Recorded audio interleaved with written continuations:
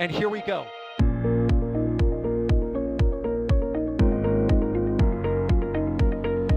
There's the W. Here's ignition. Roger, roll, Atlantic. Doubling up. Did you just do a Kerbal? Back to the moon and beyond.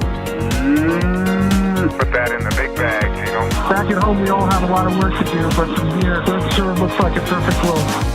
Propulsion continues to be normal. We did have an observation. Equalize. 343 unfolds to go. It's orange. Water towers can fly!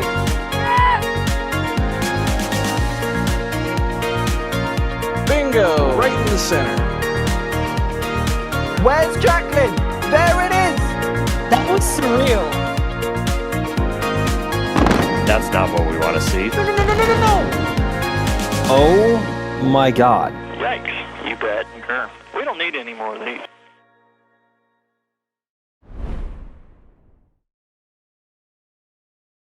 Well. Look at that. We are here back with another tank watching live stream at NSF. Boy, it's so good to be back, right? We are so back. Anyway, yeah, so we have here some tank farm activity already because Booster 19 is at Pad 2 and is doing pre-launch testing. It feels so good to say this. We are back, yeah. So, anyways, you already know my voice probably. If you don't, well, I'm Alex here in SF. I'm gonna be hosting for the start of the stream. We don't know how long we'll be live, so get your coffee or some snacks or something like that because it may be a long one.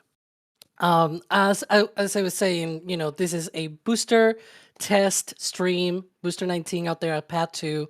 Had rollout a few days ago. It's being installed on a brand new launch pad. It's a brand new booster version. There you can see it standing very proud and tall on Pad 2. Weird thing to see. And yeah, so we don't know how long this will go for. And so we'll be here for as long as they test. Of course, the road is closed and tank farm activity is starting to increase as well. You can see there. We will have here as well because I'm not gonna be alone on commentary. I have Ryan Weber, which knows tons of things about Pad 2, so we'll talk about that. Ryan, are you excited for today's test?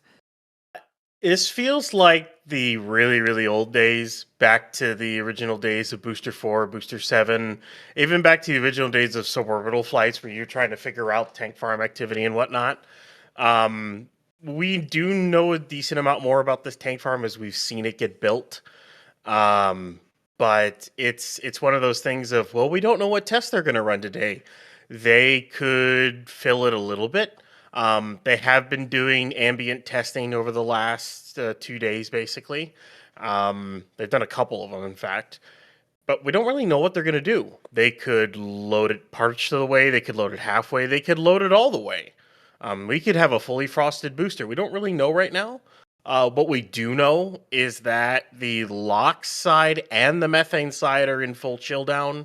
From this view right here, from left to right, on the far left one is more or less the new Pope vent, is what we think it is. It's right next to the methane reclamation tanks.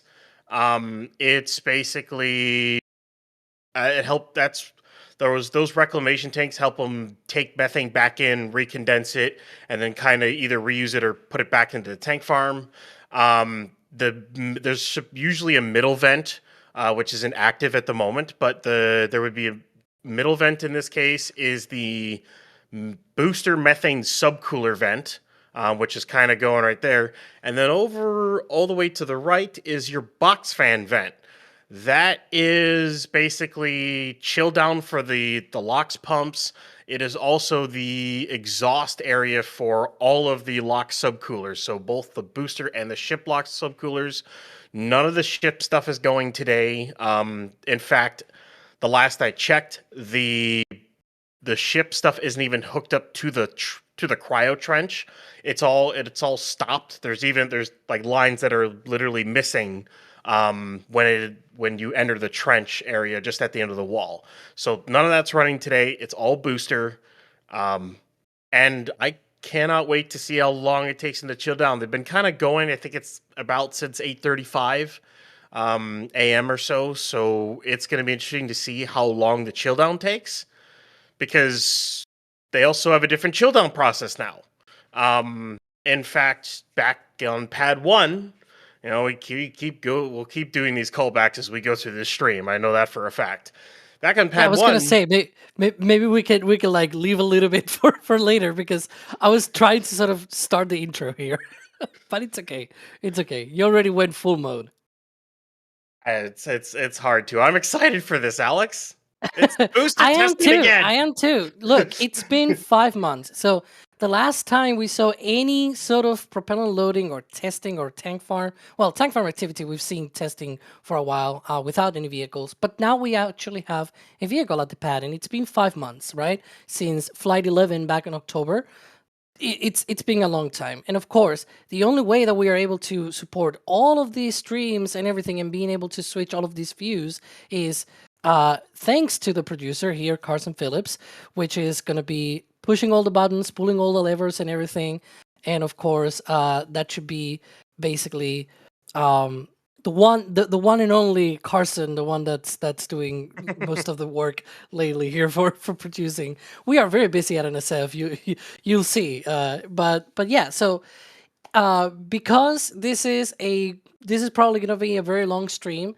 As always, we're going to keep looking at what's going to happen and answering your questions. So if you have any questions, tag at NASASpaceflight or at NSF in chat with your question.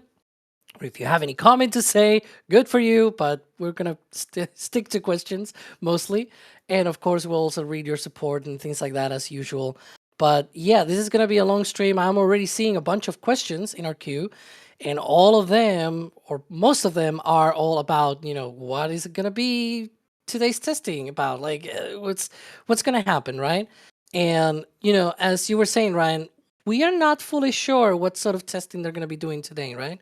So it's very open-ended. It's basically going back to the good old days of tank watching. And so, we are here for the long run, basically. In any case, let's do one thing. So we have a booster on the pad. We were talking about, tank farm activity, chill downs, and things like that. But the last time we went live or dedicated live stream, that was during the rollout. What happened since then? Because there's been some activity already. They've already tested a bit the booster while on the pad, right? Yeah, so after the booster got on the pad, of course, they hook up the QDs. It took them a little bit to hook it up, but, I'm not really going to blame them that much because, this is the first time ever hooking up these QDs to this booster, especially on this pad. We saw how long the lift took, but that wasn't much surprising considering this is the first vehicle these sticks have ever lifted. It's the first vehicle this pad has ever accepted. So that all kind of took a little while here and there. The rollout was really cool. I got to say, I love the 3-fin design, Alex. I really do. One of the things we have noticed with all the pictures over the last few days is the rudder fins. So the odd one out fin, basically, it's actually slanted in its design. So it's got like little slants inside the fin itself as well on the outside.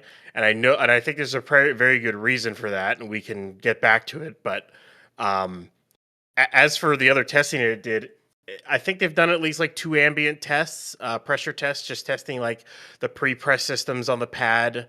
We even saw the grid fins move yesterday after they disconnected the sticks, which it's been a while since we've seen that. We haven't seen that since, Flight 11 in October. So this is all, for the first time in 5 months kind of thing. And of course, first time for a Block 3 booster. So lots of exciting testing they've already done with this vehicle. And we're hoping to see it frosty today. So we don't know how much. I'm hoping for at least maybe half or maybe a quarter tank on each, but we'll see. See how far they go. Yeah, we were seeing there. So that video that we were playing is on our channel. That's a Starbase summary. We publish like a couple of those a week, basically summarizing what's happened for the last few days. Usually Das voices the English version because we have also multiple tracks as well with different different languages. And I used to do the Spanish version, but I don't have a lot of time lately. But yeah, you can see there some of that work out there to lift the booster on the pad. Yeah, the clamps released, the slides open, and then the booster lifts. Yeah, this was back on March 8th. You can see it doesn't have all of the engines installed. And we have already a few questions precisely asking about that. Like, why doesn't, for example, Dances with Mules here, anywhere as to why Booster 19 doesn't have all the engines installed yet? Like, that was, I guess, not a complete surprise, but it's quite curious that, you know, they rolled this out and it only has 10 engines installed. Yeah, I know. I know a lot of people ask that question, and I think there's definitely been a lot of talk around that. Oh, they may only have the Center 13 installed, but here they have 10 installed. So they've got 2 of the Center 3. They've got 4 in the outer ring, in the inner ring of 10, and they've got 4 in the outer ring of 20. So you have 10 engines total, and whatnot. Now, why do they do this? Well, there's actually a couple of good reasons as to why. One, well, you don't need all the engines installed in order to test all the plumbing and test the booster. We don't know how long it would have taken to install all this stuff, but you can see that on the booster itself, there's still a lot of hardware from cryo testing still installed, which is the LOX and methane, basically inlet plugs are on there with transducers and whatnot are still pretty much all installed on the where there's no engines installed. Now, as for the layout, well, when you set it down on there on the mount, and you were to line this up with the ridge cap and the buckets, it actually makes sense. They can test the ridge cap and the buckets in a very certain way with this engine configuration. And not only that, on the booster side, they can test all 3 different types of plumbing. So they can test the center engine plumbing, they can test the inner ring of 10 plumbing, they can test the outer ring of 10 plumbing, and heck, they could even test a landing tank static fire plumbing. They can test all of that with this engine config without having to install all 33. And Alex, as we know, this isn't the first time they have installed all the engines.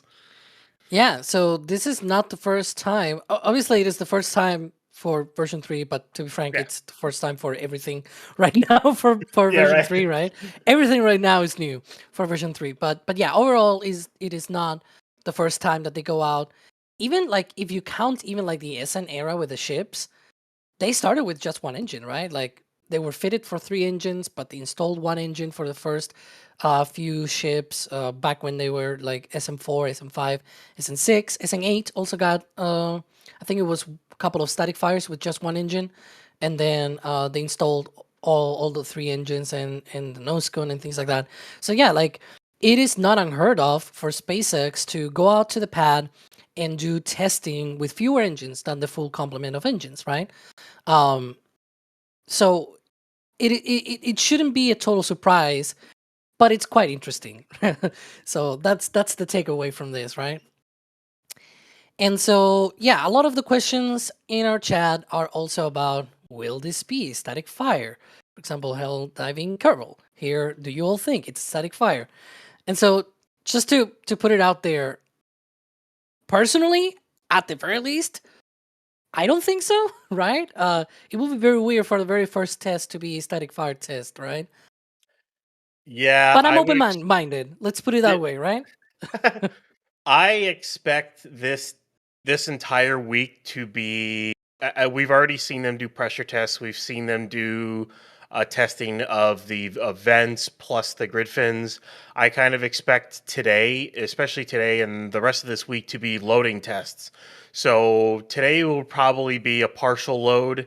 Maybe they do a full load or like a static fire type load later in the week or something along those lines. Maybe they get to a spin prime later this week if they plan on doing a spin prime. But I honestly don't think they'll even static fire this week. I think that might not be till next week. Look at the grid fins there. This was yesterday, right? Yeah, this is yesterday after they disconnected the sticks. It looks, I love the look of those grid fins. It looks weird how low they are compared to what they have been. It looks a lot more like Falcon 9 because there's so much more booster above the Griffins, if you know what I mean. Um, kind of, Yeah. not really, but kind of. Um, but yeah, that was a really cool sight to see them finally move. We've been waiting to see a full booster with those Griffins on for a while. But we're kind of here, just kind of hanging out, waiting with everyone in very classic Texas Tank Watchers fashion, waiting to see what tests they do to this booster. My money today is on a partial loading test, tanking test, and what I mean by that is they partially load the tanks with liquid oxygen and liquid methane. They hold it for a while, kind of maybe detank and reload, and just kind of test to see how the vehicle behaves with the pad and all the pad systems work together, and then they move on to a more higher load. And not only that, this could be a slow load today and they load it faster as they go on, because a big thing about this tank farm is there's more pumping capacity, the lines are twice the size, and they have like triple the subcooling capacity. Yeah, or especially on the booster side because of the Yeah. much larger subcoolers. So booster before was loaded in, what was it, 40 minutes, give or take? Yeah, 40 minutes, 45, yeah. I wouldn't be surprised if they could load this booster in 25 minutes. I would not be Well, shocked at all. we'll definitely see them probably working towards that. We had a post yesterday on X from SpaceX talking about, over the coming days, we'll conduct a series of tests to activate Pad 2 at Starbase, exercise new propellant loading operations, and operate a vehicle with new Raptor 3 engines installed for the first time. So that's part of the testing, right? Figuring out those new propellant loading operations that they were talking about. And obviously, that's a very important thing because they want to do faster cadence. And there's also an importance with loading propellant faster, right? Because the faster that you load it, first of all, you can get ready for launch faster. That's the obvious benefit, right? There's the post by SpaceX from yesterday. But there's also another benefit, which is you don't have all of that propellant out there sitting inside of the vehicle for that long, right? The longer it sits on the vehicle, the longer it has a chance to sort of warm up, right? And we know already that the reason why we have all of these subcoolers and everything is so that both methane and oxygen are not just at the boiling temperatures, but also lower temperatures than that, which is called subcooling, right? And by doing that, they are colder, they are also denser, and you can fit more of it in the same volume.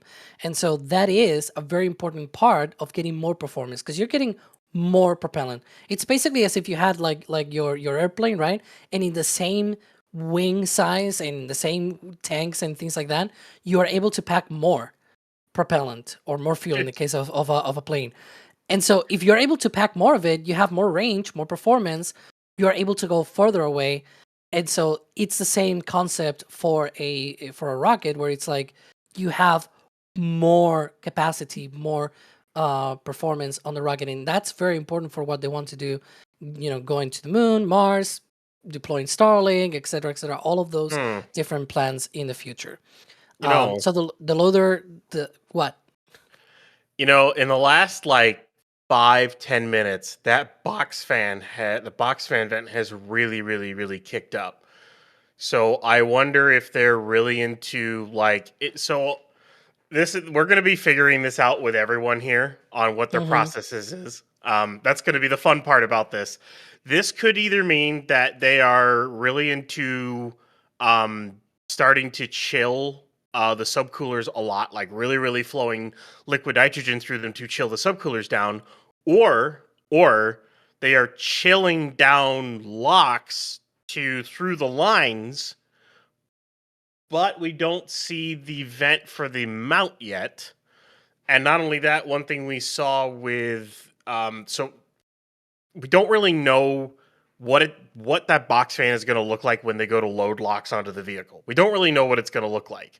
My guess is it'll be kind of nuts because they're going to be pumping out so much L and 2 exhaust just from the subcooling that it's just going to be insane. So it's picking up, so it could be an indication of something getting close. We'll have to see. I kind of had to interrupt you there.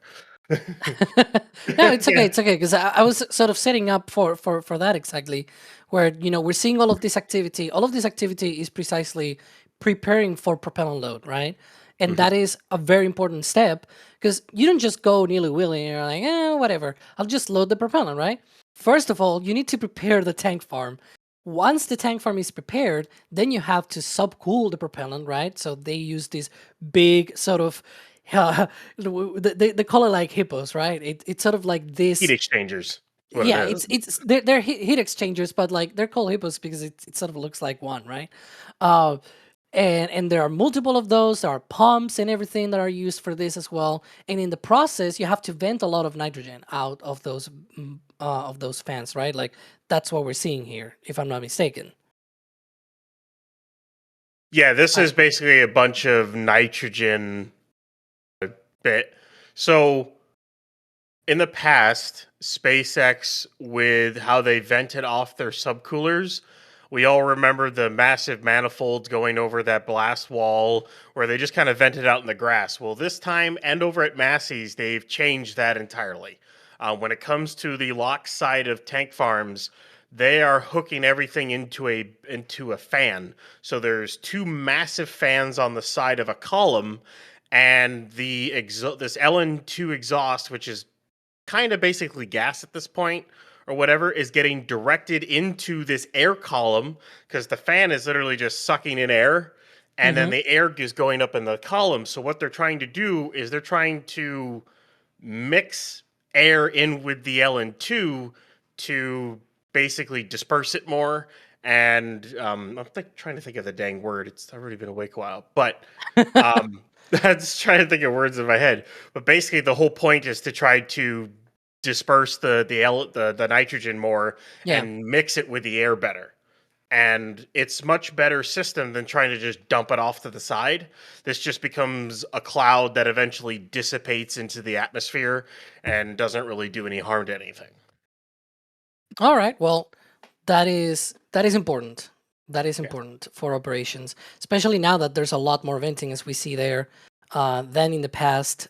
It used to be that it would be like a blanket of condensation over the ground, right? And so now at least we will avoid that. Now, before we continue, I gotta hit support because this list of support here in our queue is already going too long, and it's already warning me, hey, you're sort of missing it.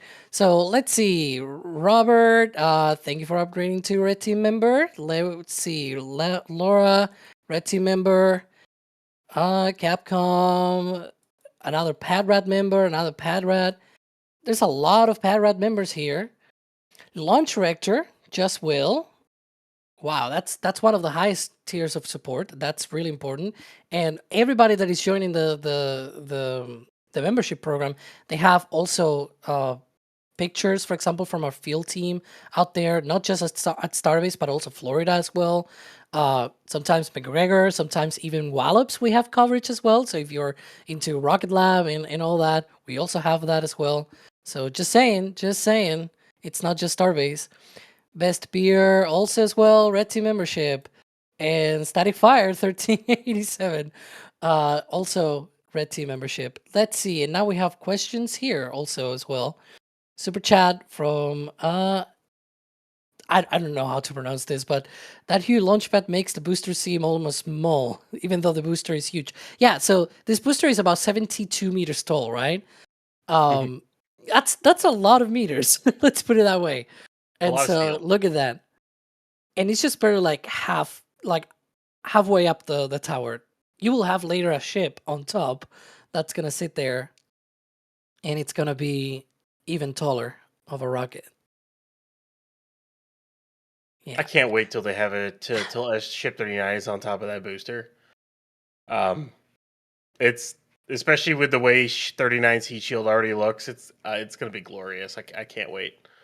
You can see the comparison there with Pad 1 and Tower 1 on the right, already preparing for that to look like Pad 2. So I've seen also a few questions as well, talking about what's going on pad 1 and things like that.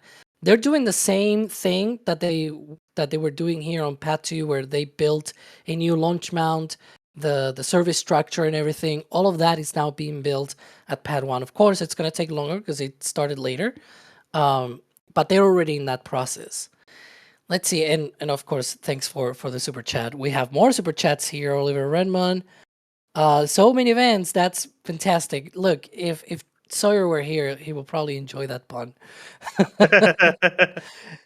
Jevro gifting 1 Red Team membership. That's one more person that is now available to enter the membership program. Liam becoming a Capcom member. Ooh, Bite for. Hang on. We have here a $50 super chat by her. Let's see.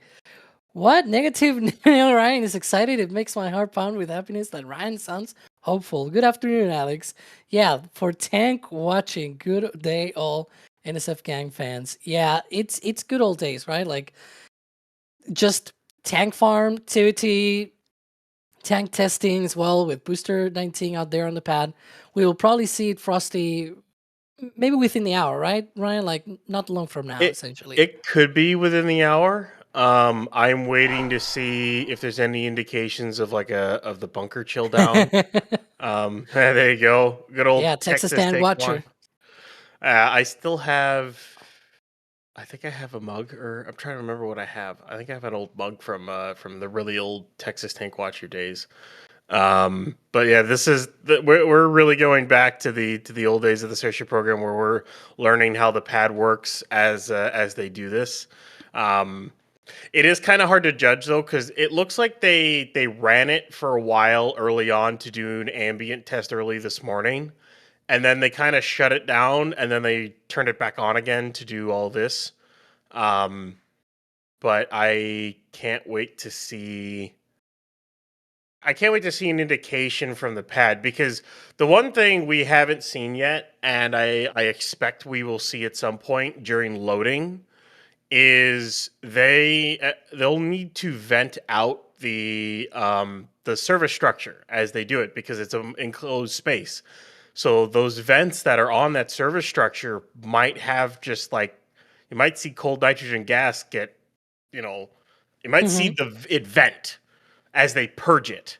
And that might actually be one of the last things. When they're ready for launch and they're going to go, you might see that entire pad, the entire service structure just go, just vent out and then launch. It'll look cool. I think it'll look really, really cool. It'll vent out and then the deluge starts and then they go.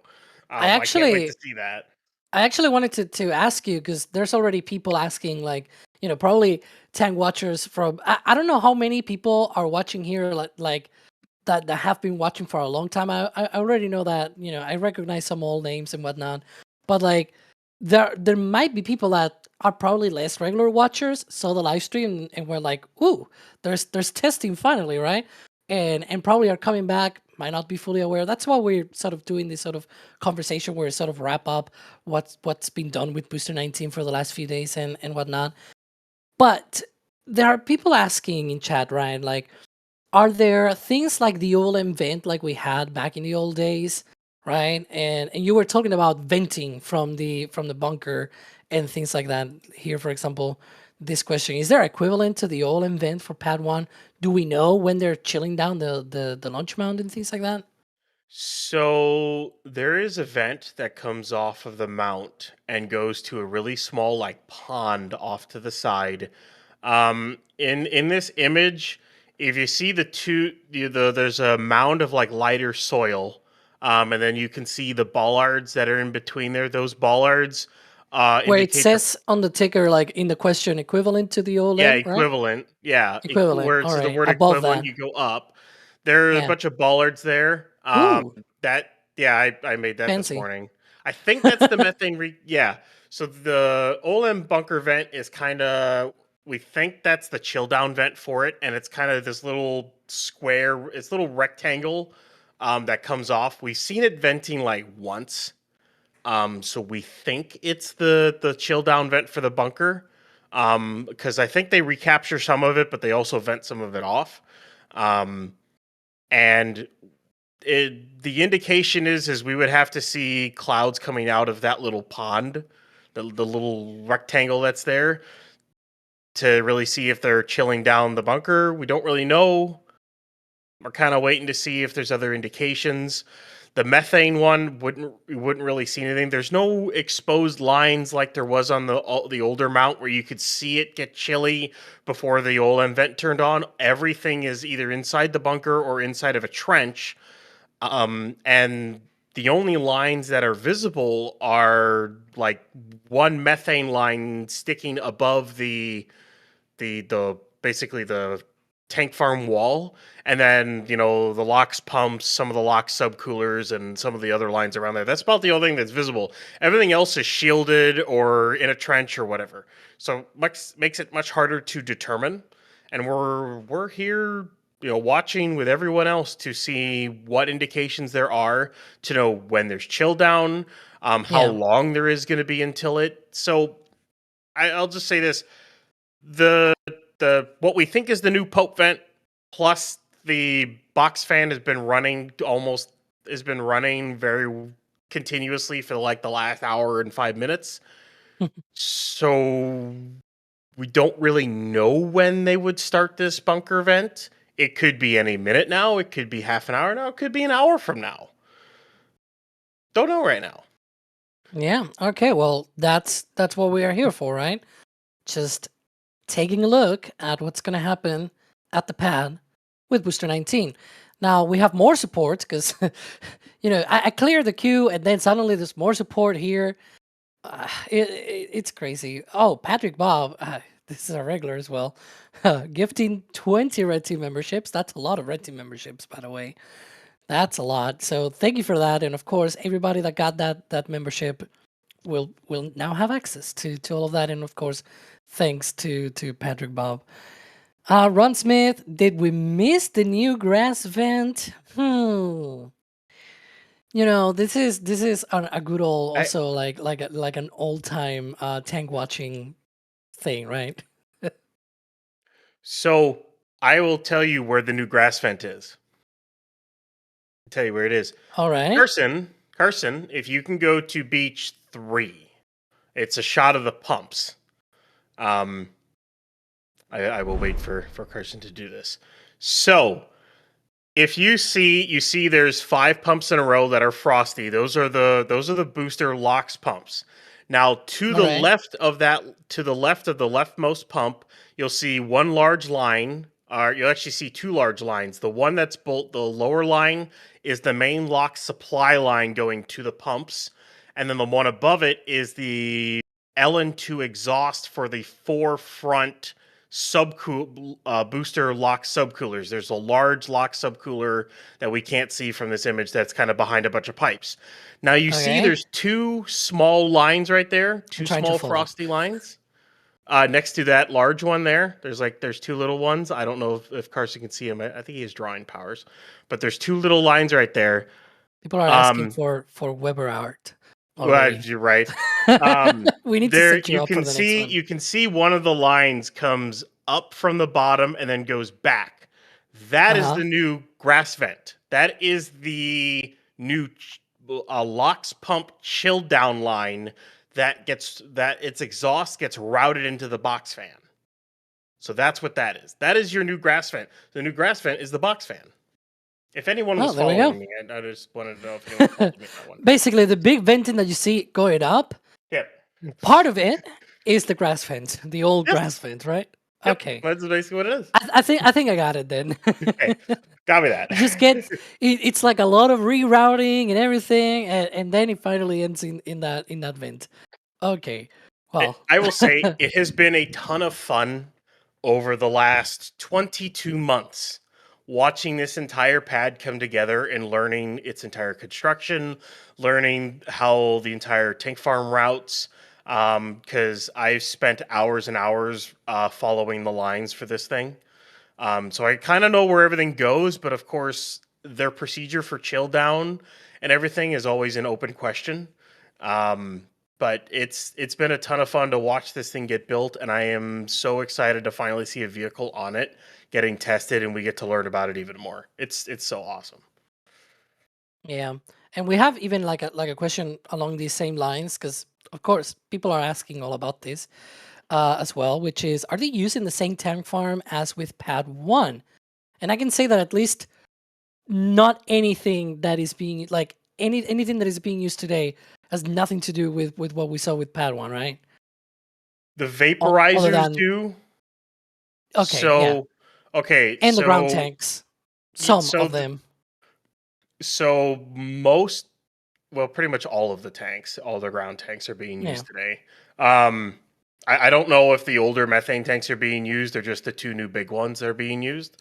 We'd have to see if there's a certain line that's frosty maybe. But we might not be able to tell that unless we had an aerial view of the whole thing. But basically, a lot of the vaporizers for building pressure and the main supply tanks, those are pretty much all the same. In terms of added vaporizers and pumps, they're all entirely different. The pump system, the subcooler system, there are some new pressure building systems added, as well as a whole pre-press system. All of that is brand new. So that's what they're testing. They're making sure it all works with a vehicle on the pad. Yeah, and one thing to mention about this picture because they were talking about does this have anything using the same tank farm as with Pad 1? Ground tanks, vaporizers, those are the same. There have been now more ground tanks added than back when we were on Flight 11, right? This picture is actually a little bit old. I think it's like a month old, maybe a month and a half, right? We need to update. We need to fly again. But you can see already the outline there for an expansion. So they're doing a southern expansion, and they may be adding a bit more tank farm stuff to the south as well. So, and that may be used for Pad 1 as well. Of course, a new deluge farm for Pad 1 is important. So yeah. So my expectation here. So if from this picture, you can see where the line is for the methane recondenser vent, which is I think that's the actual the bog vent. So the bog gas, so the boiling off gas kind of vent and whatnot. We should see that once they really start using the methane more. We might be able to see that later on the line. But if you see that little trapezoid at the bottom of the expansion there, my expectation is once all of that's filled in and everything else, the entire methane tank farm is going to move down there. So all the methane, so basically the methane vaporizers and the supply tanks are all going to move to that little trapezoid, and then they will just there you go. They will just run the cryo lines to the methane pumps and subcoolers, and then it will get split off. They'll very likely also make a whole new pump and subcooler setup for the new pad as well, and they'll just split the tank supply, is my guess. I can't wait till it's done. It's going to take a few years to finish all this. There's a lot of work that has to get done to do that, but yeah, it's going to look cool when it's all said and done. It's basically like twice the size of the current launch site, basically, right? Like it's a lot of more area that they are able to expand to now that they are able to build on that southern side. And there's just gonna be more capabilities, more things that they can add to the launch site at the southern expansion. Now, going back to today's test, of course, we have even more support, believe it or not. So we have here Paul Williamson becoming a PADRAD member. Then we have Sir Goosey, that's weird name. With this whole thing of YouTube, like not being able to have your own nickname, it's so weird. Also becoming a PADRAD Red Team membership, excuse me. Then we have also gifting 5 Red Team memberships from the Problem Solver NSF. That's interesting name, I guess. And then Glenn Taylor as well, gifting a 1 Red Team membership as well. We have a super chat as well asking, will it be hotter in the flame trench when Booster 19 test fires, or when NSF have their weekly chat? I think their weekly chat is hotter sometimes, but we'll see. I'm already seeing, so breaking news, the NASA Inspector General has released a report on HLS, on the Human Landing System, and there are stuff about Blue Origin and Starship, SpaceX's Starship HLS that we will probably talk about this Friday. Anyways, Methane Man, a $50 tip. That's a lot. Thanks to the tips.nasaspaceflight.com. I have that Tank Watchers mug. So we were showing before the Texas Tank Watcher merch, which has been a long time. Like, look, I think we released that all the way at the beginning, right? And yeah, so this is from the Inspector General that I was talking about before. There's a report that I can probably link the page and everything in chat for people if they want to download the report. Ooh. Yes. Is that the booster? Yeah, the booster is vented. Look at that. Yeah, it is. Look at the top, right above the grid Yeah, fins. methane tank is venting. Huh. There we go. Maybe they kept some pressure and now they're releasing that pressure. Yeah, that's definitely, and it's loud too. That's surprising though. What I'll say, one cool thing too, alongside this is, how there's those two tanks next to what's basically the new methane vent. Those are the two reclamation tanks, so they swap tanks. So one of them is defrosted, the other one is filling again. So they're filling one while one condenses the methane, they're filling the other, and then they swap once they've condensed and emptied again. So they're doing that. It looks like every 50 minutes or so is what it looks like they're going to do it, which is kind of a cool little addition to this. And it looks like the LOX tank just vented a little bit too. Methane tank's still venting. Yeah, less loudly than before, but purging gas. We'll see. We'll definitely keep an eye and ear, I guess, Yeah, right. to all of this activity, because of course, as we were mentioning, we don't know what's going to happen today, but we're here for the long run. They closed the road, the pad is clear, the tank farm is running, and so whatever they do today with Booster 19, excuse me, wrong booster. Whatever they do today with Booster 19, we'll be here to take a look and react live to it. We hope to see it frosty today, of course. You never know, right? But there's a long test window, right, Ryan? Like, today's window goes all the way to 8 p.m. So they have plenty of time to test Booster 19 for however many hours they want, as long as they are within that window. And that's a long window. So, yeah. Yeah, I wouldn't be surprised if they use most of that window. They're going to want to test as much as they can in one day, because the more they can test in one day means they don't have to do as much the next, or if they get all the good data they want to, they can move on to the next test that they have in their checklist before moving up to static fire. Because basically what SpaceX is doing right now is they have a whole checklist of items they want to get through. So, roll it out, roll the booster out, get it on the pad, make sure the QDs are sealed, check the seals on the QDs, check the pre-press systems, do an ambient test of the booster with the high pressure and pre-press systems of the pad, test the grid fins, there's a whole checklist of items they want to do.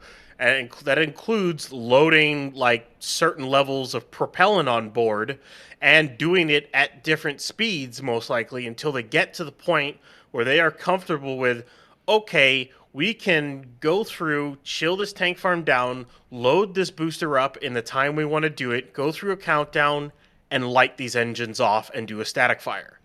They're building to that point. They're not going straight into it. The last time they tried to go straight into it, Booster 7 happened. The spin boom. They tried to go straight into it, and that happened. So they're not doing that this time around. They're taking their time. They're doing it step by step.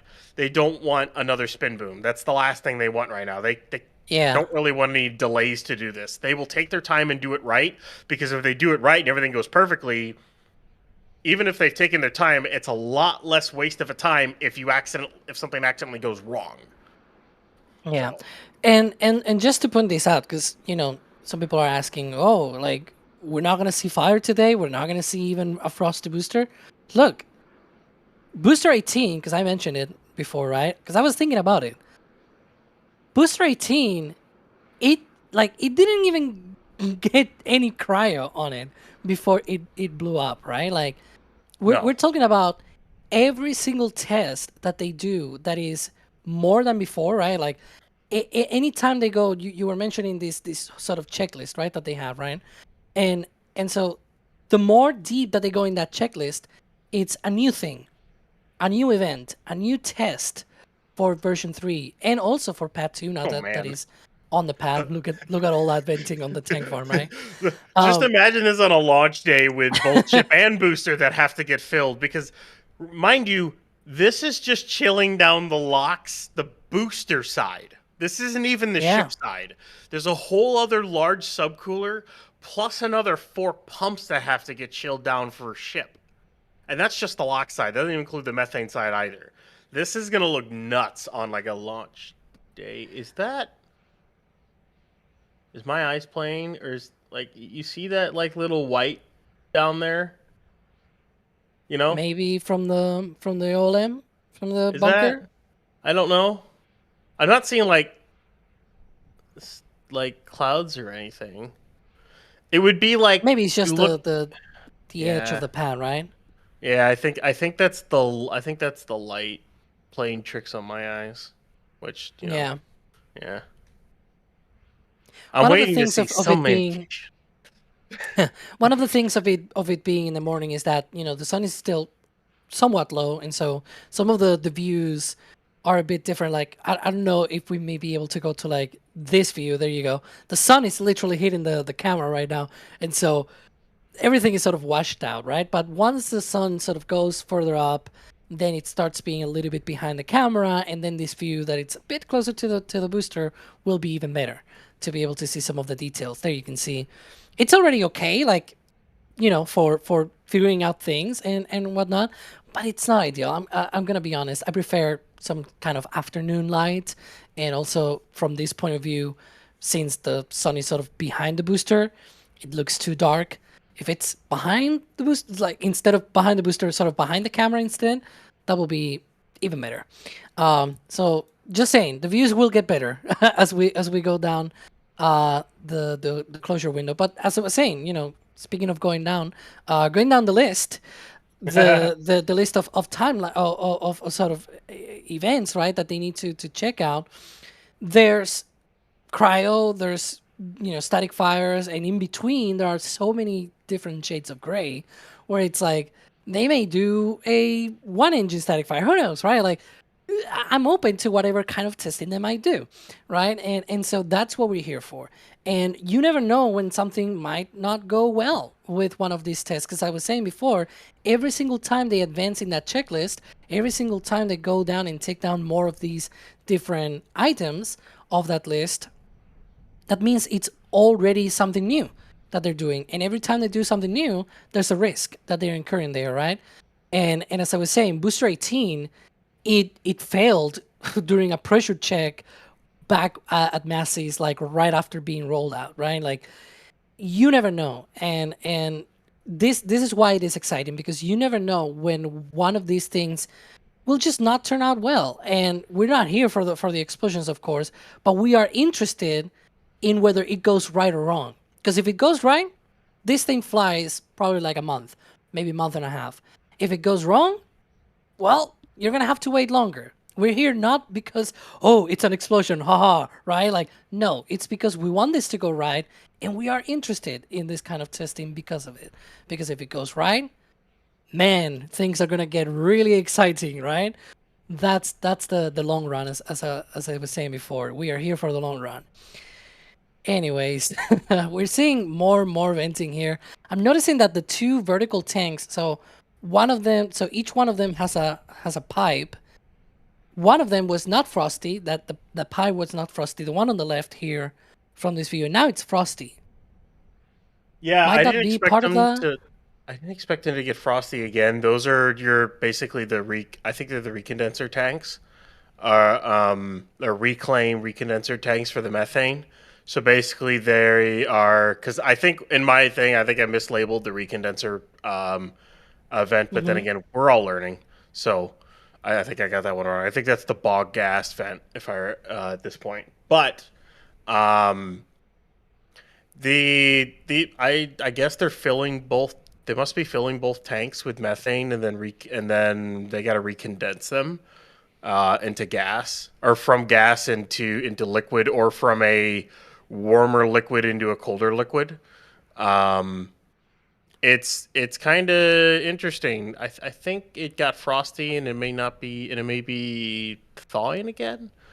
I gotta see though. But it's we're learning here. Yeah. Just like yeah. everyone. I mean, we've seen this tank farm run a lot, and it does look like the box fan has slowed down a decent amount. As I say that, it picks right back up again. Right. Right after we saw the right like, as I say it. No, but I was mentioning, it sort of died down a little bit, and it was after we saw the venting, like a few minutes after the venting on Booster 19. Maybe there's something to be correlation, some correlation between both. I don't know. See, this is what we do, right? We see all of these things appear and events and whatnot. no pun intended with events. Well, But then you sort of have to come up to conclusions and draw some kind of correlation in between, right? as far as I know, there is no correlation between the box fan and those tanks. The box fan is all LN2 exhaust, basically, and chill down exhaust. And they're, from what I've seen, there's no pipe that runs to that goes through those tanks. Those tanks are methane, and they're kind of isolated from that. That vent that we see going next to those tanks, that's related to those. I think that's the chill down for part of the methane system there. But of course, I'm waiting to see a queue of all of a sudden everything picks up a bunch, and then we see something from the service structure or from what could be the bunker vent, but it could also be the Raptor engine chill. But the Raptor engine chill these days gets routed back through the QD, and as far as I know, that'll get routed back through the tank farm. But again, until we see Raptor engine chill on a Block 3 booster, we don't know. We're kind of in the dark. I know that on ship, they have a new vent off of the ship QD arm. It's kind of this little vent that's stuck off the arm. I'm pretty sure that's the engine chill for the ship now. It doesn't come out. It doesn't come off the sides, like Block 1 and 2. I think it gets routed back through the QD and then comes off of the ship QD arm there. I don't know how it works in space, so that's another thing we'll have to learn on that one there. But again, I'm watching this box fan vent speed up, slow down, speed up, slow down. Maybe it's part of the process No? to have Yeah. it like that. We'll see. In any case, of course, there's many more questions here, not just super chats and whatnot, but also regular questions. Like here, for example, asking, could SpaceX use old versions of Starship as water towers? And I want to answer this question myself, because I know I can throw this to you, Ryan. But first of all, so if you look around, right, you look at that launch site, there's no water tower. Where do they get the water from, right? And it feels like a lot of old spaceflight enthusiasts, right? If you want to call it like that, old spaceflight fans. We are used to water towers at different pads, like at the Cape and things like that. We're used to that. But look, for example, at Falcon 9's Slick 40, Space Launch Complex 40. Do you see any water tower? And they do have a water deluge. Look, for example, let's see, at Space Launch Complex 4 East at Vandenberg. There's no water tower there either. Where did they get their water from? Well, the water is stored in ground tanks, just like the propellant and whatnot. But they push those with high pressure gas. Instead of using a water tower just uses the pressure, when the gravity, with the gravity, right, the energy, that's stored just because you have a very tall water tower there. You have the water on the tank, you open a valve, and then the water sort of rushes in, and falls down, and there's a lot of pressure in that flow. That's how you do that. But you can also recreate the same pressure just by having high pressure gas being pushed through the system. Same deal happens here at Starbase, right, Ryan? Like, this may be one of the things that hopefully in the tests of this week we may see activated, right? It's one of those things that I hope to see this week. We won't see the top deck deluge go, not with a booster on there. I have a feeling the next test for that will be once they remove the booster after this test campaign. But when they go and do a static fire, or maybe even during one of their load tests, if they do like a simulated countdown, maybe they fire off the trench deluge at some point, in which you'll see the weir vent go, and then you'll see a depress of the gas generators they use to pressurize the system. It's been really cool to watch that every time. I have been curious as to why they fired it as many times as they have.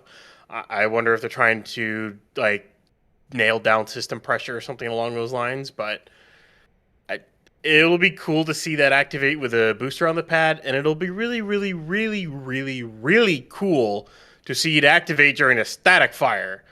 That'll be awesome. So I can't wait for it. Yeah, and on that same note, I should say though, even though they don't use any water tower, it is true that for a while, I don't think it is anymore, they did use Starhopper as a water tower, at least not water tower, but water storage. Let's put it that way, right? But that was really like a long time ago. Let's be honest. It's not a thing anymore. But one thing is water storage, and another thing is water tower. Fun fact: when you see, for example, the water tower at 39A, that is not storing any water at any point. It gets loaded within the countdown. Yeah, I'm gonna take some more support because it keeps filling up. This is the thing. I clear the queue, it fills up, and it's a thing. So Chaotic becoming a Capcom member, and then we've got, what were we showing here? Hang on. Oh, we're showing not just 39A, but also yeah, more tanks as well being delivered. But yeah, you see the water tank at the water tower at 39A there on the top left. It's not loaded right now. Like, the water is stored somewhere else. There's like a ground reservoir with like big water tanks on the ground, not water towers, and then that gets flowed all the way out there to that tower during the countdown. But yeah, and of course some tanks being delivered, probably not for Starship, right? Or maybe. I have no idea, to be honest. Those might be for Starship. They are missing 2 methane tanks because there's spots for 2 more methane tanks over at LC39A. So those may be the last 2 methane tanks required. They're also still missing LN2 and LOX tanks. So anytime tanks arrive at the Cape, they could easily be for Starship. Because not only are they going to need them at 39A, but they're going to need a lot of tanks at Slick 37. The funny thing is, because I'm also seeing, because these are not the only tanks that have been delivered. Yeah, so this is the other thing as well that we're being pointed out in the back channel by Need Pizza, which is the transport company that they're using for these 2 tanks in particular is not the one that SpaceX normally uses, and that means it's probably somebody else. And right now, there are at least... So there's Blue Origin that is expanding their own tank farm at LC36. They're doing also subcooling, by the way, with New Glenn. So just like we're seeing at Starbase, all of those subcoolers and the box vent and whatnot, all of those things, very similar sort of thing where it will happen at LC36. I know they have already installed a few nitrogen tanks as well. So these may be like extra nitrogen tanks probably. Or I think there were also delivered like a delivery of a couple of liquefied natural gas tanks from port as well, from the one on the left, I think, on the bottom there. So there have been a few tanks there. There might also be, I think, Relativity is also missing a couple more tanks as well on their tank farm. So there's still a few other launch pads at the Space Coast that might need some more tanks. But as you were saying, Ryan, SpaceX is also building another Starship launch pad at Space Launch Complex 37. And of course, those will also be... There we go. We have Carson art, I guess. Yeah, and meanwhile, the Giga Bay, it's being built as well at the Kennedy Space Center. They have their own Starship Giga Bay there. As you can see, Starbase is not the only place that you can see Starship activity. You know, we have this weekly Starship update, right? And originally it was a Starbase update, but we had to include things about the Space Coast and McGregor. Like, first of all, McGregor, we have McGregor live, the cameras and everything. And I was the one that actually proposed putting things about McGregor, because there's Raptor testing, like 15, 20 Raptor tests every single week that a lot of people are missing. They don't know about. There's like things like patterns on how long a certain test is. They're doing relight tests. Back in the day, we used to see like TVC testing, like gimbal testing and things like that. There we go. Today, only one, but to be honest, it's still early in the day, right? But again, like every week, it's sort of like 15, maybe 20 tests, sometimes even more than that every single week. And there's things to gather, like for example, if they're testing always, I don't know, there was one time they were doing 120 seconds all the time, 120 seconds, 120 seconds. And it's like something is going on with that. And so, you know, that sort of thing, if you're not paying attention, you might miss that, right? So we were putting those out on the Starship update. And again, it was called Starbase Update at the beginning, but we were like, you know, it has to become Starship Update because it's not just Starbase where they do this kind of activity. So yeah, while we may not see any static fires of Raptors at Starbase today, definitely McGregor is the place for that. And as we were showing before, Space Coast 39A has a Starship Tower already. Giga Bay at Roberts Road there on the top right. I mean, there's a lot going on. We have seen rolling out parts for the tower at Slake 37, right? Space Launch Complex 37. There's a lot of things. And soon enough, we're going to see another vehicle as well there on Space Coast Live, sitting on Launchpad 39A and getting tested as well, just like we're seeing at Starbase today. Just saying, if you're missing it, you're missing a big part, because this is going to be a lot more launch pads at Florida than at Starbase in the future. In any case, we are going to hit some more questions. There we go. Yeah, Carson is just hitting me here with more clips. This is the forward end extension of the arm, sort of the tip there of that arm being installed at the tower at LC39A. Yeah, there we go. If you see, like, on the Pad 2 view on the right, the top of the booster, the ship quick disconnect arm is behind it. They're installing sort of the left side there, the part that's sticking out from the left of the booster. But yeah, he's just hitting me with like, here. And I'm like trying to move on, and like, so, but it's appreciated. Look, it's really good when we have a producer that is on top of things. Thank you, Carson. Anyway, trying to see for any kind of indication that we're moving forward with stuff here. It's, yeah. It's not real. The box fan vent's not really that strong. That and now look at this. Really isn't that strong. Hang on, can we go back to the other view? Because now it's the opposite. Now the pipe on the right. Yeah, they swapped tanks again. Or what I think they did is they had swapped tanks already. They just needed to chill down the other tank to condense everything again, is what they might have needed to do. Why is it every time I say the box fan vent is down, it starts way back up again? Like that's happened like twice, like 3 times now. Like I say it's down and now it picks up again. I'm hoping it's a sign of something. I want it to be a sign of something. SpaceX is watching, and they have like a lever, and every time you say, "Oh, it's less active," and they're like, "Whoop," and they just put the throttle forward a little bit. Whoop. Toga. More Carson art here. Yeah, there we go. Anyway.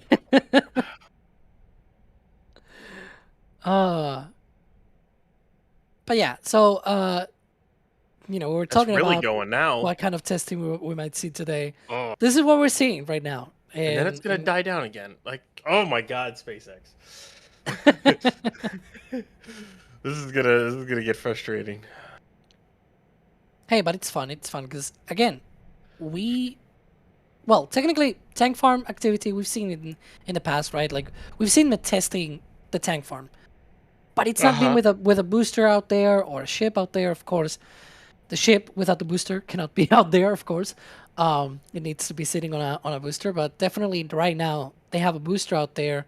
It's connected to the OLM, and there's obviously some people that might have missed this. So we'll talk about a little bit, for example, about some of the changes to the booster itself, because I'm sure a lot of people might not know this. It's missing a grid fin. Look at that. Right? What happened? Like, there's only 2 in this view. There's the third one on the other side. What is going on? And I had seen a question, might have missed it already, about this. Like, what is going on? Why do they have only 3 fins? And look, it's okay. Like, not every people have to be every single day tuned into this thing. That's why we do the Starbase summaries, the Starship updates and everything, right? So that maybe only once a week and things like that, you can just catch up to the activities. So what happened, Ryan? Like, why are there 3 grid fins? SpaceX realized they didn't need 4 grid fins. It's lessons learned from not only Falcon 9, but from the early days of Starship, the first 11 flights of Starship. Especially more or less from like flight 10 and on, where they actually really used the grid fins. Because not flight 10, that would have been flight 3 and on. Because flight 1 and 2, the booster blew up before it could ever even get to reentry. Or glide back. So they learned a lot with those, and they realized that they just need 2 grid fins opposite each other to really control it a lot, and then they needed a 3rd grid fin to act like a rudder to be able to control the booster. The 2 opposing ones are the same. They're all 3 the same size, but the 3rd grid fin has a slant to it. To the exits and everything, and that's more or less because it's thinner, right? No, it's the same. It's the same thickness. From what I've taught from what Nick at Ring Watchers has looked at, based off focal length and everything, it's the same thickness as the rest of the things. It's slanted, so I think it's playing tricks on people's eyes. But when you take the actual thickness and you compare it to it, it's looks like this. It's the same. All right. But it's slanted. So the reason why it's slightly slanted is because when you go in at the new angle, the new higher angle of attack that they want to go into, if you were to keep that grid fin like straight, the pass through of air straight for it, well, the booster's going to want to pitch. It's going to want to pitch its aft upwards, because of the way the airflow is going through the grid fin. But if you slant it the right way, the airflow will keep the booster pitched the correct way that you want to keep it pitched at, and then you can use it as a rudder to control, left and right, control yaw on the booster. And then the other 2 fins control the roll and can control the pitch as well. So that's why it's only got 3. If you were to put another grid fin on the other side, it would be completely out of the airflow, thus it would be useless. So they took that grid fin out, and then they made these larger so they get better control authority with them, and that's why it has 3 grid fins. There you go. It's just like a tail on a plane, right? You've got the pitch, right, and then you've got the yaw. If I'm not mistaken, there we go. You're the airplane guy, so that's why I'm talking to you about that. Yeah, you got the elevators that are running your pitch, you got your ailerons which run your roll, and you've got your rudder which runs your yaw. So, and they're able to do that between the 3 grid fins. So there's that, and of course it's got the integrated hot staging ring. We've got, of course, different chines as well. A few people in chat mentioning, they're different sizes as well, and that's part of the whole thing, right? Yeah, the chines. So the funny thing is it has bigger chines than Block 2, but they've gotten rid of the CO2 system because they no longer have the really, really intricate booster Raptor engine shielding anymore. And instead have been replaced with all the chines now hold the avionics, the batteries, and a boatload more COPVs. Both Block 3 vehicles have a lot more COPVs. I know the ship has at least like 32 of them. I think Booster is in and around that number as well. It's got a lot.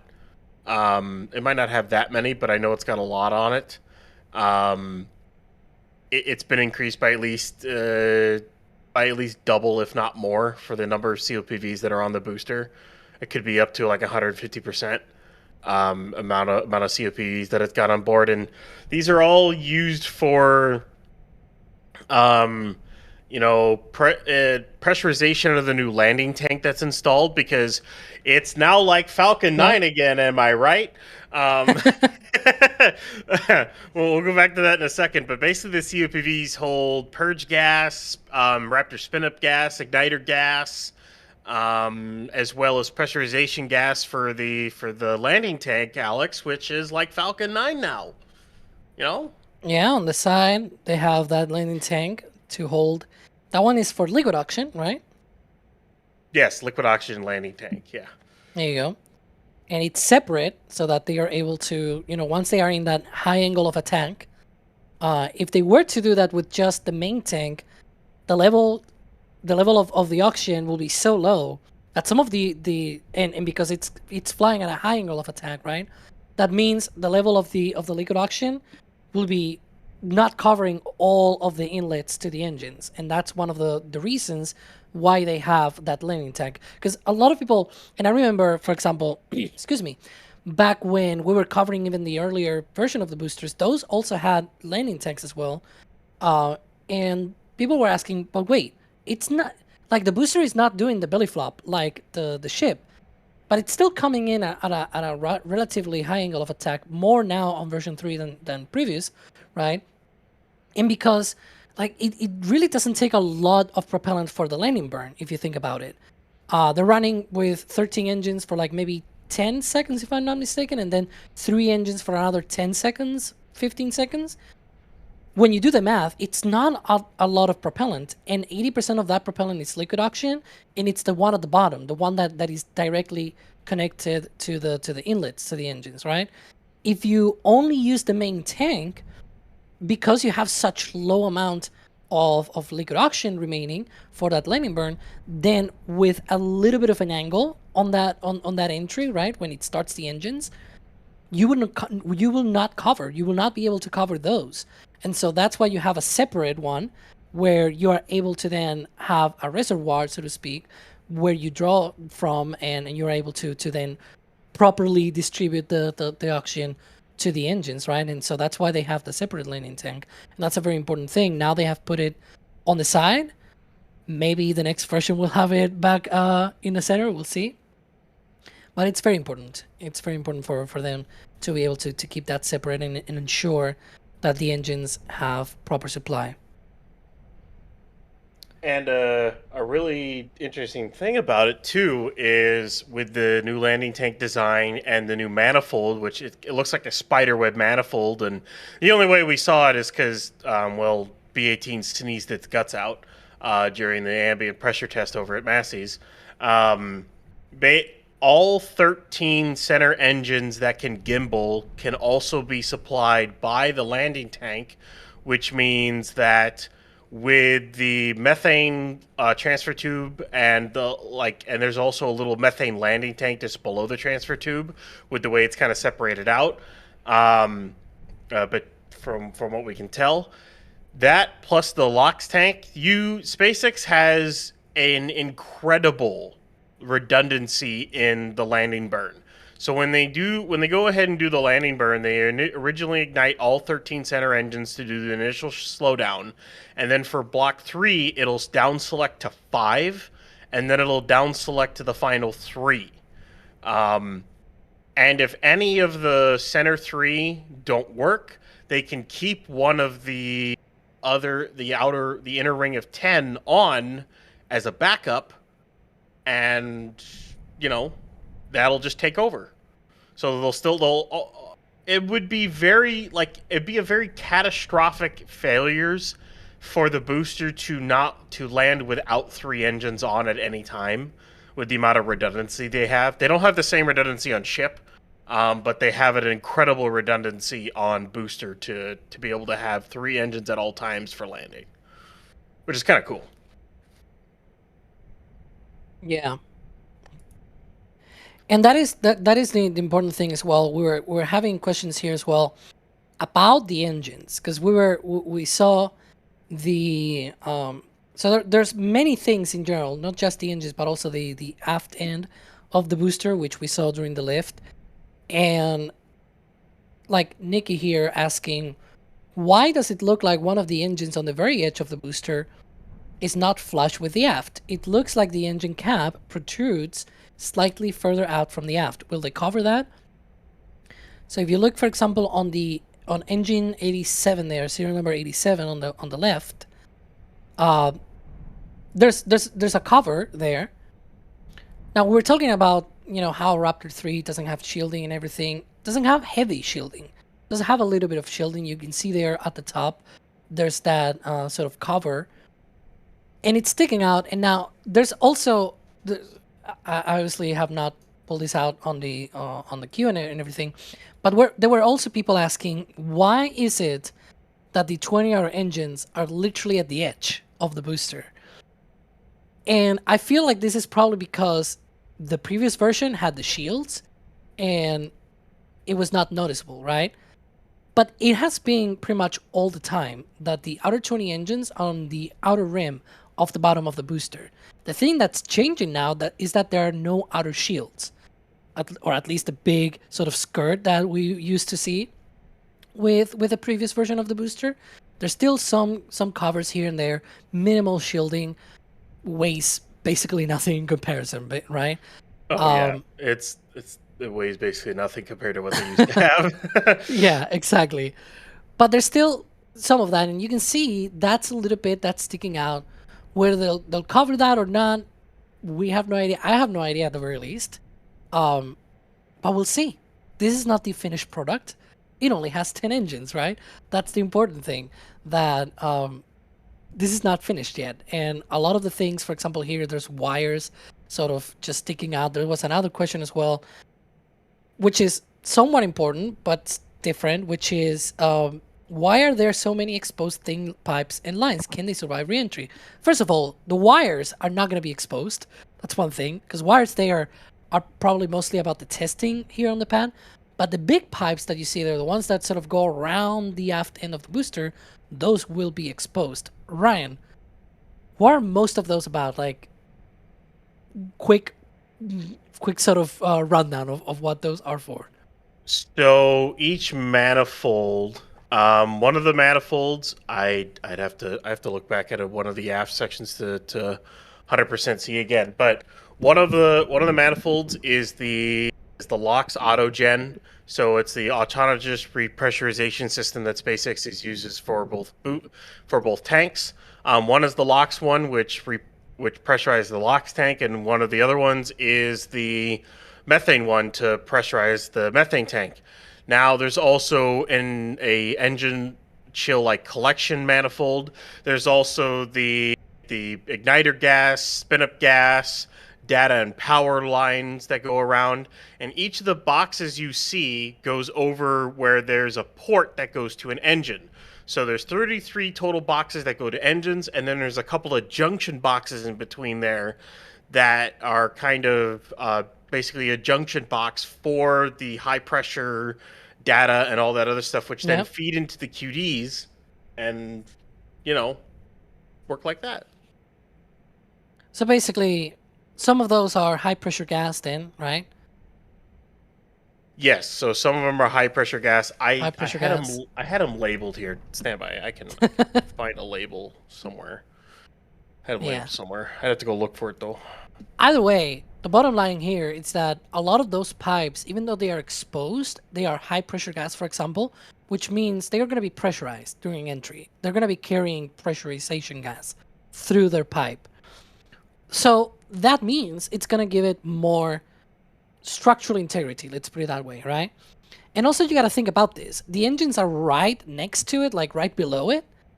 And when you are re-entering, the engines push away that air, and so it creates this bow shock, which means probably right where the pipes are located, maybe there's not a lot of friction and contact with the air as much as you may think.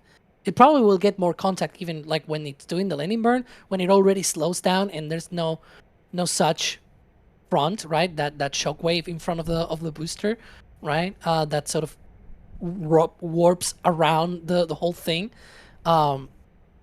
That's my thinking at the very least. That you may think that maybe that part will get a lot of friction, a lot of aerodynamic loads and things like that. But maybe the engines pushing out the air and whatnot, because they're gonna be further down. Those are probably gonna be protecting the aft end more than we think. You found it yet? No, I think I stored it somewhere. I have to organize all my pictures somewhere. But All right. yeah, I have to go chase that thing down at some point. But they're based off of everything we've seen, we kind of have an idea of what's what and where goes what. You have to find, it's just following all of the lines that come off of it. But I like the design. It's simplified. It looks I think it looks cool, honestly, on the bottom of the booster. And it saves mass. Right? Yeah, there's a lot of the stuff that's now consolidated. And I'm also glad, thank God, they don't have separate Raptor QDs anymore. Basically a lot of those manifolds replace the Raptor QDs, as in the ports are still on the booster, but instead of going to 20 different QDs, all 33 go to a full manifold, which then goes to the 2 QDs and gets split off. That's basically what it does now. Rather than having a bunch of different QDs and everything else, it goes to a manifold, which then goes to the QDs. So they've changed the design a little bit to have it more booster side than pad side, which I honestly think it works better that way. Yeah, and to sort of deconstruct a bit some of the jargon there, maybe for people that might not be aware. So before, right, they had a launch mount that was in charge of starting the outer engines with connections directly to those engines, the 20 quick disconnect arms, right? And those 20 outer engines were supplied of all of the startup gases, from the spin-up gas to be able to spin up the pumps, right, at ignition. Also, for the torch igniters, they used the gaseous methane and gaseous oxygen, right? So all of that, what was being provided through those quick disconnects. And on launch, once the booster started going up, with the ship on top, of course, then all of those arms had to retract, along with the hold downs and everything. So that was a lot more hardware that you had to then protect against launch. And now it's a lot easier because you only have the clamps itself, right? And also the clamps are redesigned and things like that. Like, they have simplified a lot of these procedures and different kinds of hardware. And now you've got these manifolds, and now you route these things through the quick disconnects. It's true that you have a bit more mass on the booster side of things, right? But on the flip side, you have a bunch of these things running on the outside things. That's the booster engine ignition shot. And so, yeah, there were 20 arms, apart from the 20 hold-down arms, that also had to retract. Now, all of those are not there on Pad 2, and so that's a benefit. They also had, if you see those purple sort of connections to the engines, those were also for recollecting chill down. So when they condition the engines so that they are cooled, and like the pumps, right, they run liquid oxygen, liquid methane. It's very, very cold. You need to condition that. But when you condition that, you flow that liquid oxygen and liquid methane through, and that flow of liquid oxygen and methane makes whatever you put in to essentially warm up and turn gas. So those, in that case, those were to pull up the liquid oxygen side of that chill down. So basically, gas is oxygen, and it will collect that and then dump it overboard. All of that is gone now, also with Pad 2, which is it. There's still some like this functionality is done differently. Let's put it that way. Like there's still chill down, right? That they have to do on the engines. There's also connections and things like that, but not directly to the engines. Not this way. It's much more efficient, and that is good for things like basically turnaround times. The pad, you don't have to work on it that much. You have to do a lot less work in between flights, and that's the end goal, to be able to be rapidly reusable, right? On the topic of engines and pipes and whatnot, we had also a question because we were seeing the engines before, and it was true already on version 2 that the center engines were a little bit lower than the engines, but it's much more true on version 3 because of the shape of the bottom of the booster, right? Where the engines are connected. And the reason why we're showing this is because Anonymous here was asking, will the higher outer engines affect the lower inner center engines? And I feel like a lot of people have not realized that SpaceX already has experience with having a group of engines that is higher than the other, right? Right? Like we're seeing here the ship.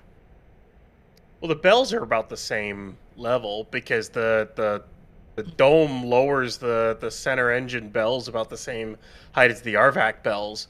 But, like, it's not going to matter that much of a difference, especially because exhaust plume-wise, it's just your high pressure is just going to make it into another massive Mach diamond again. Yeah. That's all it's really going to do. It's not really going to interfere that much with it, especially because you're going to have such a massive, like, at liftoff in the atmosphere, you're going to have a massive low-pressure zone like right under the booster, just above the nozzles, because of the immense amount of pressure, high pressure coming out from the exhaust plume is going to create a massive low pressure zone in that area.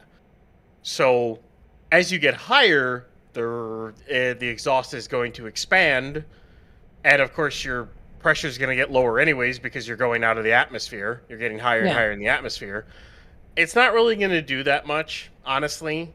It's not going to affect anything. If it was going to affect anything, SpaceX wouldn't have designed it that way. Let's be honest here. They've done their computer models. They're I'm pretty sure they know what they're doing. I don't know. Do they know what they're doing? They might. It shouldn't really affect it that much.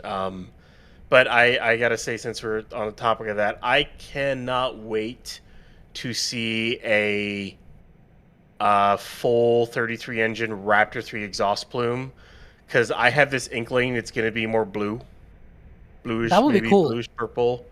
But then again, I don't know until we see it fly.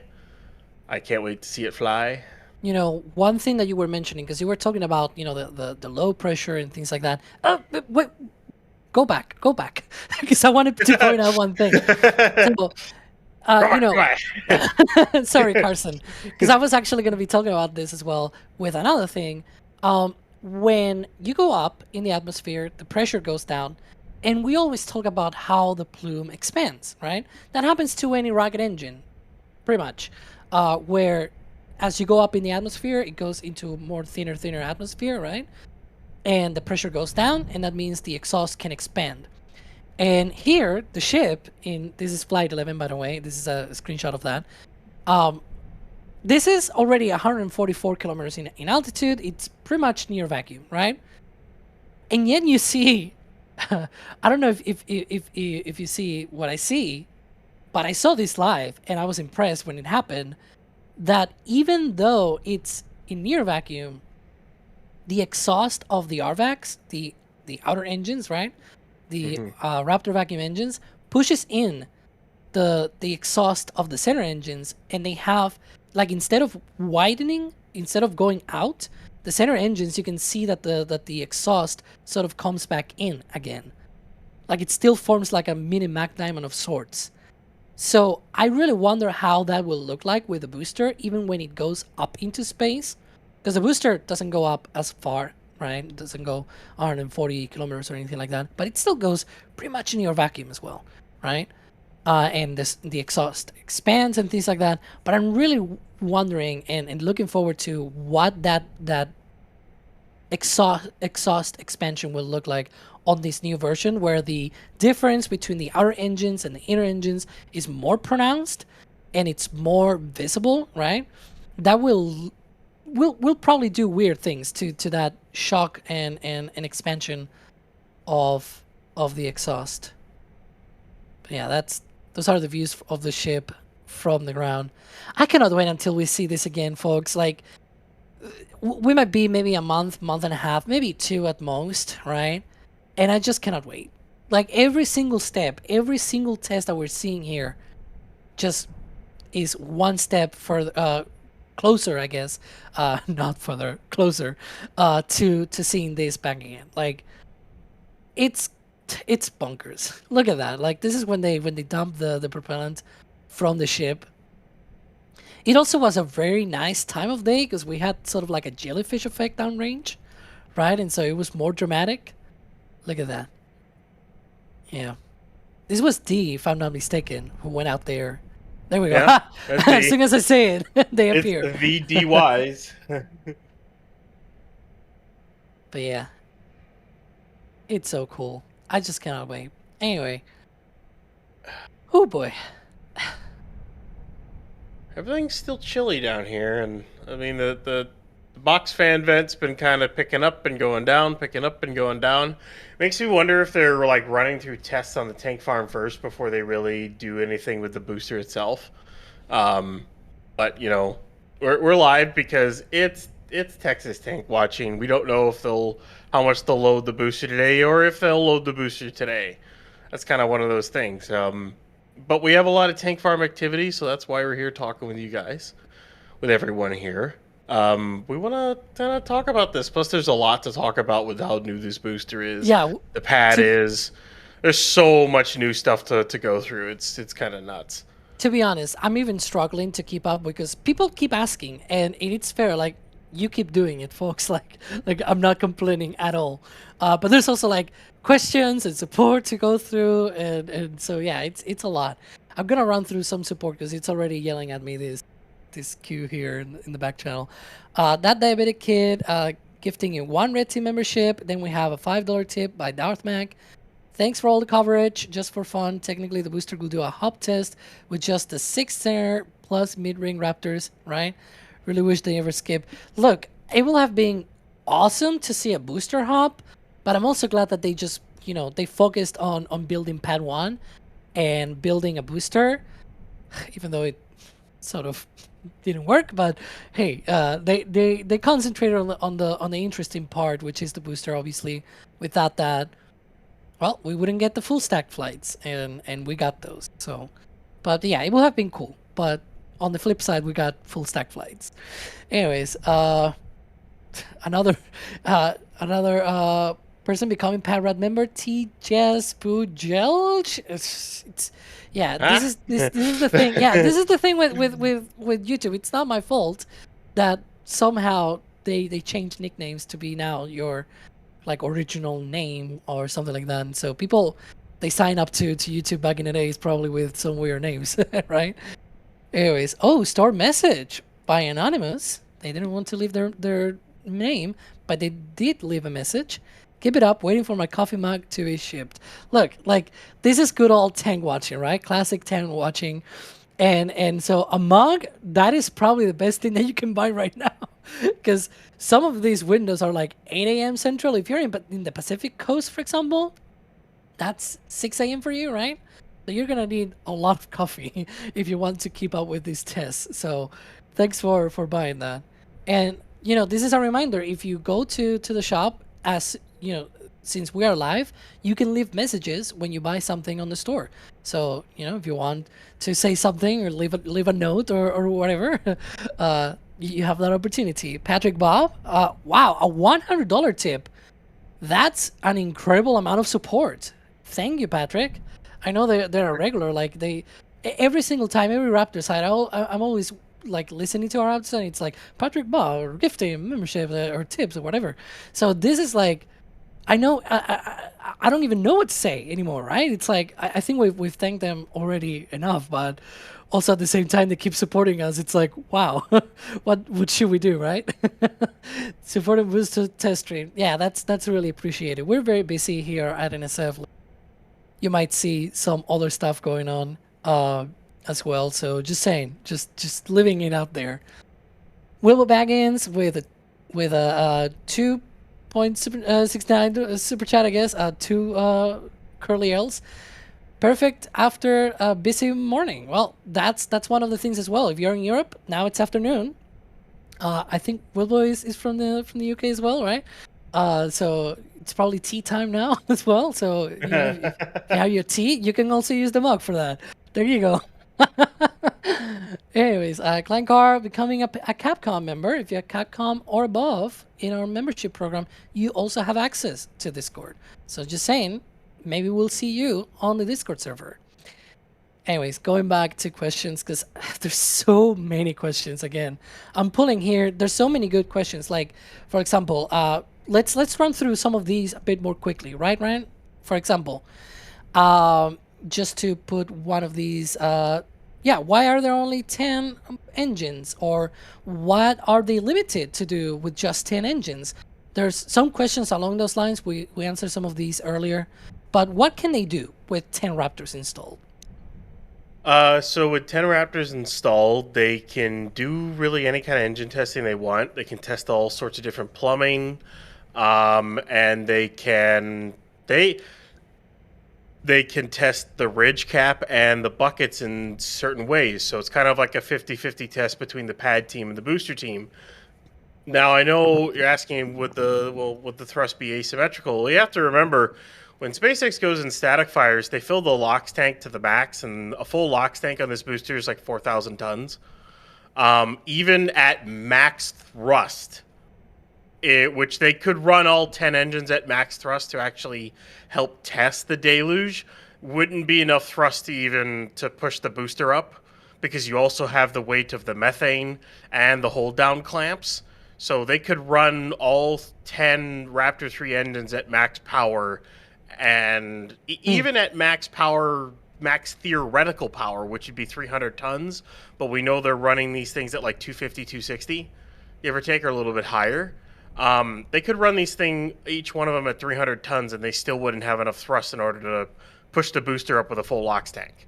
And so like asymmetric thrust really wouldn't matter that much, not when you have that much weight pushing down on it with liquid oxygen.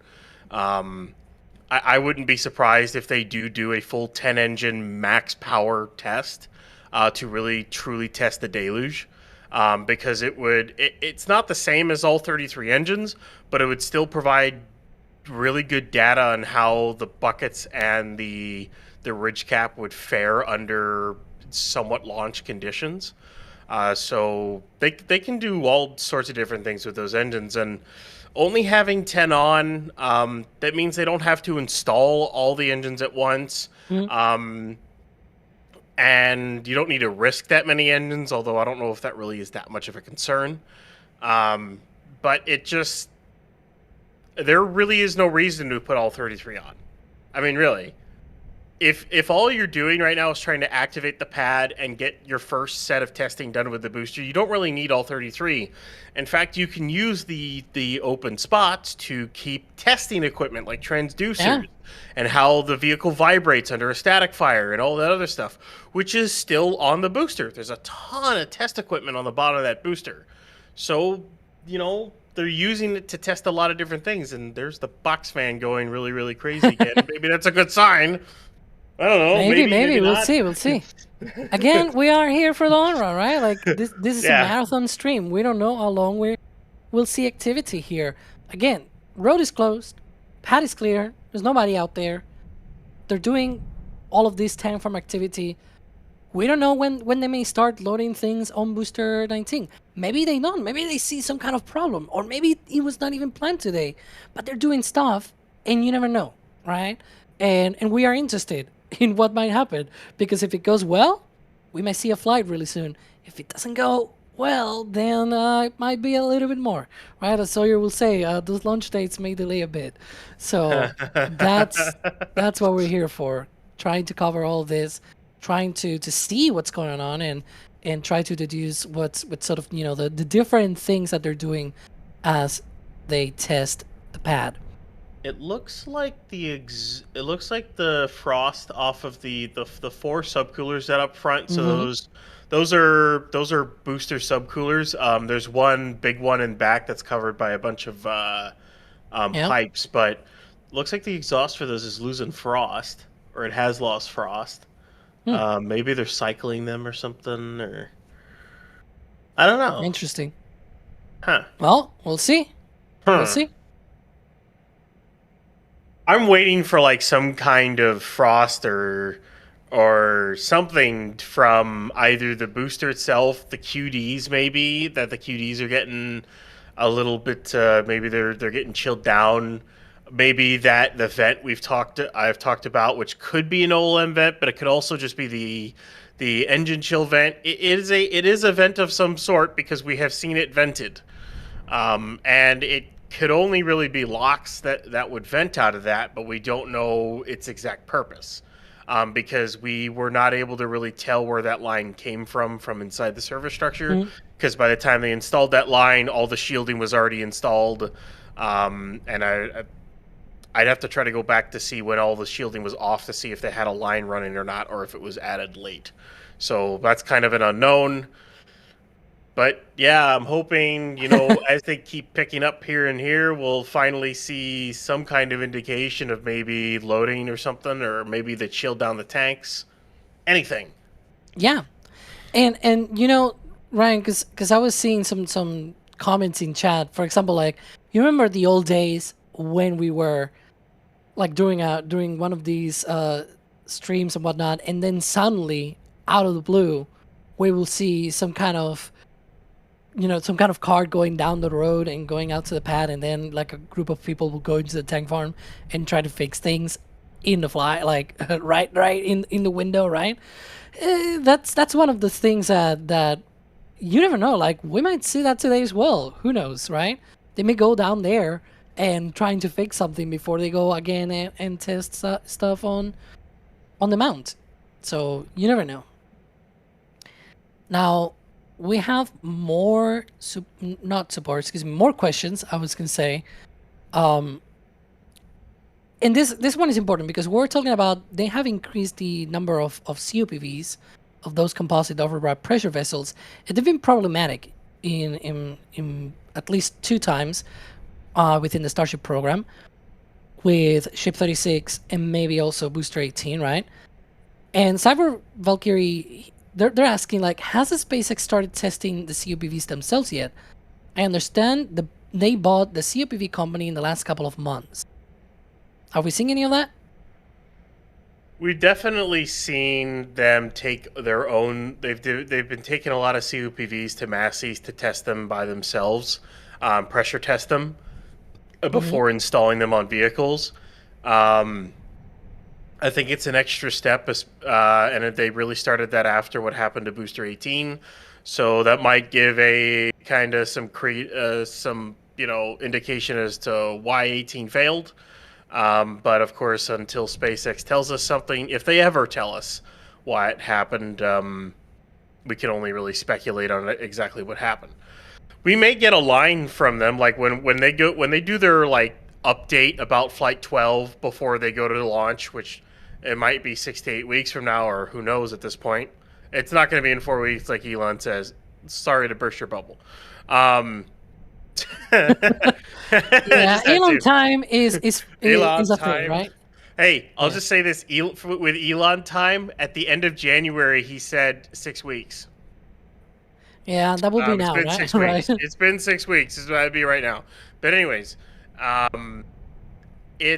they started testing their own, but maybe SpaceX will drop a line or a paragraph on what happened to Booster 18 when they release their full update for Flight 12. Maybe we'll never know. It's possible we'll never know exactly what happened to that booster.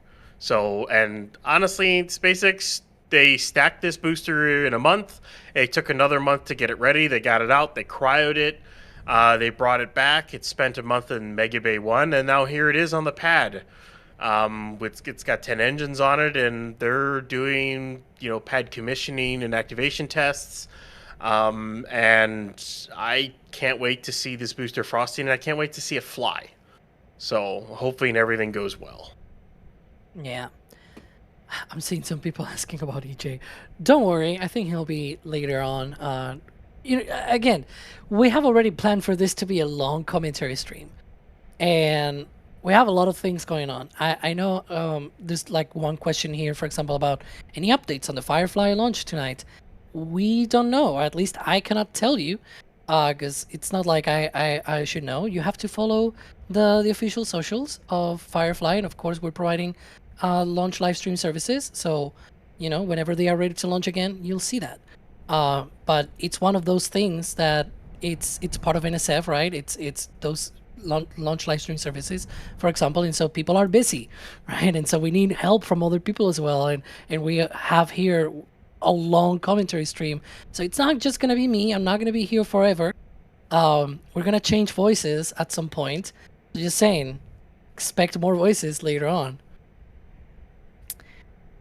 Anywho, let's see. More questions. Again, if you have any questions, tag at NASASpaceflight in chat or at NSF. I'm gonna be grabbing even more here because there's not a lack of any questions, but hey, add it to the queue.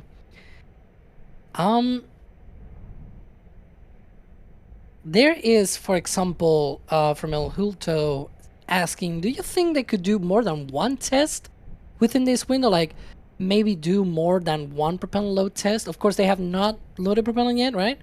But if they would right now, do they have time to be able to run a few of these rounds of propellant loads and things like that? In theory, yeah. Will they? I don't know. I mean, it's one of those things. I mean, they could probably, if they loaded boosters, they could probably load it, detank it, then load it again. I wouldn't be that surprised at them being able to do that, but I would be, honestly, if they go and load a booster, they would likely hold that load for a little bit, then detank it and look at the data, make sure the tank farm worked out well, the booster worked out well. Ooh, that's the... Wow. The methane subcooler, booster subcooler just kicked on hard.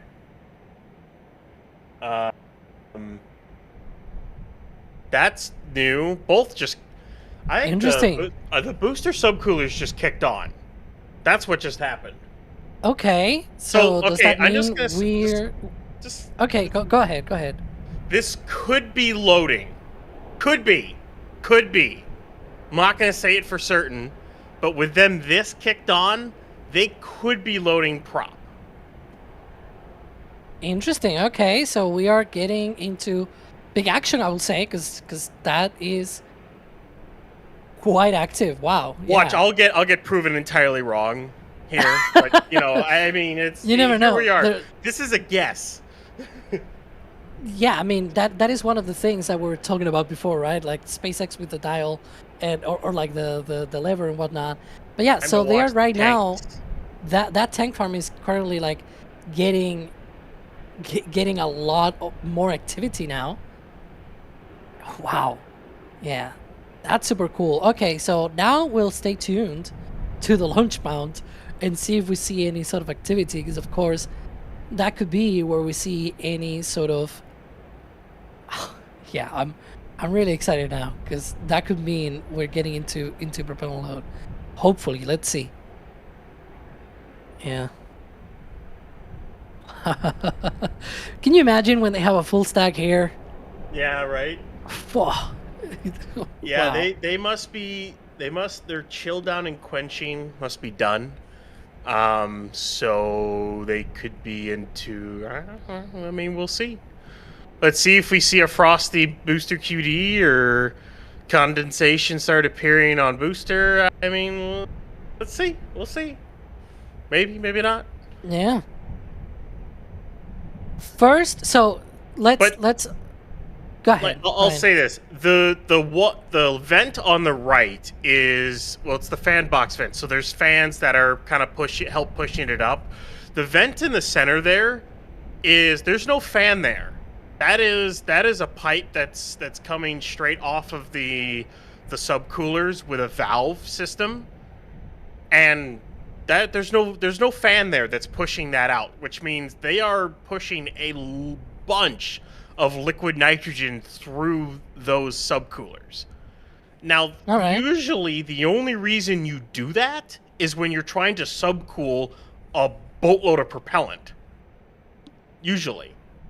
So it's kind of like, Yeah. So one of the things that I also want to ask, Ryan, because we saw, at least during cryo testing, because this booster went first to Massey's, right, and conducted a cryo-proof testing campaign, right? It went out there, it got loaded with liquid nitrogen and things like that, right? And it got tested individually apart from the pad to look for leak checks and things like that, sort of to be able to qualify the booster in general for operations. Now, one of the things that we saw was that the booster was getting frosty before even they loaded anything liquid. Like, it was getting frosty just with gas. Like, are we gonna see this here today as well? Like, or was that just for cryo testing? Like, it's one of my main big questions of the things that I want to see today. It's like, will that be repeated here? it's a big question, and I think what we think that was for, and I think we'll see that here. I'm just waiting to see if something happens, is because they want to load props so fast on booster now. So they, as I talked about earlier, they likely want to get their load times down to the 20 to 25 minute mark or so. Like, they want to load this thing really, really quick because turnaround times, all that other jazz. Now, part of that would be, well, when you load stuff that fast, you don't want to shock cool the tanks. Like when you go to chill down an engine, you don't want to shock cool it by just introducing a ton of fluid. So what the plan would be is to take basically pre-pressed gas, like really, really cold pre-pressed gas, and pre-chill the tanks before loading a boatload of propellant in really, really quick. So you don't shock cool the tanks and you don't crack them or damage them or anything along those lines. So that was the theory behind that, and whatnot. I haven't seen it yet, but then again, they may not do it for this tank loading. They may do it tomorrow, or they may do it in a couple of days. They are obviously just figuring out how to load it to begin with now.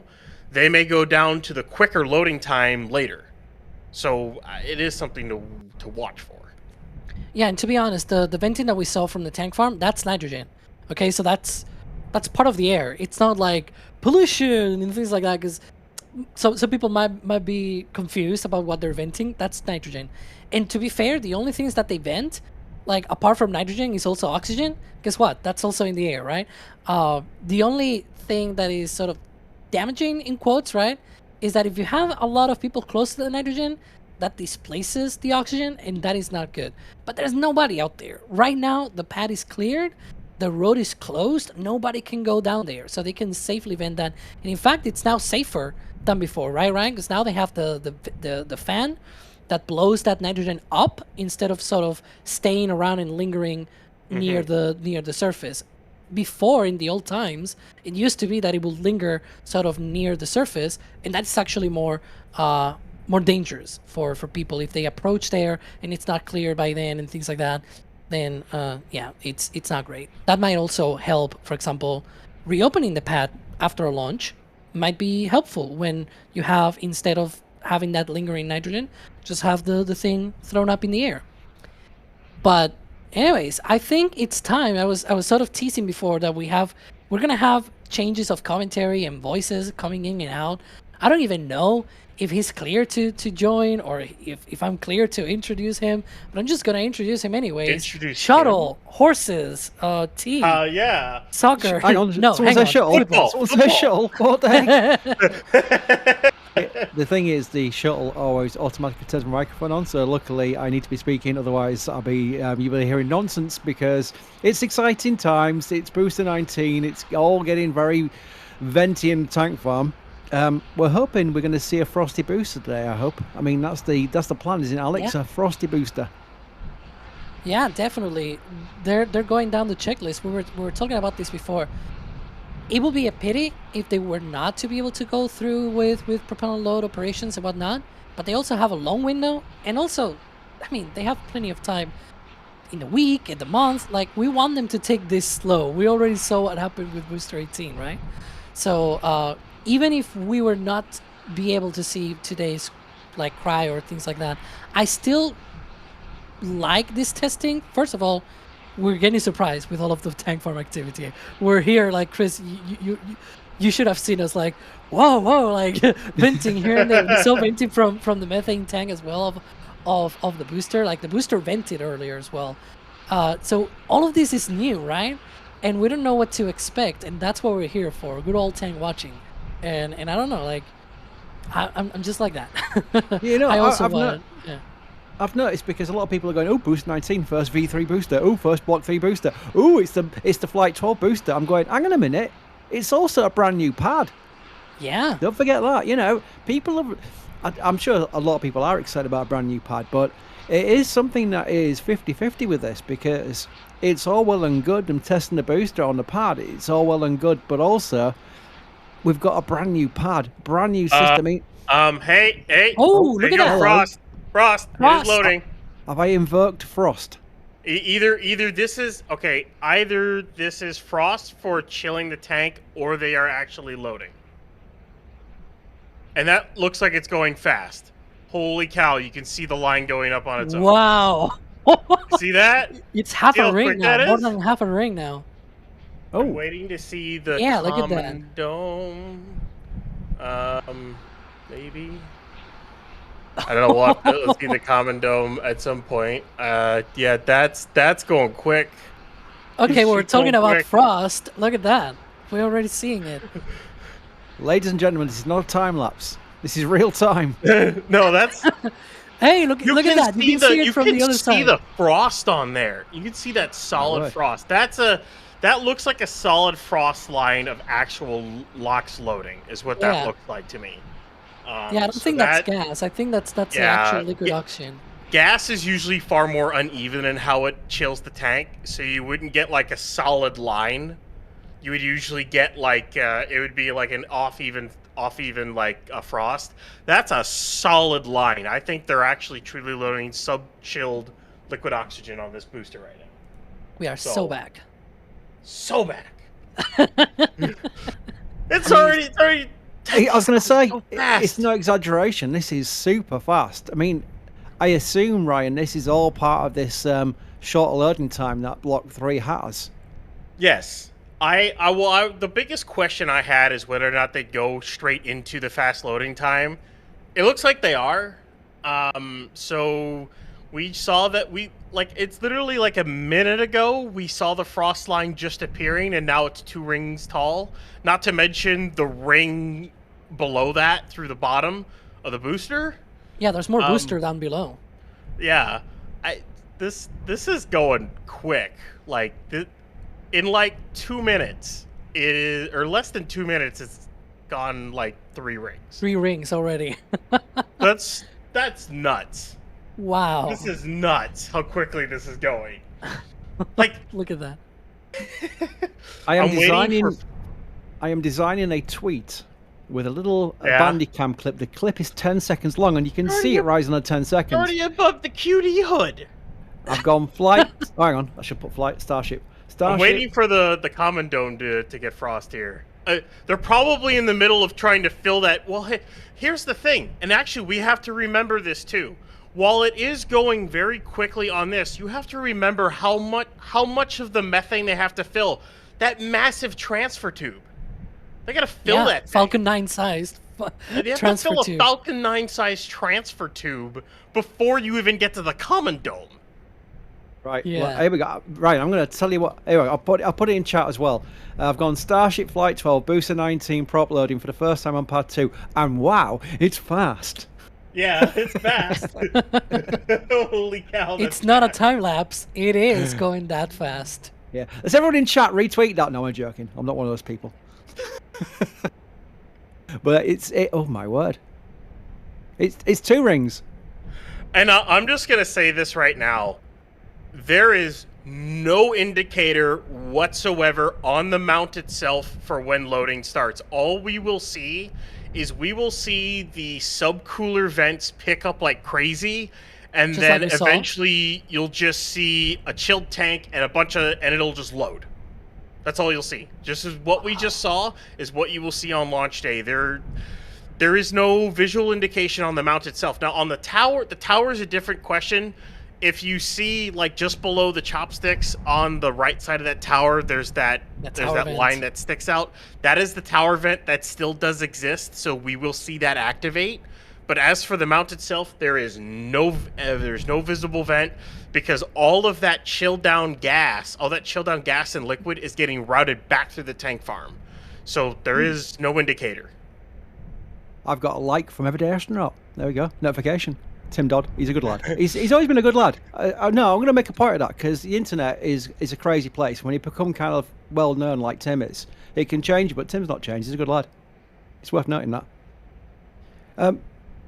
Sorry, is this how long is this going to take to fill this thing? I mean, this is going to be like 30 minutes. I said 20 to 30 minutes. It was my prediction as how quickly they would be able to load this thing. But here's the thing. We don't know if they're going to load it the whole way this time around. We may just see them stop. They are definitely, it looks like they're still going. But we'll see when and where they stop, and we'll have to wait and see when we start seeing, loading in the methane tank. I'm curious. One question that I have, yes. Ryan, because if they were to load fully the methane tank, would that need an evacuation of sorts? Just like a launch? Because it's a lot of methane. It is a lot of methane, but it isn't like a booster and a ship combined. I don't know if they would need that. Also, so maybe they'll only load a little bit of methane here. They may not do a full load of methane on the booster, but I wouldn't be surprised if they go for a full load of LOX today. I mean, it would be right away, but I wouldn't honestly be that surprised, to be honest. I thought if they were going to do a load of LOX, they would have stopped by now, but they clearly aren't stopping. They're going for it. So, and just to give a sense of scale, so we were talking, it's going 1 ring and a half. Somebody was asking in chat about, like, how tall are these rings? This is 6 feet, 1.8 meters, basically like more or less like a tall person, so to speak. It's a tall person for me, okay? I'm 165 or 5'5" in feet and inches. So it will be tall for me, but basically like a tall person, right? And we're seeing already like what, 6 rings by now? 5 above the launch mount plus 1 that's sort of below the launch mount deck. Well, you know what? It makes sense if you think about it. It makes sense that they found a way to make more efficiencies in the loading process, because this is the future of this vehicle. This vehicle is, you think Falcon 9 launches a lot right now. The envisioned flight rate for Starship is beyond crazy. I don't know if they'll ever achieve what Elon's put out there, where it's like every hour we're going to see a launch or something like that. But, it's not terribly unrealistic that once they have all the pads, and maybe in 3 or 4 years' time, maybe 5 years' time, we might get up to 1 launch a day. Am I getting crazy, Ryan? Ryan, you like to calibrate me getting excited. So calibrate me there. Do you envision this rocket in like 5 years' time with all the pads available and it being on a decent run of cadence? Do you think it'll ever achieve 1 launch a day? I think it will eventually. I don't know when, but I think it will eventually. It's just one of those things. Is like there's a lot of goals for the Starship program to hit. There's a lot of milestones they still need to hit before they reach any of those goals. And this next flight is definitely a big one for the program as a whole in order to help reaching those goals. But I definitely think that they'll do it. And I just got to say this. I saw Zach saying they wouldn't load methane right off the bat. Zach, I'm just going to tell you right now, the main methane supply line has been frosty since like 8 a.m. from the main methane tanks over at the end near Pad 1. So I'm pretty sure they're loading methane this time around. Or at least they're going to. Yeah, Just and people gonna are say that. asking about frost on the methane tank. We have to remind again, you were mentioning this when we started, but there's also been like 2,000 people joining since frost started. They probably Yeah. saw that frost was starting and they joined in. So when they load the methane tank, there's still a transfer tube that goes from the bottom of the methane tank. You can see sort of like that ribbed section, sort of like on the top half of the booster, right?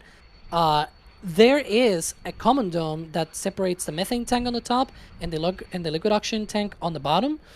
And in the middle, through the middle of the liquid oxygen tank, runs the transfer tube for the methane, so that it goes from the tank down to the engines. All of that tube needs to get loaded, and it's thick. It's like Falcon 9 sized. It's thick and tall. Within that liquid oxygen tank, you have to load a lot of methane until it reaches such a level that is now above the bottom of the tank, up there at the common dome. So leave them, let them load that thing. Give them some time. Said it before that this is really fun that we can watch this live. It's not something SpaceX is live streaming where we're just talking over SpaceX live stream. This is something we've got using our own cameras. You're getting so excited about the frost rings, aren't you? I know you are. But I'm going to thank some people. I'm going to do it. I'm going to thank some people to allow us to get these views. Because honestly, we won't work without the support we get from the community. And people go, yeah, because that's a YouTube thing. People say, like and subscribe. No, it really is. It's genuinely mean it. So I want to thank Crafty Geek, who goes, any new prints of V3 hardware in the shop? Hey. Can't wait for full stack shot. That's the key, you see, full stack shot. But would I settle for a booster lift while we wait? Well, we do have some really good photographs from Colleen, Caesar, and Gage. I will talk to the store team and work out what we're going to do with that. Full stack will be the money shot, as they call it in the trade. So that'll be something we'll look for. But thank you, Crafty Geek, for even super chatting that question about can I spend some money in your store? Crazy. I mean, I'll never lose fact with that. Alex, dying to say something, so Alex, say something. Yeah, because I checked, and there is one. There is one of Booster 19 at Massey's, yes. There is already one. Oh, at Massey's, yeah. Yeah. Of course. Like at Sunset and things like that. So there's already some of that, but hey, the best is yet to come. Might be wanting Pad 2, though, yeah. I mean, you know what? When they installed Booster 19 on Pad 2 with its kind of like 10 engines, it looked a bit... I would really be excited about them when they lift it with 33 engines, 33 Raptor 3 engines, and then full stack. That's what would be really exciting to me, so I'm looking forward to that. It does look like it's got missing teeth when it's been lifted with its missing Raptors. It really did look like it needed to go to the dentist. But there we go. Store message, someone got something from the store. Texas Tank Watchers snapback trucker hat. That's a mouthful. I just want to say, Chris... Sorry. I'll finish the sentence with you. It's impossible with you two on because I'm like I can just sit back and just give you questions and just sit back. It's great. You got an awesome trucker hat. This load started at 11:05. 13 minutes ago. And the tank is almost half.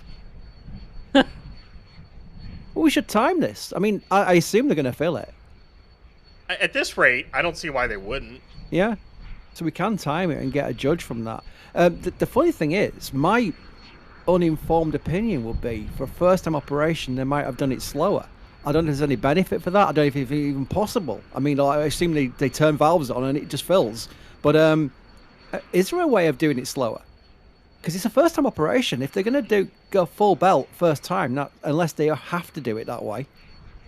I mean, to do it slower, you can run the pumps slower, run not as many pumps. I mean, there are easily ways to do it slower and faster.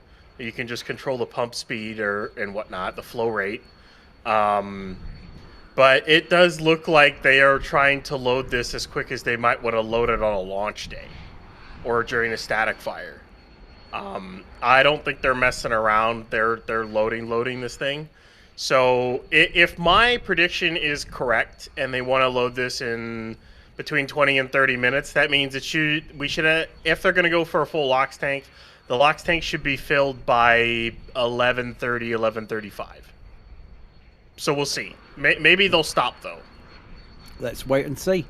John, this is a grok question here. How many cows would it take from the methane from the methane from cows, and then cow emoji, fart emoji, and then sick emoji, would it take to fill the booster V3 methane tank?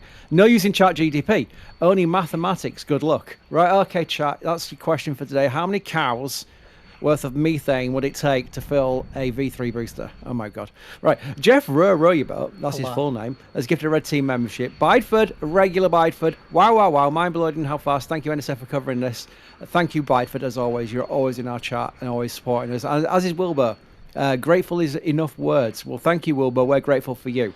I'm going through the chat panel because I did join late. I did get one from Anonymous saying, what testing are we expecting today? Well, technically we're watching it right now, aren't we? We're expecting some kind of tanking test. We aren't expecting a static fire, Alex, are we? Yeah, it will be. I mean, they seem to be going all in with propellant load at the very least, but going all the way to like testing the engines, that is, I will say, highly unlikely. This week, at the very least, we may see, maybe, but today in particular, no, I don't see a static fire happening today. But hey, cryo, it's quite important. We were mentioning before how earlier tests, like Booster 18, for example, got blown up essentially well before even getting to this point. Like, it is very important for them to be able to test all of this, right? So it's exciting nonetheless. It is, yep. And a good question in chat. The options are spin prime, but again, I think without knowing, because it's even the days of overpressure notices have gone now, I think, because there's no residents left in Boca Chica Village. It's all SpaceX employees now, I believe. I think we have to basically just assume that today would be about testing the system, the propellant loading, the pad systems, and the booster. And if all goes well, then they can then look forward to potential either spin prime or static fire tests. So it's a case of observational data. Yeah. We'll just keep an eye on things, but it's impossible to know otherwise. SpaceX don't put a press release out every morning saying this is the testing we're going to be doing. It's always been the case with Starbase where it's observational data. And Chris, we're talking about before, because we also had a question earlier. The test window is actually quite long. It goes all the way to 8 p.m. Do we think they may be able to do this like a couple of times of loading the booster? Maybe like now they do this and then they detank and then they go again later in the window, because they will have the time, right? So especially if they want to tweak things. I mean, this is something where it's all about testing, and testing means you can carry out certain other objectives during these test windows. It would make sense to me if I was head of SpaceX propellant loading operations. Can you imagine? God help SpaceX if that ever happens. I would say, well, I know what we'll do.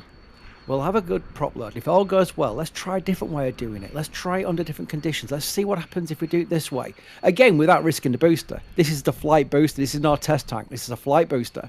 So they want to be careful at the same time.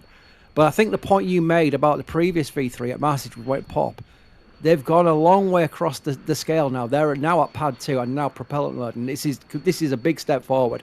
So whatever happens today, even if it is just a frosty tank for a while, then they detank and that's the end of the day, it's still a milestone as far as I'm concerned. Yeah. In fact, Wilbur, I didn't put your thing in the ticker. That's weird. There we go. It's now in your ticker. I'm making sure that when I just say thanks to people, it's also in the ticker because that's what I can click on. Patrick Bob's arrived. Patrick Bob has arrived. Oh my goodness. 50 gifted Red Team memberships. Patrick, you are 50. Bonkers. Yeah. They already did 20 before. Oh, wow. Yeah, and tips, and it's a lot of support. I mean, Patrick's been on Raptor Size doing 50s and like these crazy tips and whatever. Patrick, we do really appreciate it, but I also get a little bit nervous. Don't overstretch yourself. I'm sure you aren't, but don't, if you know what I mean. Because the support we get is thanks to the community support. It's not down to any one or two people. That'd be really irresponsible of us to sort of like rely on that. So thank you, Patrick Bob. But again, you've done more than enough. You'd have to do another one for the rest of your life and would still be saying, Patrick Bob, one of our top supporters. More questions. Here we go. Kariko wants to know, do you think they will try for a booster catch this flight or do you think they'll opt for a soft splashdown? I think, Ryan, it's pretty much absolutely guaranteed they will be going for a catch on this flight. Oh yeah, I would put it at a 99% that they're not doing it. I don't say 100 because SpaceX themselves haven't confirmed it, but I would be nearly certain they won't try for a catch at all because it's a brand new booster. It's going to be a brand new landing profile. I talked about it during the rollout stream, but the landing profile. Ooh, nice vent from the LOX tank there. Still waiting on methane tank frost though. I don't know if they're doing a slow load of the methane, maybe. Maybe they're doing a slow load on that one and not the LOX, because LOX is a little bit more simpler to deal with than methane is, so maybe they're not going fast on that one. But basically, for the catch, the booster is going to have to target to the south of the pad, cancel out all its velocity, and then kind of scooch its way into the arms. It can't go straight into the arms because of the way the pad is oriented relative to where it'll launch from or launch towards. So they're going to need to test that whole maneuver out in the Gulf before they try to test that landing at the pad. And it's a brand new booster, plumbing, all of that. I think we got CH4 frost. There we go. Yeah, Frost there we on the go. methane tank. There we Oh go. my Methane word. tank frost. Wow. But I just don't see them trying to catch this one. Booster 20. If this one goes well and the landing burn works and everything, absolutely Booster 20 will try to catch that one. I don't doubt that for a second. If this goes well. Right, remind me, for the purpose of my next tweet on the Everything app, when did we start the locks? And 11:05. how long About until it's 20 minutes ago. 20 minutes ago? Thank you very much. Right, I'll give you another question while I do my tweet because I can't multitask in my life. And remember, I can do my speech here about, we see that frost there on the methane tank. That means the full transfer tube, again, Falcon 9 size transfer tube, like 3 meters wide and what, like 40, 50 meters tall, right? It's full right now. It is fully loaded. And now, of course, the load of that methane has gone up enough that it's now touching the walls of the main tank. And we see that frost appearing. The oxygen tank, I don't know about you, Ryan, but it looks like about 2/3, maybe 3/4 of the way. Yeah, I'd say about a little over 2/3 of the way. And we are, 22 minutes into loading of that LOX tank, and we're almost 3/4 of the way in. So, yeah, and here's the thing, and I will say this. This may not even be max flow rate that they can do with this pad. This is the first time they're ever doing this. So they might be able to do it even faster than this. And this is already loading all this. They're doing the methane tank slower because it's methane, and not only that, they're not going to load a full methane tank with this. I doubt they would ever really do that. There's no real need to do that. But also because if they load that much methane, they might actually have to there's a lot of other safety concerns with that much explosive material, or explosive, potentially explosive liquid and gas in the system. So I had to try to word that right. But basically, I have this feeling based off what I'm seeing and based off the fact this is the first time. When I said they could load this thing in half an hour, I think we're at that point. I would not be surprised if they could load this whole booster in half an hour. Ship will probably go just as fast because you have to remember on Pad 1, Ship only had like one methane pump and like one LOX pump, maybe two LOX pumps on a good day, with only two like LOX subcoolers and one methane subcooler. On this pad's tank farm, they have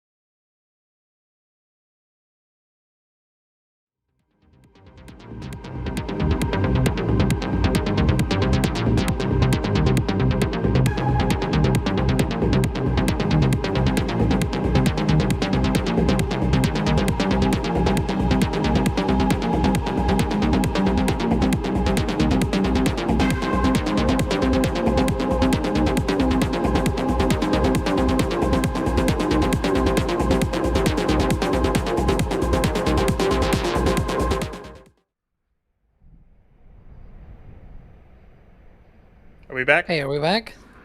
Hello. There we go. Yeah, we're back. I Yeah, hear our okay, voices we're now. back.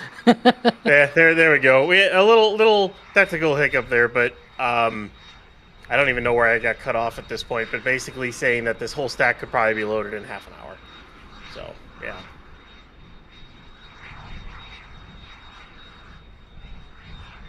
Wow, they're almost done with the LOX tank.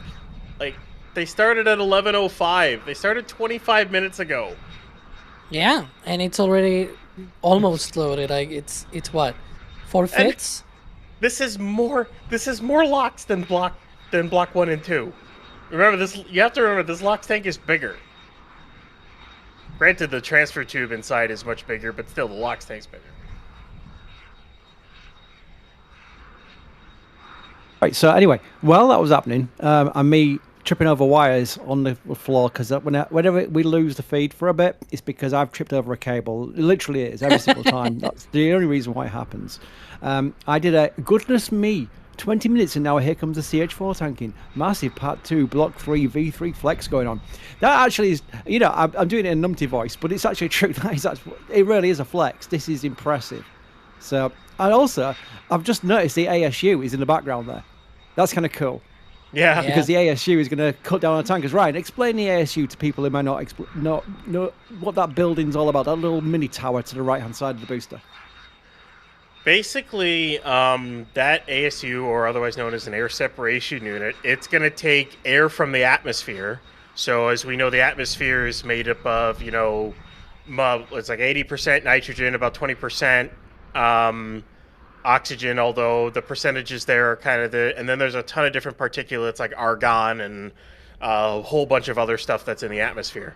What it'll do is it'll take the air in and basically separates it out. So you separate the oxygen, separate the nitrogen, and maybe even separate the argon. I don't know if this one will do argon, but it'll definitely do oxygen and nitrogen. And then with the compressors it has and the cooling towers and the cooling tower it has and heat exchangers it has, it'll take that oxygen and nitrogen, it'll condense it into a liquid and then purify it so that it can then be routed into the tank farm and literally fill the liquid oxygen and liquid nitrogen tanks. So that will cut down on needing to bring tankers in. This particular version of this ASU should be able to do 900 metric tons of LOX a day. So you add that up with how quickly, so it could probably do a booster's worth of LOX within like 4 days. So then you kind of line that up with also the ship. So you're talking maybe a full stack every week, give or take, or something like that. The compressed, you might be able to get more out of it, but I think that's kind of where it is. I might be a little bit wrong on those numbers, but as far as I remember, that's kind of what it can do. So it's just gonna help cut down on bringing in stuff and, you know, and whatnot. Well, as of right now, they can only launch 25 times a year out of Starbase, so, you know, it's about once every 2 weeks. So that ASU alone should be able to supply all of the oxygen and nitrogen for those 25 launches. And then all you need to do is bring in a natural gas line, have natural gas liquefaction system, and boom, you can make all the propellant you need on site. But that's a ways away from them being able to do that with the LNG. Maybe it's just me, but I keep seeing in our back room, looks like it's loaded the same amount for static fire tests. There's no chance they're going to static fire this right now, are they? Can you rule it out? I can't. Oh. Here's the thing. Just gotta watch the flame can't. trench. we can't rule it out. That's the thing. I don't think that is the engine chill right there. Okay. That is engine Wow, chill that's a from lot. because that's that vent we were talking about, that bunker vent we were talking about earlier. That could be the engine chill line, although we think it's routed back through, but it also could be vented out that. I can't rule it out. I can't. Oh, tank So we'll farm just- is going down. I'm looking at the So links we they're were seeing hitting low. before. All I will say is, Carson, let's ensure we've got a camera in the best possible static fire preparation. Ooh, what's just that in vent case. out of the mount? That vent out of the mount. Yeah, Ryan, New? let me just get that message to Carson first. Carson says yes, thank you. Sorry. It's always best Really to be interesting. prepared. Let me thank some more people while we're here, because I did get kind of like a little bit nervous that we were seeing a LERD that would be at least allowable for a static fire test. There's no chance that we know for a fact there's one happening. We're not being clever, not being sly or anything like that. We don't know. Maybe they're just... Hands on heart, we don't know there's Yeah. going to be a static fire test, but it's good to be prepared just in case there's one. That's the way I'm going to phrase it. They could also just be rehearsing, right? Like a rehearsal of when they actually do that. Maybe later in the week. That could be a possibility as well. Like I know, because I'm saying this because a lot of people are saying in chat, "Oh, static fire is going to happen." Like, we have no idea. We're just wondering, looking at this, because when they do a static fire on a booster, when it's alone on the pad, they fully load the liquid oxygen tank, and then the liquid methane gets just a little bit of that methane, right? And that's exactly what we're seeing right now. So it's like, are they doing this sort of like mimicking the conditions of that test, right? We'll see. Now, I would say this too. While the amount of methane ring-wise is what we would normally see for a DSS just activated, Oh. they're not going to. The deluge DS just activated. Okay. Let's see what happens.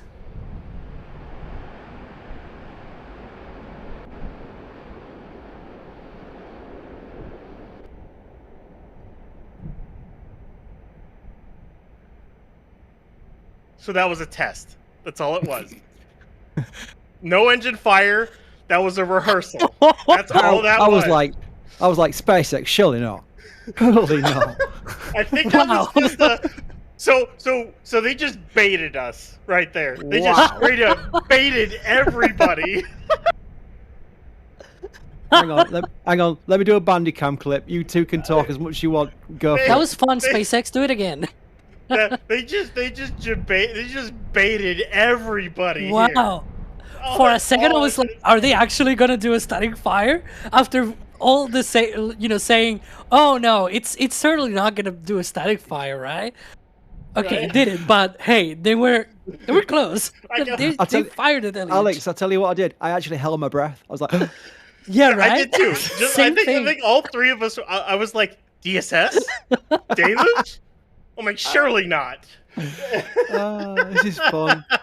I'll tell you what, I've missed this where we've had like Same, active yeah. vehicles on the pad and we're like, oh, is it? Wow. Wow. I think that was just a full rehearsal for the whole thing.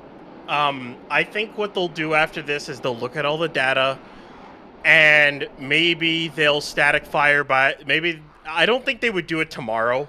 I don't think they would go through tomorrow. But SpaceX, if you want to do it tomorrow, I'm okay And with I will that. say this. I will say this. They might have done a spin prime, but with the DSS and the deluge, there's almost no way we would know. So they might have done a spin prime and a test of the deluge. They might have. We don't know.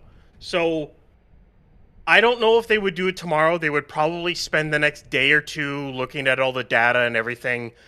But I would not put it past them to put more closures out and static fire Thursday or Friday. I wouldn't put it past them. If this all went well and that was the spin prime, I wouldn't put it past them. But of course, that's just speculation. Yeah, Ryan, you make me sound clever now, because I've gone Starship Flight 12, SpaceX just loaded and acted like they were going to do a static fire test with the deluge activating, etc. Heck, it could have even been a spin prime. Hard to see with this deluge. Either way, that was fun. I totally stole that from you, Ryan. I need to go back and look. There, stand by. Let me go back. Yeah, I'm looking at the other. We'll definitely pull replays of this, right, Carson? But yeah, that's a bit of a nod here. Carson to pull stuff. I'm looking at our Dune and CP11 cameras. The problem is the DSS plus the deluge. It would block. It would block any kind. We know what spin primes look like. It's just a bunch of It's just a bunch of O2 gas out And of it it. will be harder with just 10 engines rather than the 33 Yeah. engines, right? They could have done a spin prime. It'd be kind of hard to prove it. Look at that. They're already detanking that too. The good news. Oh is, yeah. The good news for all the people going, oh, DSS is going to ruin things for us. No, trust me. When the static fire happens, you're going to see it.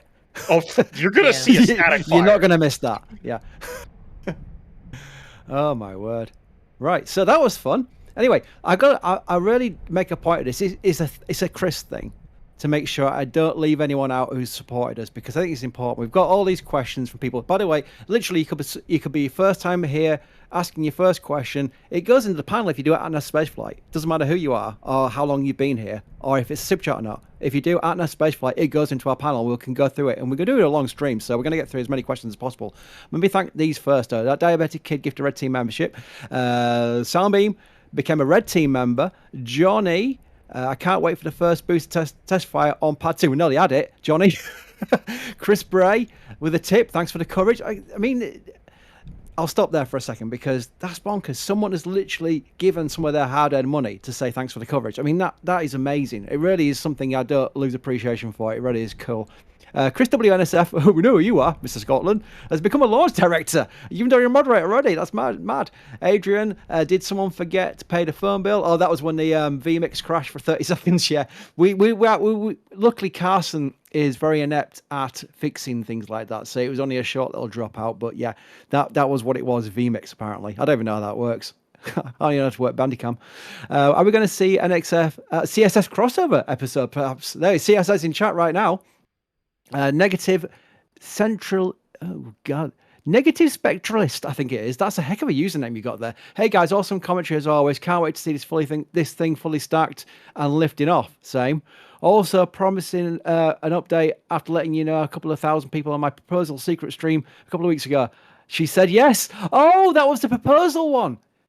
I remember that. Basically, there was a comment in chat saying, wish me luck. I was going to propose to my girlfriend or something like that. The answer is she said yes. So congratulations. That's awesome. Thanks for letting us all know. We've got how many engines are on the booster right now? There's 10 are on the booster right now. When it first lifted off the transport stand, the angle made it look like it had 9. But then when the angle changed as they were translating it, you could see it was 10. One was hiding behind other engines. So there's 10 Raptor 3s on this booster right now. I've got Lars, thank you, gifting a Red Team membership, and we've got Justin, who's become a Capcom member. That means you got access to our Discord as well, and KD5AHL, again, usernames being the way YouTube's gone with this way for some reason, has gifted 5 Red Team memberships. Thank you very much for your support. It means everything. It really is very much appreciated. A question here, Roman asks, if the third grid fin is slanted, meaning it's adjusted for some sort of angle of attack, does it mean it's going to create more drag during ascent? Who wants that one? Alex, do you want to have a go at that grid fin question? I'm going to defer this to Ryan. He's probably more on top I'm of going to pick one of you. Yeah, damn it. It would probably add more drag, but it's not. You think that's going to really do that much when you have 33 Raptor 3 engines, each producing like 250 plus tons of thrust? I don't really think it's going to make that much of a difference on ascent, so it shouldn't really matter that much. And I do want to address one thing: the vents we saw out of the bunker, I think those are drain vents. Those are not engine chill, because engine chill, as far as I remember at this point, is actually collected and routed back to the tank farm.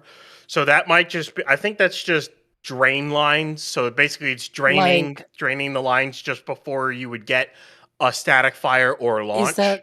Is that like what we saw, for example, at T-minus 40 seconds when they lifted the hole, and then we will see like venting from the Olin vent from releasing pressure and things like that? Yeah, those would be drains. I wouldn't be surprised if we saw the vents on the server structure do some more venting when they if they loaded the methane tank more, they might vent. Those would actually vent. But I think that's your like T-minus like 10 to 10 second like drain or whatever the heck it is. So this was basically, just to recap what we saw tested today as a whole. What it appears to be is this was a full wet dress rehearsal for a static fire, or it was an aborted static fire. That's all I'm gonna say. Or it was a spin prime. That would be It funny could if, be, if it they could actually be any went of through. those three things. Yeah, Because as based off Alex the was saying, Ryan, as Alex was saying, that'd be hilarious if they actually were planning to go for static fire and they aborted it. Yeah, that On would the be first go, on the Yeah. first tanking on pad 2, my goodness. I think I proposed that question during the flame trench. I know EJ and Max are in the back channel, so I know they can hear me. But I remember asking them like, "Do you think if the propellant load goes well, they will just like go for it?" And we were all like, look, I also thought no, but today I was it was the closest I've been to yes. Because when I saw that deluge activating, I was like, "Oh my god, are they doing it?" Yeah, that was fun. like in my head. I saw we zoomed back out. I saw the bunker vent. I saw the bunker itself start to vent. So I'm like, okay, either that's engine chill, and then I thought to my head, oh, wait, no, engine chill is actually routed back through, so that might be a drain. But I didn't get a chance to say that because the DSS then activated, so I made a point of that, and I go, wait, no. And in that shot was the weir vents, the weir relief valves. I saw those activate, and I'm like, no, you're not. They're not going to, are they? And they activated the deluge, and I was like, it was just a sequence of events. I didn't actually get to explain anything because it all happened at once. Can we also acknowledge the fact that when they first tested on pad 1, how long did it take just for them to fully load? Like with actual propellants and things like that. It took them a long time. No, I meant like how many tests it took for them to actually do that. And how incredibly bad. What? More closures have been published. A primary date of the 12th of March.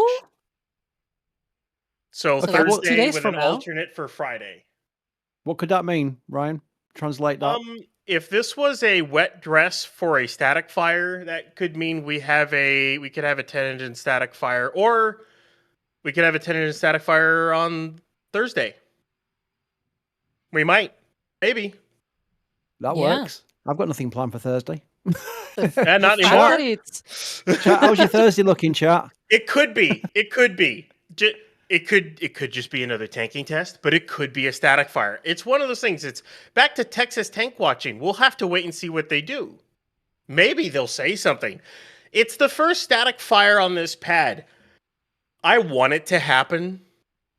SpaceX, stream it.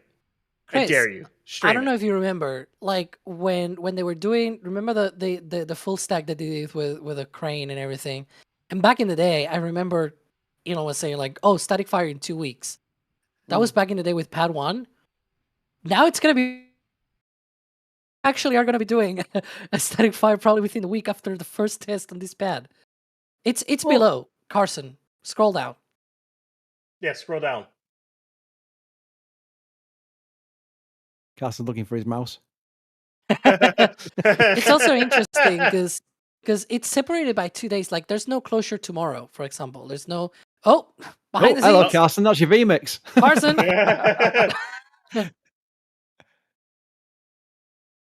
Oh. Are we still live? Yeah, VMix is visible right now on stream. Oh, chat can still hear us at least anyway, so I don't have to say anything rude. There we Hello. go. Well, that's a nice desktop. Hi. Why is it not? Hang on a minute.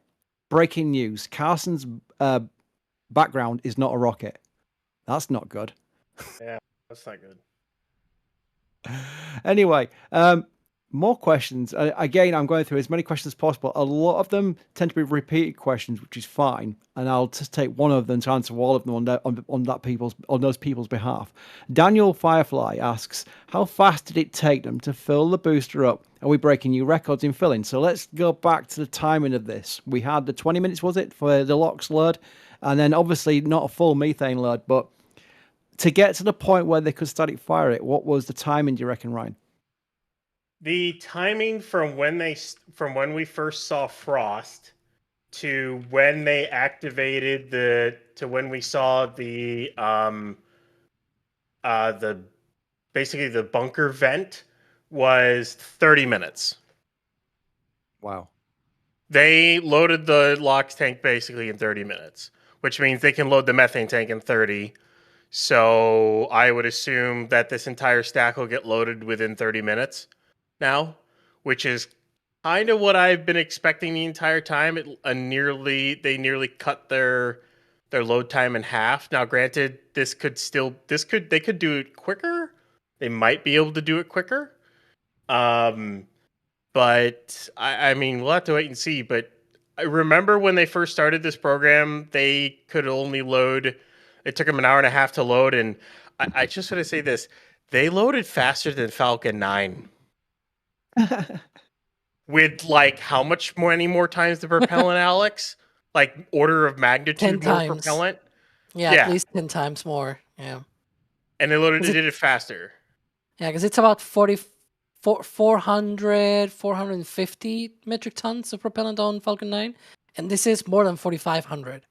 So yeah, it's actually more than 10%, 10 times more now. Yeah. That's a nut. That's insanity. One thing that I wanted to point out, because we were talking about the closures before, is that it is interesting the fact that there's sort of a gap, like a day, that they're not like the road closures are the 12th and the 13th, right? Which means tomorrow they don't have any testing scheduled. And that is interesting for the fact that it allows them to be able to take the rest of today and tomorrow to check the data from today, and then go ahead and do the actual, firing on Thursday. Like, I think that's a big indicator there, where it's like they have the time not also to check out the data, but also to go out there. They have the time to look at the booster, look at the ground systems, how they performed and everything, visually inspect them, physically be there and look at them. Man, it's quite crazy that just on the second test here on this pad, they're gonna be probably doing that static fire test. I mean, again, this does play in to the latest timeline Elon gave. Now, Elon's been giving some timelines like 6 weeks launch, which was about 6 weeks ago now. And then it was saying launch in March, and then obviously that's not the case anymore. But the latest one was 4 weeks to launch, which was like the first week of April, which was more realistic. I think we're currently, from the words we're hearing, is mid-April, but it's more realistic. And this is probably a very good positive sign that they're not going to hang around. They're going to do like days and days of like kind of prop load testing, and prop load it a bit more, then do a bit more testing, then do more testing. They're literally saying, right, okay, let's fill the booster up. Let's pretend we did a static fire. That all goes well. Let's press forward for a static fire test. Then the booster's done. They still have to take it back and receive the other engines, and then bring it back out and repeat again, this time with 33 engine test. They still need to install the engines on ship 39, take that back out to masses, and static fire that engine, the engines on that vehicle. The question I've got, Ryan, is, aren't we missing the thrust ram testing? What's going on with that? I thought they'd stay at masses and do some thrust ram testing on the after the bit of the ship before they install the engines. They're not going to do it this time?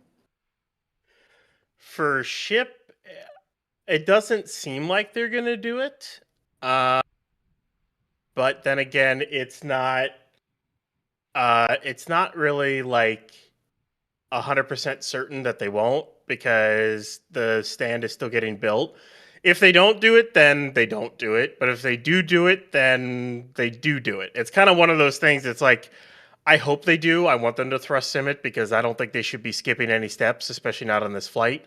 But then again, SpaceX may also see they may also see 39 as far more of a glorified nose cone to Booster 19, because Booster 19 is the real important thing to get right on this flight, more than 39. But I mean, who knows? We'll see if they do. If they don't, they might go straight to a static fire, and that'll be that. Yep. And speaking of the static fire, the booster with the 10 engines, and it was something that came into the back of my head. A question from J Volt asks, a static fire on the pad with this engine configuration, wouldn't it produce a crazy amount of asymmetric thrust? Alex, I mean, the way they've placed the engines, these 10 engines, I can't tell if it'd be really wacky on the thrust ratio, the thrust kind of like, you know what I mean, right, Alex? What any impacts of that, the way they've positioned the engines? I don't think it would be a really like I don't think the asymmetric thrust will be quite bad or anything at all. Like there's so many places, like it's not like it's super imbalanced anyways. Like they are, I wouldn't say it's evenly distributed, but it is also not completely random at all, right? In fact, if it were random, it would probably be even more evenly distributed. But like what I'm saying is that it's not like all of the engines are one side and then, right? There's a good spread, and it's only 10, right? It's not like it's gonna rip off the booster or anything like that. I don't think it will be really that bad. Yeah.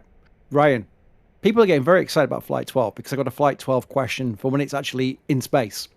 The question is from Craig, saying, given Flight 12 will reach up to 350 kilometers in altitude, will the ship need to deorbit burn to land in the Indian Ocean, or will it land in the Pacific? You just set a higher suborbital ballistic trajectory. That's all. Just because you're in a higher altitude doesn't mean you're at orbital velocity. You could try to set this thing up to have your apogee at like 3,000 kilometers, but you're still gonna plummet to Earth on a suborbital trajectory. That's still possible. It depends on how much you do, how much of a gravity turn you do, and how much velocity you have is dependent on your apogee and where your perigee is. So just because you're at a higher altitude doesn't mean you're actually in orbit. You know. Just look at SLS core stage. It goes into like, I think the apogee is like 3,000 kilometers. The perigee is within the atmosphere, and it re-enters. It is true that in that case it re-enters over the Pacific Ocean, but you can in theory just adjust your ascent burn so that it's over the Indian Ocean instead, right? Especially because Starbase is further west, right? And so it helps that as well with the trajectory tweaking and whatnot. There's your obvious signs of detanking. Yep. Very, very clear. Which brings on to a question from Chris W. himself. Scotland, since they've just baited us, do you think any further testing could happen today? So they have a long window, don't they, Ryan? I mean, the window goes until, was it 8 p.m.? Yeah, it goes to 8 p.m. They could, in theory, test more today. I don't think they will. I think they'll detank. I think they'll detank everything. They'll take as Alex said, I think they'll take a look at the data. They'll see how everything went, how the deluge worked. I mean, they don't really need to look at the deluge unless they've tested that a lot, but it's more of how the tank farm worked, how the booster worked with the pad, and just combing over, making sure everything went right. And if everything did go right, then they'll go for Thursday. And I think they'll try to static fire. If they think everything went well, I think they'll go for it. And considering it's only 10 engines, and they almost fully load the LOX tank, I wouldn't be surprised if all those 10 engines are at max thrust. They do a max thrust static fire to test not only the deluge, but the engines themselves. And it could be a really, really cool sight on Thursday. I mean, I am incredibly excited for it. I can't wait. I'm already really, really excited. I've been up like 24 hours at this point. I worked all night. And I have a ton of energy, and at some point I need to try to get some sleep to go to work tonight. But this has got me so much adrenaline because I'm so excited for this booster testing. But, you know, I think they could do it. They have a lot of experience, and they know what they're doing. They've taken it slow. I mean, have they really taken it slow? They went this quick, this fast? I don't know. I'm just saying words at this point, but, you know. It's kind of it's a programming note though already, because about this actual test, we're actually going to be covering this until the road reopens. When the road reopens, you saw the insert there with the roadblock down Highway 4. That's our indication that the testing's over when they open the road closure. Not just to SpaceX employees, because that can happen, but to everyone, the general public. That means that's the end of the test day. That's our indication. The programming note is, by the way, we've got replays. Replays! Let's talk about replays before I talk about what I'm talking about programming-wise, because Can we see from that closer up camera any sign of a spin prime? Is it even possible to see it? I kind of doubt it, because you've got all the mist from the DSS, and not only that, the deluge, all the mist from the deluge and the actual water. It's really, really hard to tell if we had one. The only camera that might be able to see something would probably have been one of the Dune camera that was staring at it, to try to see if they did it like right after the deluge activated, but there's so much mist there, it was probably blocked, to be honest. Very good. Yeah, the programming is, the idea is we had coverage to cover all the way through the test window, and if that was the case, we were going to stay live on this dedicated stream all the way through, then the Raptor side that we normally do on Starbase Live at 2 p.m. Central Time would be moved into this stream. We'd have an hour of Raptor side on the stream itself.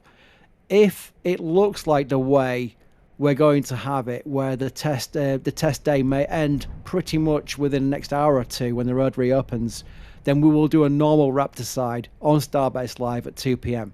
I think that makes sense. Either ways, you're going to get a Raptor side. I think it's only fair. And speaking of Raptor sides, one of our regular Raptor side supporters, Patrick Bob's back again with the 50-50 Red Team memberships. What the heck, Patrick? My word. So, by the way, if you did, and you're probably one of them, because I don't think there's any grey left in chat right now, gained one of those Red Team memberships, do say thank you to Patrick, because that's a month of membership for free. And it's not just your name in green, there's actually membership content in the community area of our channel where you'll see memberships, and that's where you've now got access to. And I tend to put at least some content in there every single day. I try to, at least, and sometimes twice a day, if you're lucky. Depends how busy I am. But either ways, it's extra content as well. It's not just your name in green. Well, thank you, Patrick, for allowing all those people. It must be thousands now. It must be, if you count them all together, it must be thousands. Bonkers. Anyway, I am just keeping an eye on the actual back room communications channels, because we are going to hand over, let Ryan sleep for being up all night fixing planes to allow people to fly all over the world. Without Ryan, no one would be flying, and get some sleep. And Alex has been talking for how many hours now, Alex? I think we've been here for like a couple of hours at the very least. 9:10. We went live at 9:10. Oh yeah, 3 hours. It's been. Yeah, it's been 3 hours. Yeah. The thing is, Alex, you talk more words per hour than most of us.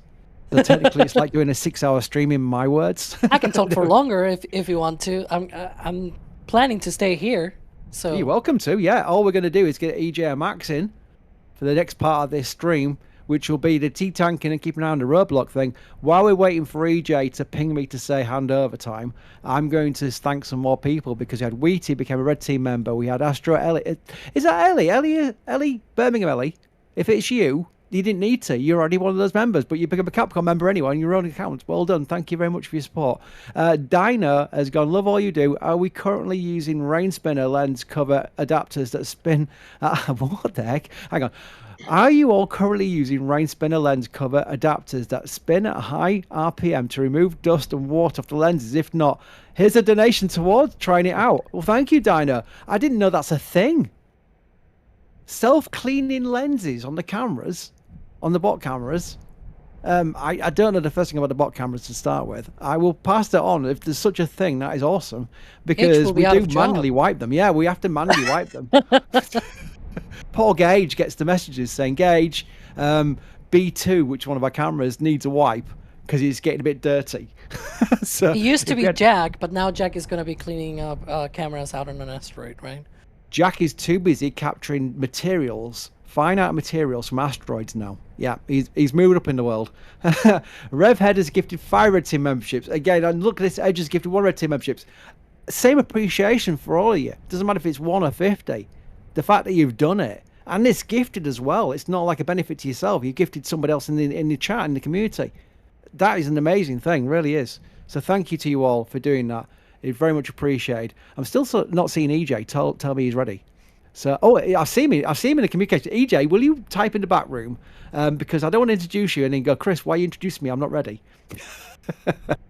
He's typing. EJ is typing. I guess I am guess ready, ready. friend. I am ready, friend. There we go. Cool. Right. So that's enough of my Yorkshire mumbling. I did see some Lancashire people in chat. Yes. Oh, if we get a Rochdale football fan in chat, we're going to have a conversation because we're both fighting for the title of our league. Anyway, moving quickly on, let's introduce EJ. Hello, EJ. Hello, how do you copy? We copy you 5x5, my fine friend. And we're also going to join by Max. Hello, Max. Hello, everybody. It's been quite the exciting day so far. That all ramped up pretty quickly. It has indeed. I'm going to get off because you don't want to hear my numpty voice for much longer. So you got now Max and EJ with Alex as well. Ryan's going to go to sleep. Thank you, Ryan, for joining us on this one, Ryan. Yeah, I am glad I stayed awake. I was hoping SpaceX would do something before like 1 or 2 p.m. so I could at least get a couple of hours in. And oh boy, did they did it all in 30 minutes. Like, it literally started at 11:05 and it ended at like 11:37. Crazy. Just so you guys can have something else to talk about, the box fan vent and the methane reclaim vent, which is that stacked next to those two methane reclaim tanks, those started at 8:35 a.m. So you can kind of take that to figure out how that the chill down of the tank farm and everything like that. So. You all have fun. I'll probably see you all on Thursday when we stream this again. And yeah, I'm going to get some with sleep. fire. Yeah. Yep. And you'll hear from me in 2 hours' time because we're going to do a wrap side either on Starbase Live or if this stream is still going, we'll pop into this stream. So either way, we're going to do a wrap side in 2 hours' time. Until then, take it away, EJ. Thank you. Well, thank you very much, Chris. I feel like I'm coming in late to the action here. You and I Hey, you both, never know. actually. I mean, we'll stick around. We'll see. I'm ready to tank watch, guys. We haven't tank Just watched in a saying. long time now, have we? Yeah, I know, Alex. We could do something else. We'll see. Tank watching season is finally back upon us. Oh, it feels great, man. Feels great. Okay, so Alex, so run us through here. What has happened thus far to fill me in and just in case anybody else like hasn't just popping in, like if they they had to come in a little bit late. I mean, Max and I are second shift. We were sleeping. So what's been going on? What have we missed? Well, we had a lot of tank farm venting. So they closed the road, right? They cleared the pad. We had a ton of tank farm venting here from the subcooler area and pumps and whatnot. And we were sort of expecting to see any sort of kind of propellant load.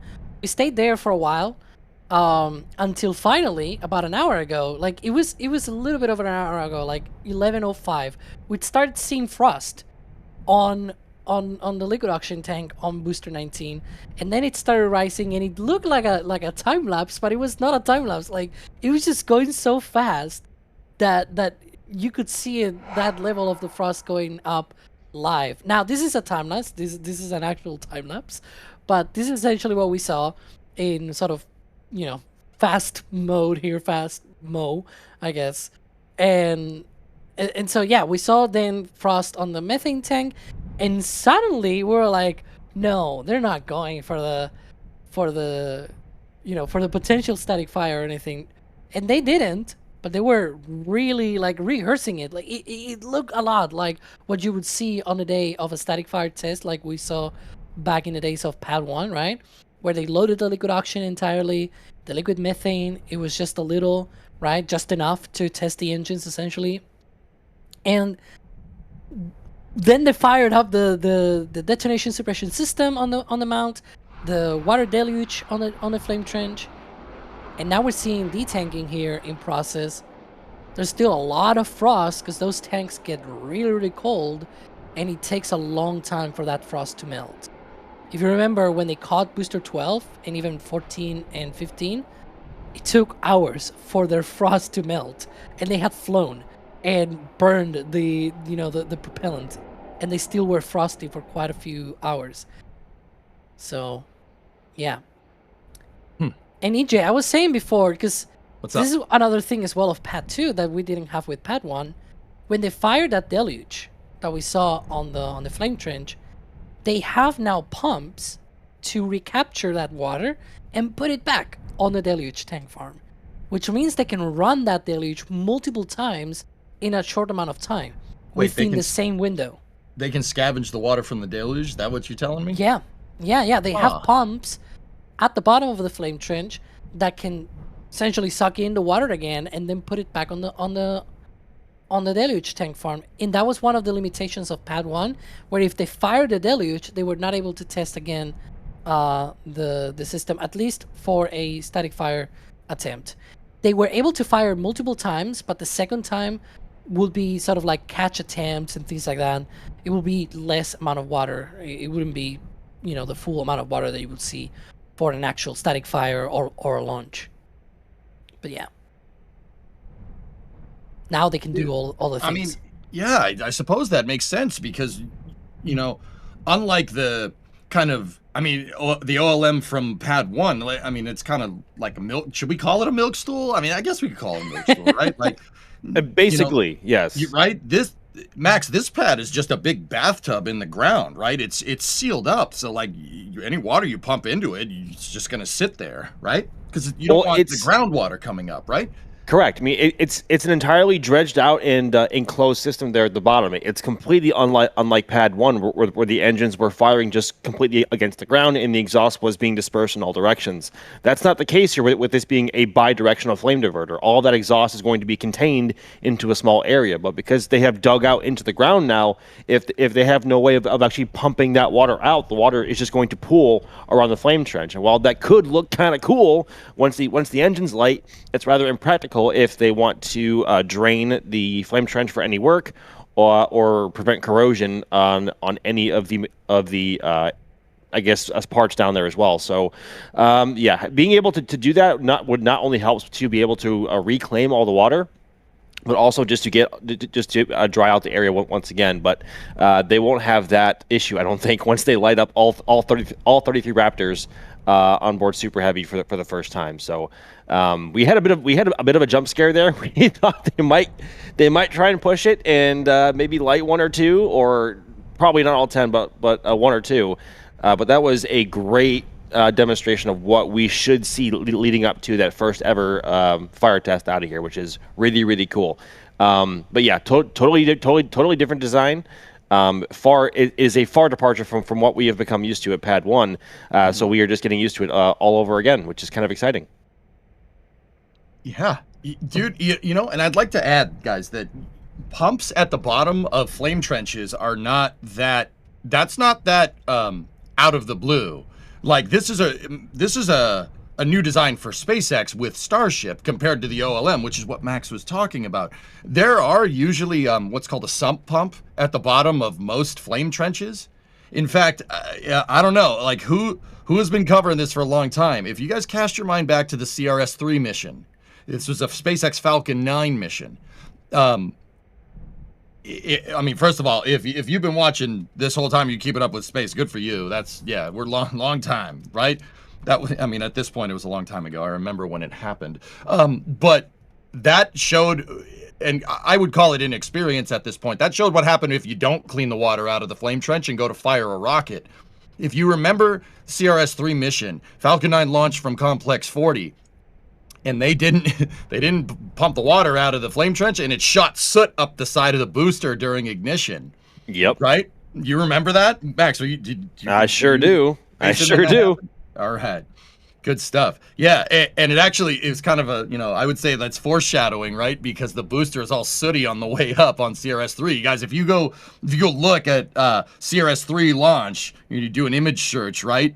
It looks like it's what we would know now as a reused booster, but this is way before they started doing that. But that was because they didn't clean the water out of the trench. So most trenches do have pumps, but Alex, it's super interesting that the sump pumps that most trenches have just pump the water out. They just pump it into a retention pond. It's cool that they can scavenge it. I think that's really, really neat. I'm not sure how they're filtering that water, but and whatever. We've seen it in action. Like we've seen it where I know Max has been taking over the Starship updates, and I know that there's been scripts that have done for him where it was like they've done 5 deluge tests in a day or something like that. Like they sometimes have done that sort of thing, right? Where because they can recapture the water, within 20 minutes or 40 minutes later, they can do another test, and then another test, and then another test. Like there's been days where it's been like that, and it's just so fun, and that's why we're saying, like, who knows what's gonna happen today? Like, I do think that probably they're not gonna test again, and they're gonna go on Thursday with a static fire test. But they have all of the tools right now to just say, okay, booster is detanked. There's no more propellant, right? Like maybe in an hour or so, they have already detanked completely the booster. And they're like, let's try it again. Chill down, booster loading and everything, fire the deluge. That's one of the things that they could in theory do, which also allows them in the future to do multiple launch attempts in the same day. If they have a long enough window, they will be able to do that as well. And it's one of the things of this pad that they will not be, or at least they were not able to do back in the day with pad 1. And that's really important, because the more chances that you have to be able to retry again, to be able to launch again, that's also more attempts that you get at having a high cadence of launches. So, I mean, Alex, that begs the question. Do you think they're gonna do anything else today? You know, like that. I mean, I gotta ask. That's one of the possibilities. Like, it's what I said. I personally don't think so, but it's on their, like, it's on their toolbox, if you will, right? Like, it's something that they will be able to do if they wanted to. And so that's why we're still live. Like, who knows what they're gonna do? It's open-ended, sort of like their hot staging ring. But oh jeez, we've been hanging around with Sawyer too much. I was gonna say I didn't know Sawyer was here. But it's true. Like, one of the things that I said, I think it was on the Flame Train with two guys, where it was like, I'm open to whatever they do, right? Like, if they want to try again today, cool. We're here live for that, right? Like, that's the whole thing. If they want to keep testing, sure. No, yeah, do it please, cool. please. I mean, SpaceX, if you guys are out there, like, if you want to do more testing, I just want to let you know we're cool with it. Like, I mean, they have just under 8 hours left for their scheduled closure. So, I mean, they could, in theory, do something. Maybe if they want to test to see how much they can recycle in one day. It's not out of the realm of possibility. But again, they have just under 8 hours left in their road closure window. So anything can happen at this point. Now, Alex, I gotta wonder. You know, we've been watching. I mean, we've been keeping up with Artemis 2, and there is an Artemis 2 press conference. You know, telling us what's going to go on. That's on Thursday at the time of this cast. It's March 10th right now. That's on the 12th, right?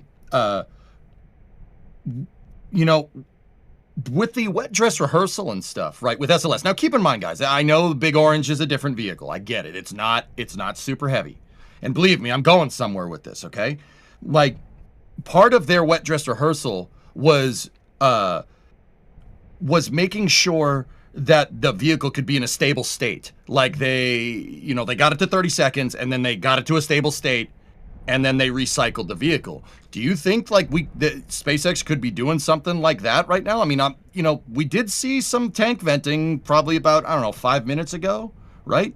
But we're not seeing, the propellants are boiling off. There's definitely methane and liquid oxygen. There's a lot of liquid oxygen in there, right? Yeah. Do you think that they're trying to put the vehicle in a stable state to recycle it? I mean, I know this does look like, they're just letting the propellants boil off, but if you were going to recycle the vehicle, do you think it would be different, or do you think they're, they're letting it drain? The thing is that even though it's cold, it's getting warmer, actually, because just for people to understand, when they load propellant on the vehicle, they load them subcooled.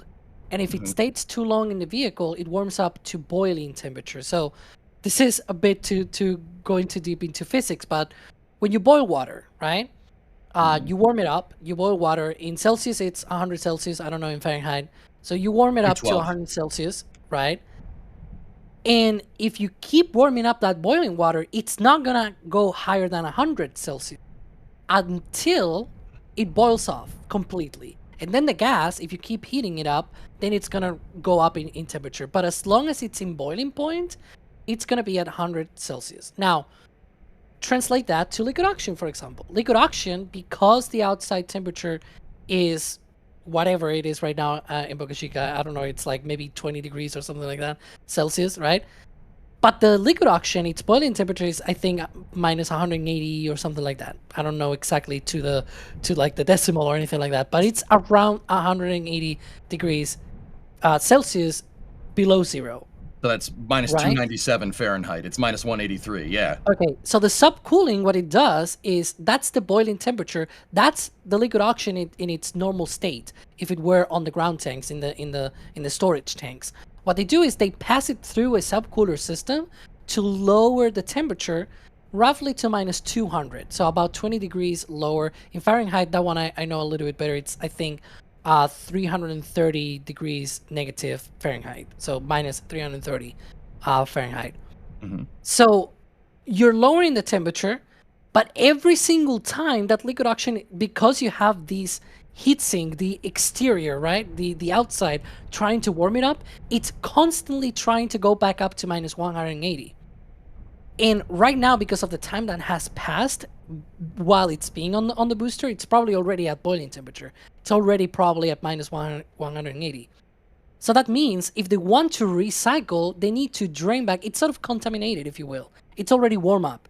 It's sort of like if you have boiling water, right? And you don't want the boiling water. You want the colder one. You want the one that's being on the fridge, for example, right? You want the one that it's cold. What do? For example, if you had like a pot of water, boiling water, right? What do? You empty the water, and then you put the cold one back. And so that's what they will have to do if they wanted to recycle. So when they recycle, they empty the booster of that propellant, and then they load it back in with the subcooled propellant. And so that's very important distinction here, that it's not that if you let it sit, sure, it's going to be cold, but it's going to be at the minus 180 degrees, not the minus 200. And so if you try to load again, that 20 degrees difference, it's quite important for what they want to do. On Falcon 9, for example, it improves the density and performance, I think, by 12%. And 12% is a lot. That's a lot with rocket science, in rockets. Yeah. It's very rare you're going to see an increase in performance in the double digits because, with rocket science, they're beholden to thermodynamics and the tyranny of the rocket equation, right? I know. What I like to say, Alex, is it's like, thermodynamics is like playing Tetris. You don't really beat it. You just kind of get better at it over time. Like you never win. I know I went into the deep end with physics and whatnot, but I wanted to sort of put in perspective the problem of letting these things to get to boiling temperature, because you're essentially letting warm up and become the boiling liquid oxygen basically, instead of the subcooled liquid oxygen. Now, once it's in space, because this is also another thing. Once the ship, for example, is out in space, there's no subcoolers or anything. It's also designed to be able to function, I guess, with boiling temperature liquid oxygen and liquid methane. But on the pad, when you're trying to actually do pad activities, you want it to be subcooled, right? And so that's really important. Okay, so Max, I know you're here. Alex is on a roll. I'm gonna let him go on a roll. So Alex, if we wanted to get that liquid oxygen out, how do we do it? How would you do it? The same ports that fill the booster are also for drain. In fact, if you were to look at the quick disconnect port, it says F/D. That means like my fill report and card. drain.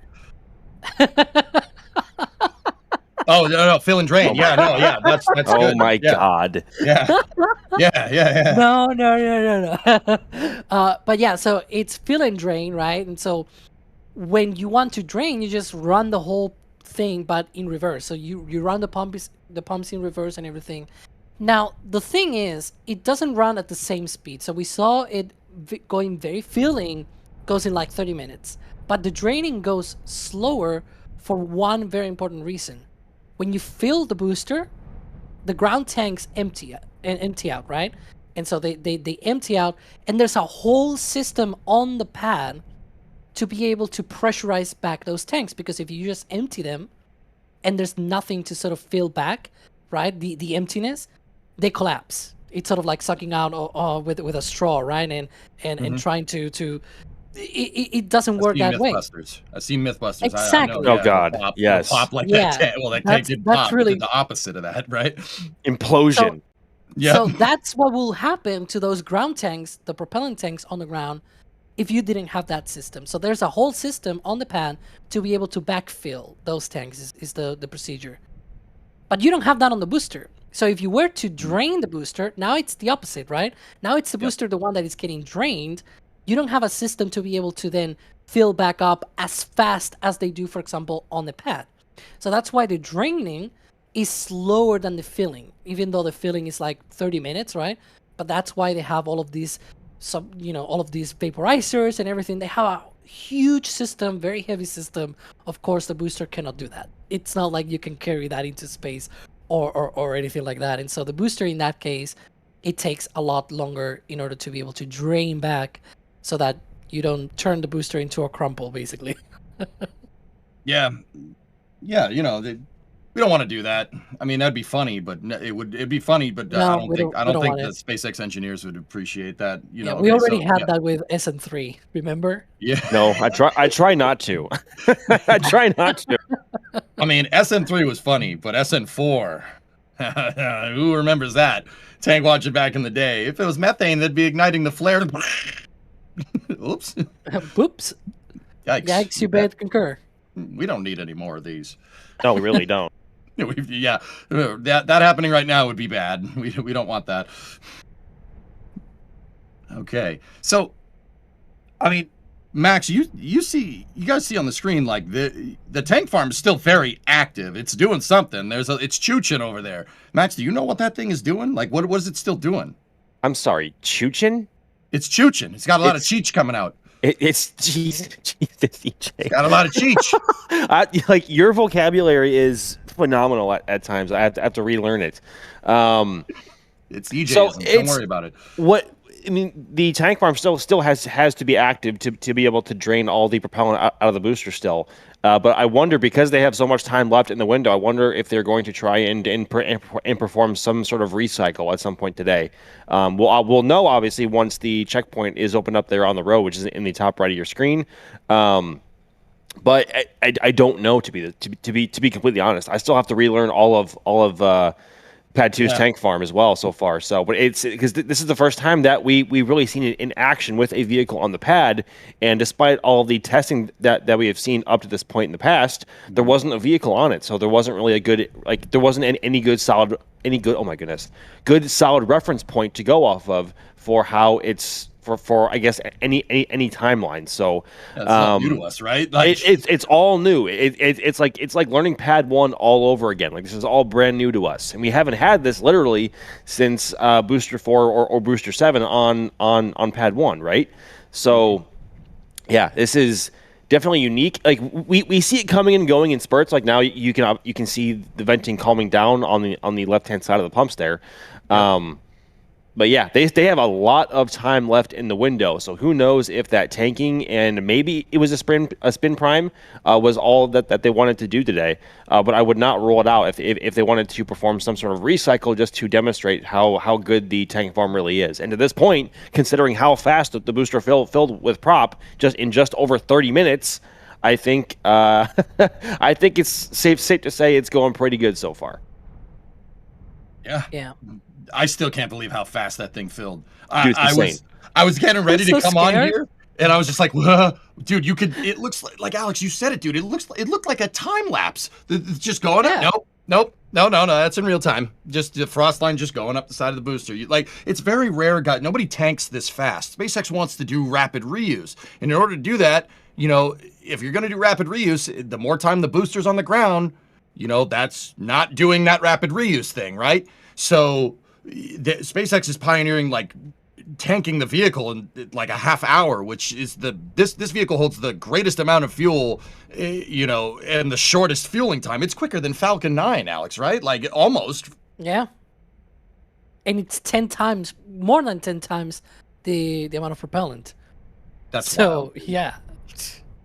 I mean, also, like, there doesn't seem to be a lot of methane at that time of what we think was a spin prime test, there didn't seem to be a whole lot of frost on the methane tank. But don't let that fool you. They have an entire Falcon 9 size transfer tube that also had to be filled in order for us to see any frost on the methane tank as well. So there wasn't a small amount of methane in there whatsoever. Don't let that fool you. Right. So yeah, I think all in, a version 3 stack is going to be somewhere in the realm of 5,500 to 6,000 tons fully fueled, which is absurd. Wow. Yeah, and mind you, they want to fill all of that within a period of probably 30-35 minutes, which is about what SpaceX does with Falcon 9, which mind you is like what 8-9 times smaller in terms of capacity. It's insane. Super Heavy is taller than an entire Falcon 9 stack. Like correct. An entire Falcon 9, like the whole thing. Yes. Right? That is correct. And just for some reference, Max, you said it was about 6,000 tons. Guys, a shuttle stack is 2,000 tons. Yeah. So the Starship with Super Heavy is 3 shuttle stacks worth of mass. That's, yes, any unit but the metric system. You heard it here. Yep. That's absolutely bananas. And SLS, I believe, is going to be around 2,500, somewhere in that realm. I think I don't have that number off the top of my head, but I think it's somewhere around 2,500 to 3,000. Sorry, I was being distracted by Blue Origin suddenly dumping some rocket factory pictures. Wait, what? Yeah. Hey, don't leave your stash to yourself. Show us, man. Like, tell us about it. Like, how can we see this? What are we looking for? It's a mix. Dave Limp shared pictures of their factory. GS2 and GS1. Oh, mama, production. look at that. Yeah. Dude, that's so many GS2. Give me the good stuff. Suddenly. Yeah, I'm so easily distracted by rocket hardware. There we go. Dude, yeah. No, that's fair. Yeah, so in the background, there's 2 Glenn Stage 2 stages there. I don't know how old this picture is, but this could be like for the 6th and 7th flight. Oh my god, I said the thing. Jesus. Anyways. Don't acknowledge it. Just keep going. Moving on. Yeah. Moving on. There's, I think, a GS1, a Glenn Stage 1 engine section at the bottom, I think, might be. Mm-hmm. And then there's some other engine sections as well. The second picture shows tanks as well. I like this. Thanks to Dave Limp, this is the CEO, sharing, production updates. That's good. That's what we want to see. Hardware, look at that. Compare this to like a couple of years ago where most of that was empty, right? And now it's full of hardware. Look at that. That's a lot. That's a lot of tanks. Yeah. I mean, GS2s are something Blue Origin is not short of whatsoever. I think for an example, they just fired, as confirmed also by Dave Limp, GS25 or Glenn Stage 2 serial number 5. And mind you, New Glenn itself has only flown twice so far. And to our knowledge, they think the only booster that is capable or is going to be capable of flying again is Glenn Stage 1-2 or the second ever flight ready stage that they have built, which flew on Flight 2 and has since been confirmed to fly on Flight 3. So Glenn Stage 2 hardware is not something that they are exactly short on, and I believe they have their factories or their facilities over at Rocket Park here, just outside of the Kennedy Space Center. The building where the lobby is with the Blue Moon lander mock-up, that is where GS2s are manufactured. And I think also the same is said for GS1 skirts, which holds the landing legs. The aft module, excuse me. I think Glenn Stage 1 is produced in the factory, maybe about a quarter mile down the road. But unfortunately, we don't have cameras in there. We hardly ever see any videos or just media published from inside there at all, unless they are ready to share something. But as far as we are aware, the Glenn Stage 1 for Flight 3 is still over in the hangar at Pad 36. Still yet to see what the status of that is or when that might roll out for a static fire ahead of flight.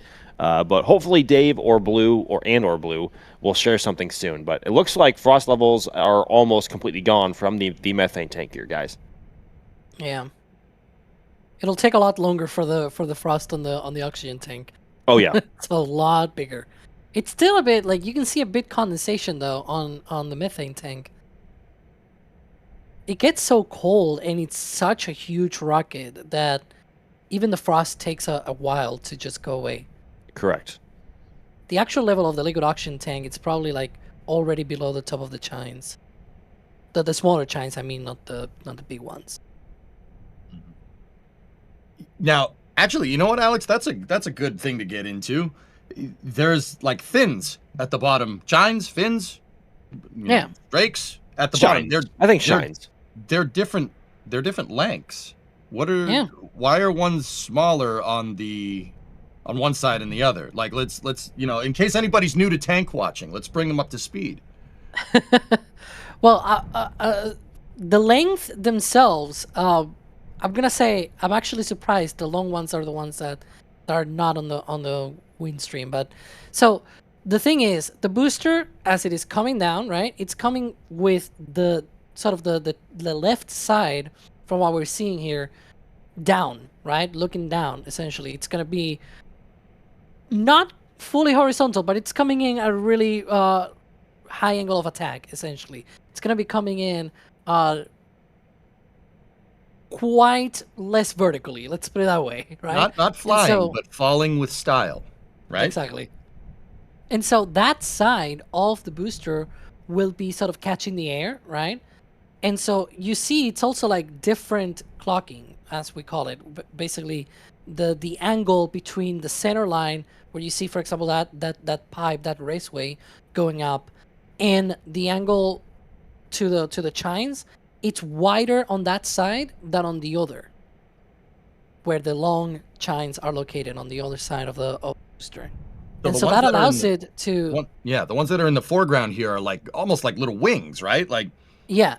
And so that allows it to sort of catch the air, if you will, right? And it allows it to be able to first have more drag, which slows the booster further down before the landing burn. That's important because that means you have to slow down less, I guess, will be the way. And also it allows it to use its own body to glide further out, which means when it does the boost back burn, after stage separation, it flips, right? And then it starts the boost back burn. If you don't need to boost back as much, then that burn can be a little bit shorter.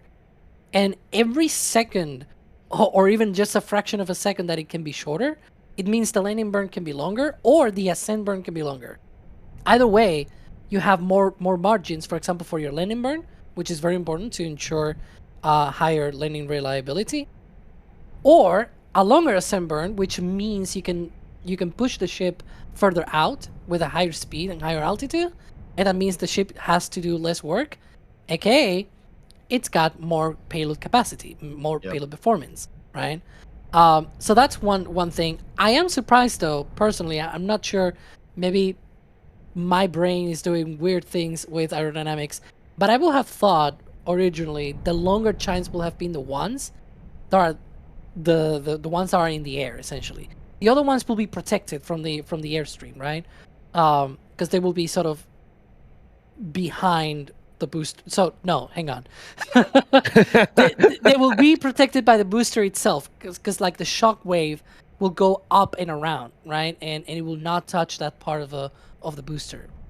Whereas the one at the bottom, because of the angle of attack, they will actually be sort of impinging on the shock wave.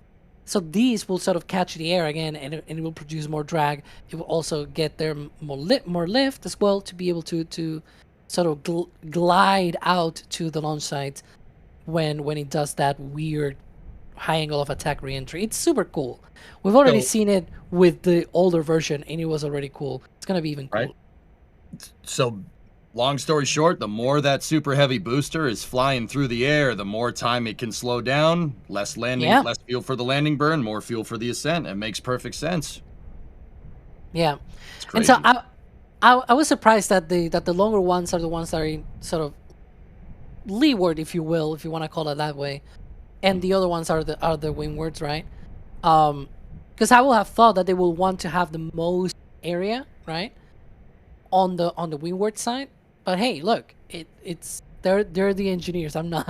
I just know physics. I don't know how to actually implement it in real life, I guess. But yeah. I mean, I got a garage. I'm sure we could figure it out. Yeah, let's build a rocket, EJ. Yeah, I'm in. Here in my garage, just my brand new super heavy booster. Yeah, it's fun. It's fun to roll down Highway 4. Dude, I am brain rotted to no end. You are not going to throw a meme past me, okay? That is a 10-year-old clip. That is not brain rot. Yeah, that's a good point. I'm old. We're old. What do you want? What do you want from me, man? Okay. All right. So, Max, we're sitting here. It's, almost 1 o'clock out there in Brownsville. We were seeing tests about, a little over an hour ago. What did we see? I mean, I know that, you and I were watching from the peanut gallery. I mean, I was sleeping, I'm not going to lie. Bring us up to speed. What have we seen so far? So from what we've seen to this point, we saw obviously tank farm activation earlier in the morning, and then we saw a rapid load of both liquid oxygen and liquid methane aboard Booster 19 here. They loaded the LOX tank all the way, if not almost all the way, and then they loaded the methane tank just enough to what we have seen similar to Pad 1 static fire testing of super heavy boosters as well. Here's actually a really good time lapse to show just how quickly I think this is played back at 100 times speed, but still, I think the propellant load time for version 2 boosters and version 2 ships was around 50 minutes or so, and this all took place, mind you, in just over 30 minutes. Granted, they did not fill the methane tank all the way, but it's still, that is a lot of propellant to load in just over 30 minutes. But they loaded the booster to what we would normally see concurrent with static fire testing, and then we suddenly saw the DSS, or the detonation suppression system, miss. There we go, below the launch mount. And then we peculiarly saw the activation of the deluge system, which kind of gave us all a bit of a jump scare, like, oh my god, static fire testing, like right now, and there's the deluge. So we were all like, static fire, hello, like so fast. But there was no engine ignition from what we could see, and it's honestly difficult to tell through the mixture of gaseous or potentially gaseous propellant there in the flame trench and the deluge water as well, if there was even a spin prime test conducted. But that is our current leading theory of what took place today. But regardless, there was no engine ignition. But this looked to be a wet dress rehearsal, I guess you could also say, for a static fire test coming up. Could be as soon as the end of the week if all goes well, I guess. Cross your fingers, cross your toes, cross everything you got. So that is essentially the TLDR rundown of what we have seen so far today from this morning up until now. They are well into detanking operations right now. As you can see, frost levels on the booster are lowering and decreasing. But they still have until 8 p.m. tonight for their road closure slot. So we could be in for some sort of recycle just to see if the pad can do that so fast, or they could be done for the rest of today. So, but we are here for the long haul, and until this exact road closure is lifted and that roadblock is no more, we will have coverage continued. But as far as we can tell, they are going to be conducting a plethora of Pad 2 testing today. There we go. This view is a lot better now with the sun behind the camera. Because this morning it was in front. It was like, it doesn't look good. But now it's cool. This would also be an epic angle for a static fire. Just saying. I'm not sure you'd be able to see anything. Not with that attitude, sir. I mean, it's not my attitude, it's physics attitude, man. What even are physics anyway? Yeah, don't worry about that. Laws are never mind. I'm not gonna finish that statement. Never mind. Anyway, moving on. Oh dear. Have you had coffee yet? I don't drink coffee. I drink Red Bull, and yes, I have had one. Okay, you get another one. Get another one. Another one. Another one. Another one. All right. So, actually, if we look at this shot here, is Super Heavy missing a grid fin here? Like I see 2 of them, right? Like okay, don't get me wrong, guys. I know it has 3, but why? Why does it have 3? Who wants this one? Alex, Max, which one? Who wants it? Max, you want to take it? I can try, although Alex might be much better at explaining. But essentially, SpaceX doesn't need 4 grid fins, at least so they think. So as part of the redesign from version 1 and version 2 boosters up to version 3, they have since downsized, or they didn't downsize, they removed the amount of grid fins that they want to use on super heavy boosters from 4 now up to 3, but these are about 50% bigger than the ones than we are used to on version 1 and version 2 boosters. Their locations are also peculiar because obviously you can see it's very asymmetrical with there only being 3. And the one side that is lacking a grid fin right now is not going to be in the direct airflow. It's going to be on the leeward side of the booster of the angle of attack when it is coming in through the atmosphere. So it wouldn't have much bite through the air and bite or control authority anyway. Once it's coming through the atmosphere. So to compensate for that, they the grid fins that are in the direct airflow are a lot bigger to have a lot more control authority, and essentially the ones that are on either side serve to serve as controlling pitch and roll, and then also the one on the one that is not symmetrical. The one on the right-hand side of your screen, good lord, will essentially serve as a rudder in that direction to make sure that the booster stays in control. So that is just part of the redesign from version 2 to version 3, and it looks interesting, I think, is the one way to put it. But again, it is a far departure from what we have become used to with version 1 and version 2, and it certainly had mixed reviews when we first saw renders because obviously how it looks. But seeing it in person, we know rockets are not meant to be aesthetic. It is always function first, function over form.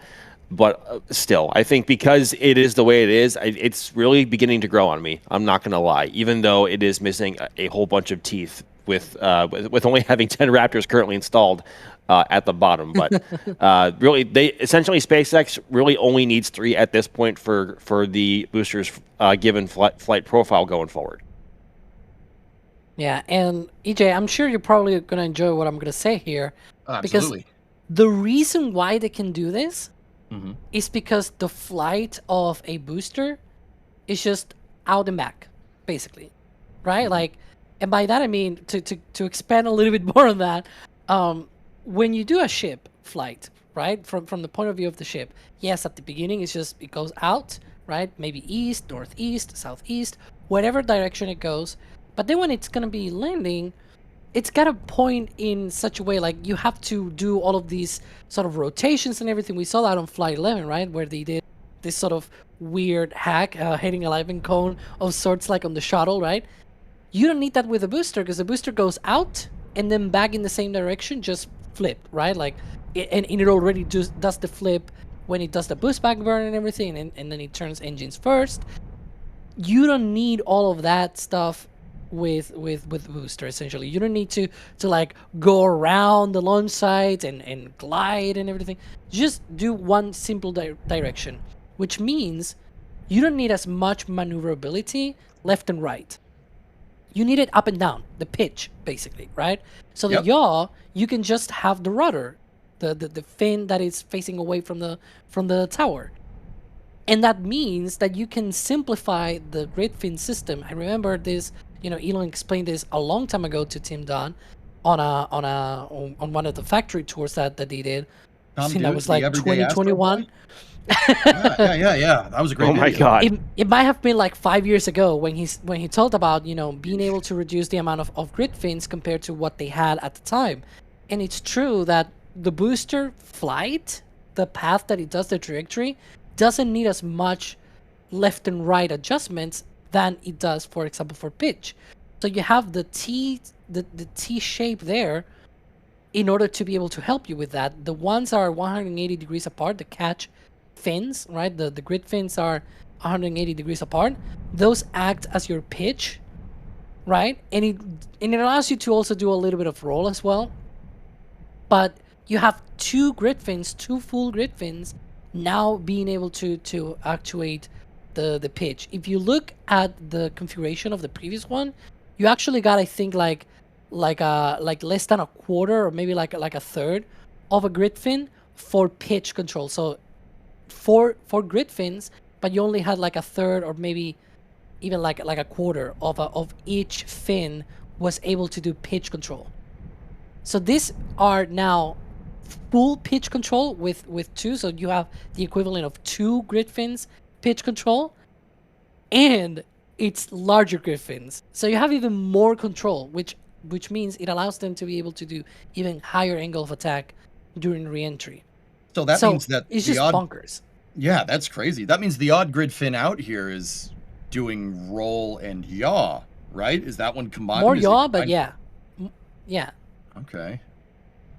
But again, it doesn't need that much left and right, which is the important thing. But right? Compared to a ship, for example. At some point, though, it may, depending, especially once it comes here to Florida, and if Starship is ever approved to fly on polar trajectories here on the Space Coast, because oh god, he went butt. There's an Alex Put butt. the glasses on, Alex. Let's go.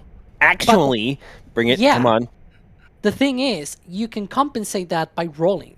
So the reason why I said that the booster just goes out and back, even with Falcon 9, for example, when you see, for example, a polar launch trajectory, and there's even a really good a time lapse that SpaceX posted. I think it was from a transporter mission, and it's polar launch, right? The booster, it goes out and then comes back, but it's on the same line. It doesn't go left or it doesn't go after it goes downrange. It doesn't go that much left and right. It's the second stage that does the curve around Florida. That's which means true. When it boosts back, and Super Heavy will do even less in that case, because the ship does more of the work in this case than on Falcon 9's second stage. So that means when it does a polar launch, it's still gonna be even less of a sort of west and east sort of movement, if you will. In that case, that's why I was already but. It still has to do some, but that will also come into a great use. Say if we run into a high amount of wind shear here in Florida, and there's a lot of left to right wind motion up top, that the booster has to correct for coming back to either pad A or pad 37. So like you were saying, it isn't in the grand scheme of things, it does not have to do that much, but it will have to do some, just based on the nature of whatever flight path it has to take, but also to compensate for things like wind direction or some variation in engine performance, whatever during flight. So, but it doesn't, in the grand scheme of things, it shouldn't have to do that much. You're talking, Alex, you're talking about like cross-range capability, right? The booster doesn't have much cross-range, but Starship during ascent is going to have cross-range. It does. It does, but in the forward and backward direction through the gliding that I was talking about before. So when that's when it goes out, but not cross-range. Yeah, okay. Yeah. I know what you meant. Yeah. Okay, all right, cool. Downrange, uprange, cross-range, left and right. Okay. So that's what I meant. That it is able to glide in. But think about this. It is true that, for example, in the case of the booster, it still needs to roll, right? Mm-hmm. But if you remember, for example, Booster 15, remember that crazy catch of Booster 15 on Flight 8? That was awesome. It was already a year ago. I was there. I saw it. I was there. It was coming in with a bad roll angle, and at the last minute, it rolled in the right direction. It's nuts, and when you look, for example, at Falcon 9, even those do the same as well. I saw a recent landing burn where it was off on its and Falcon 9 doesn't even need to be off on the roll, but it always lands on the same orientation. I think it's because of guidance or something like that they do that. And once it lit the engine, it fired up the RCS thrusters, it tweaked the grid fins, and it rolled in the right direction that it normally does for a landing. It's like, okay, that was cool, because I thought that Falcon 9 always did, because in the past, they were always doing the same orientation, right? But in that particular landing burn, I learned very late, this is Falcon 9 500th and something launch. And that landing in particular had that roll after the landing burn had started, which is rather unusual for Falcon 9. So even that can do it. So, you know, it's really crazy the way that they do the landing for the booster and the ship. Of course, it's super crazy because you have to think the ship when it lands, when it's coming into Starbase, it's going like the belly of the ship will be essentially visible in this way. If it were to do the belly flop in this tower, it will be coming in from pretty much this to the left, essentially, in this view. There we go. From the south view that we see here, it will be left and right, right? So in order to be able to be belly out, because it's caught sort of back in back, you know, going back into the tower, right? It's like approach on a runway. Yeah, basically. So what it needs to do is do this sort of arch around Starbase and being able to eventually position itself looking south for the belly flop to work and then sort of back up to the tower. It's crazy, it's crazy. And we saw that on Flight 11. I really want to see them do that again.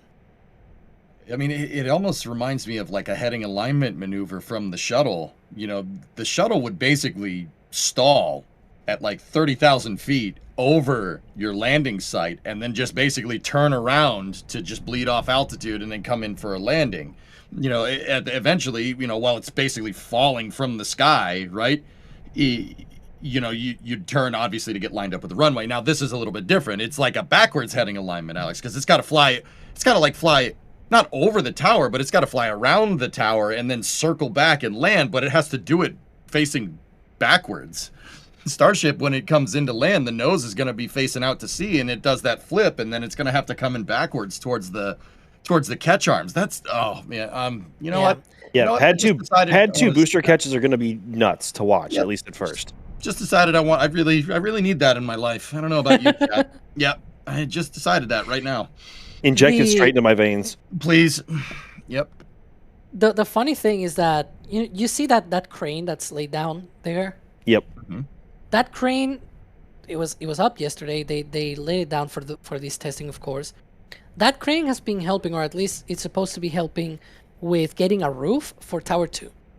So the funny thing is that part of that roof, it seems to be for protection, just like those. You see that cladding on the tower there, right? That's for protection against landing burns, because when the booster comes in, because it's coming in at a high angle, it roasts the tower, right? It's more for landings than for launches, by the way. Like launches, because the rocket is basically going straight up, it does a bit of a pad avoidance maneuver, and a little bit of the tower does get roasted. But all of that going up, like a third of the tower, that's not for launch. That's for the landing, because that's how in sort of the angle that the booster comes in. But why would you need to do that on the top of the tower, though? Ship catch. Yeah, so that's a good point. That's the thing. Yeah, because the ship flip is going to happen like several tower lengths higher up, right? But when it's doing the belly flop and it sort of flips, it's still going down. And then the Raptor exhaust, it's like what, 150 meters long, right? So it has a chance of perhaps roasting the top of the tower. Hey guys, it looks like the roadblock. There's a lot fewer vehicles there at the roadblock now, so it looks like they may be getting staged to reopen it somewhat soon. Which means that testing for today would be confirmed concluded, but there are still vehicles there, and there is still some frost on the vehicle, so we could still be a bit of time away from that. Oh my gosh, it's windy there, isn't it?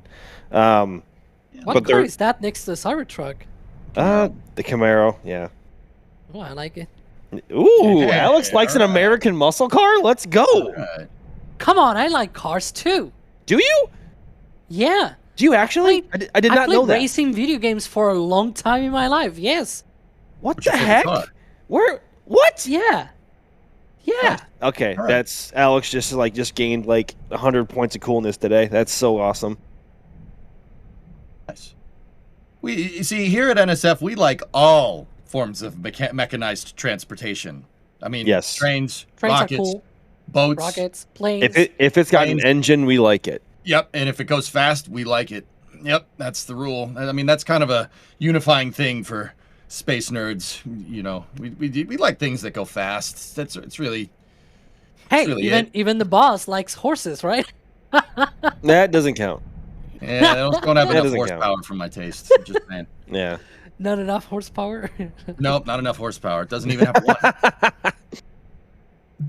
Seriously, a horse does not have 1 horsepower. I'm not even kidding. Go look it up. Look it up. Explain your theory, EJ. It has to do with basically how they were figuring out a unit of Like, measurement to measure power. That Cybertruck is telling a secret to the other car. Oh, It's like, like hey, Cybertruck. Hey, never seen they- one of I'm those. telling you. It's like telling him secrets.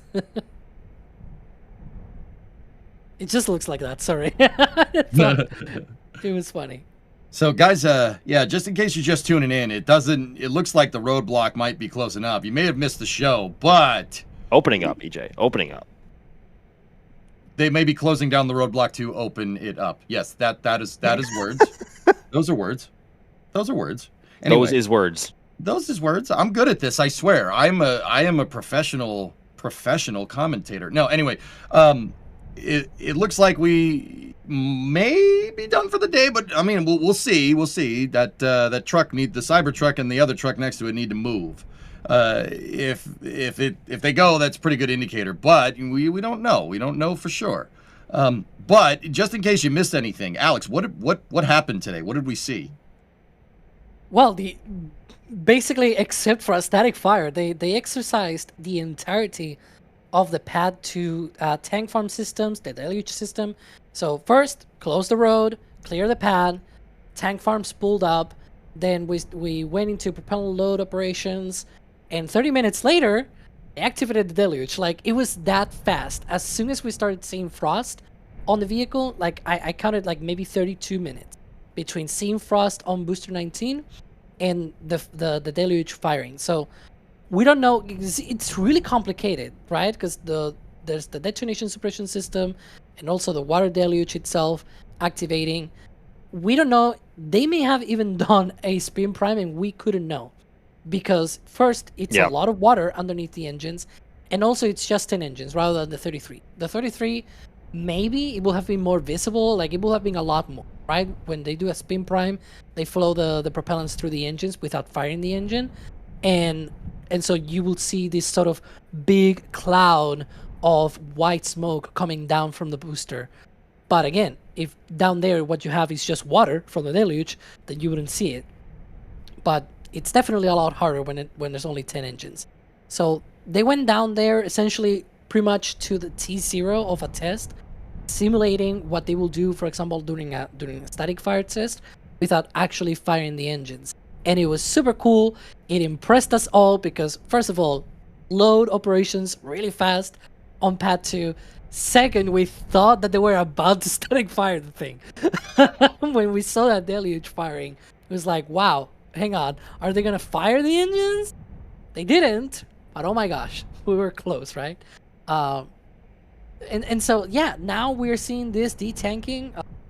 There's still a lot of frost to melt off from the booster, of course, because they loaded what, like 3,000 tons of liquid oxygen and another 200-300 tons of methane, probably. Something like that, yeah. Yeah. So there was a lot. It was very cold. The actual level of the liquid oxygen is probably now sort of at the top deck level, sort of right at the bottom of the booster probably. But the frost takes a while to be able to melt off completely. But yeah, that's where we are right now. We were watching the road closure, right, EJ? The cars, they were sort of going around. Yep. That Cybertruck telling a secret to the other truck as well. Yeah. Some super secret squirrel stuff. Yeah. Super secret scroll stuff. Yes, moose and squirrel. Sorry. Yeah, so it seems to be winding down here, but we'll see. We'll see what happens. But we're keeping up with the coverage. But so, actually, you know what? I'll get through the support here, and then Alex, I have another question for you, if you don't mind. All right, so Yeah, sure. we had Marco with a $7 super chat. This was from a little bit ago. This was right when I popped in. Marco, I'm sorry it took me a second to get to it. I was kind of on a roll here with learning about the booster from Alex. I always try to pick his brain so you guys can hear it too. Sorry, Alex. All right, so when do we get an NSF cam inside the booster tank? I mean, if they wanted us to. Yeah, cough, SpaceX. Yes, Are you listening? Elon, if you're out there, dude, you know, hit us up. Hit us up. We'd do it. I don't know. I mean, I don't know if they want to show that, but you know, we're here. You know, I'm pretty sure Das would relish the challenge of getting a LOX tank cam to work. Pretty sure he'd be like, oh yeah, you know, I can do that.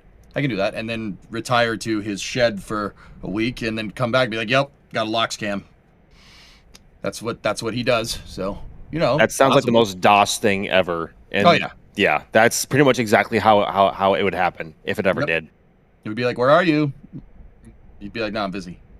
It's like, okay, all right, sweet. So, okay. So, Alex, we saw the deluge system fire, right? That's just below the pad.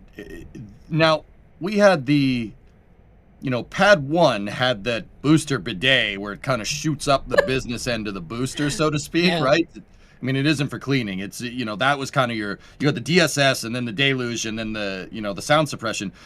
This pad has something not exactly similar, but you have your water systems that go downward here, and then you have water systems that go up. The sound suppressor goes up, but we didn't see that today, right? We didn't see that thing fire. We just saw the deluge, right? Yeah, we saw the deluge for the flame trench, right? There's multiple parts of the deluge. One is the flame trench, right? And then the top deck of the launch mount has its own deluge. I will not expect that deluge to be fired at any time during ground testing, though, because that one is only for when the rocket lifts off and it starts roasting the top of the launch mount. That is when that water deluge should be. There we go. Yeah, the one on the top. Oh. Is essentially like a beef up version of the OLM of the one on pad 1. Remember the plate? Yep. What you said, the booster bidet and everything. The booster bidet, man. Yeah.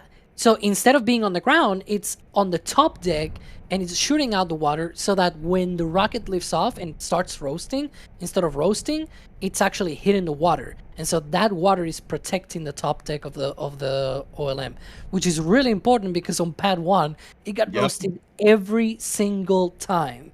So now it's very important for reusability for that launch mount to not get roasted. And so that's why it fires. And in fact, if you look back at that testing when they did the full, you know, flame trench and top deck deluge system test, you can see there's a delay. There's, you know, the fire, the one for the flame trench, and like 10 seconds later, the one on the top deck fires. Why? Because the deluge on the flame trench fires up maybe like T-minus 10 seconds, right? And then a few seconds pass, then the engines ignite, maybe like T-minus 3 seconds or so. We probably get to know the timings better once SpaceX releases like a countdown or something like that ahead of Flight 12. But say it's roughly just like on pad 1 where it was like T-minus 10 seconds, T-minus 3 seconds, right? Deluge activates, then T-minus 3 seconds, the engines ignite, T0, everything releases, right? The rocket starts lifting off, then the deluge on the top deck activates and protects the top of the launch mount against the forces of the Raptors. And that's very important. You'll see the same, for example, at LC-39A, where at engine ignition, there's no rainbirds, actually. The rainbirds activate after the launch happens. And I think that happens also at Slick 4 East at Vandenberg. When it doesn't happen, for whatever reason, it's at Slick 40, the rainbirds actually do activate before the rocket lifts off. I guess it's just the way that different pads are sort of designed and things like that. But that's essentially what happens in other launch pads, where you don't activate the top deck deluge until the rocket actually lifts off, which is a bit smart, to be honest, because if you have a hold or on a board or things like that during engine ignition, well, you still have more water, right? Don't waste any of that. But also, one of the more unique parts of Pad 2's redesign as well is the relocation of the BQD or BQDs in this case, because they went from 1 to 2 from pad 1. If you look at their location compared to where they were for boosters for version 1 and version 2, where the booster will perform its pad avoidance maneuver or early gravity turn, there's nothing there anymore. Where that is where the old BQD or booster quick disconnect used to be.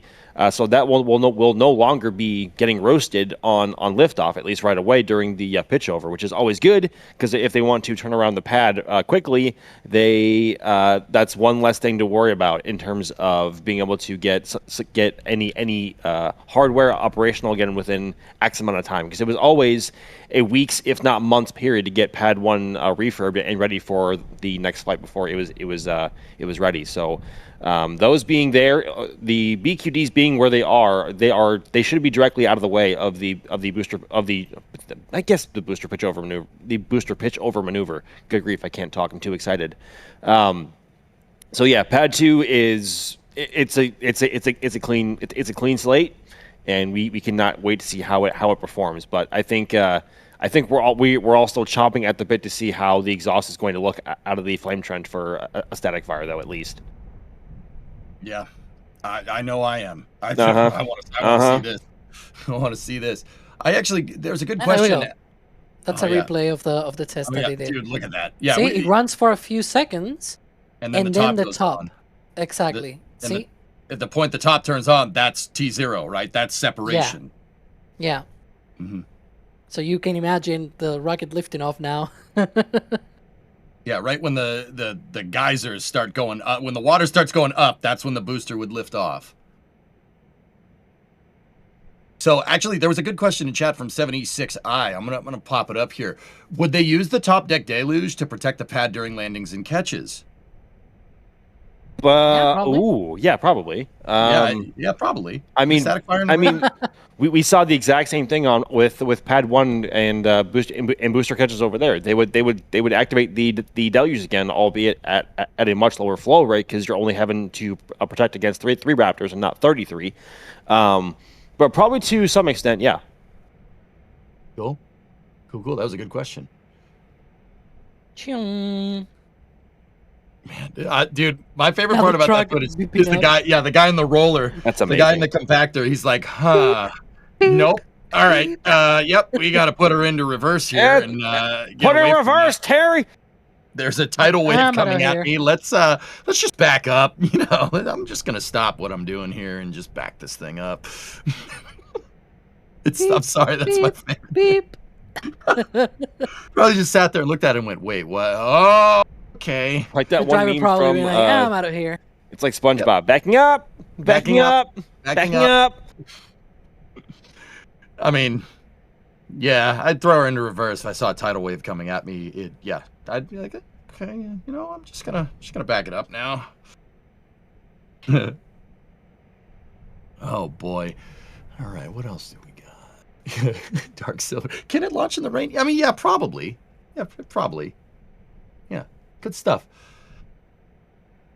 So, okay, we're talking. You know what? I think we're still talking about the water system. That. Dude. That is the guys. Okay, I'm just gonna say it. I know this gets said a lot, That's but crazy. These cameras do not do this justice. How big that geyser actually is. No. No. Not at all. Now, keep in mind, Highway 4 is right next to this pad, and it is a public road. Not right now, it's not. The road is closed still, but it is a public road. You can get up to this thing and see it up close. And I think until you do that, it's kind of hard to picture the scale here. Those geysers are easily 10 stories up in the air.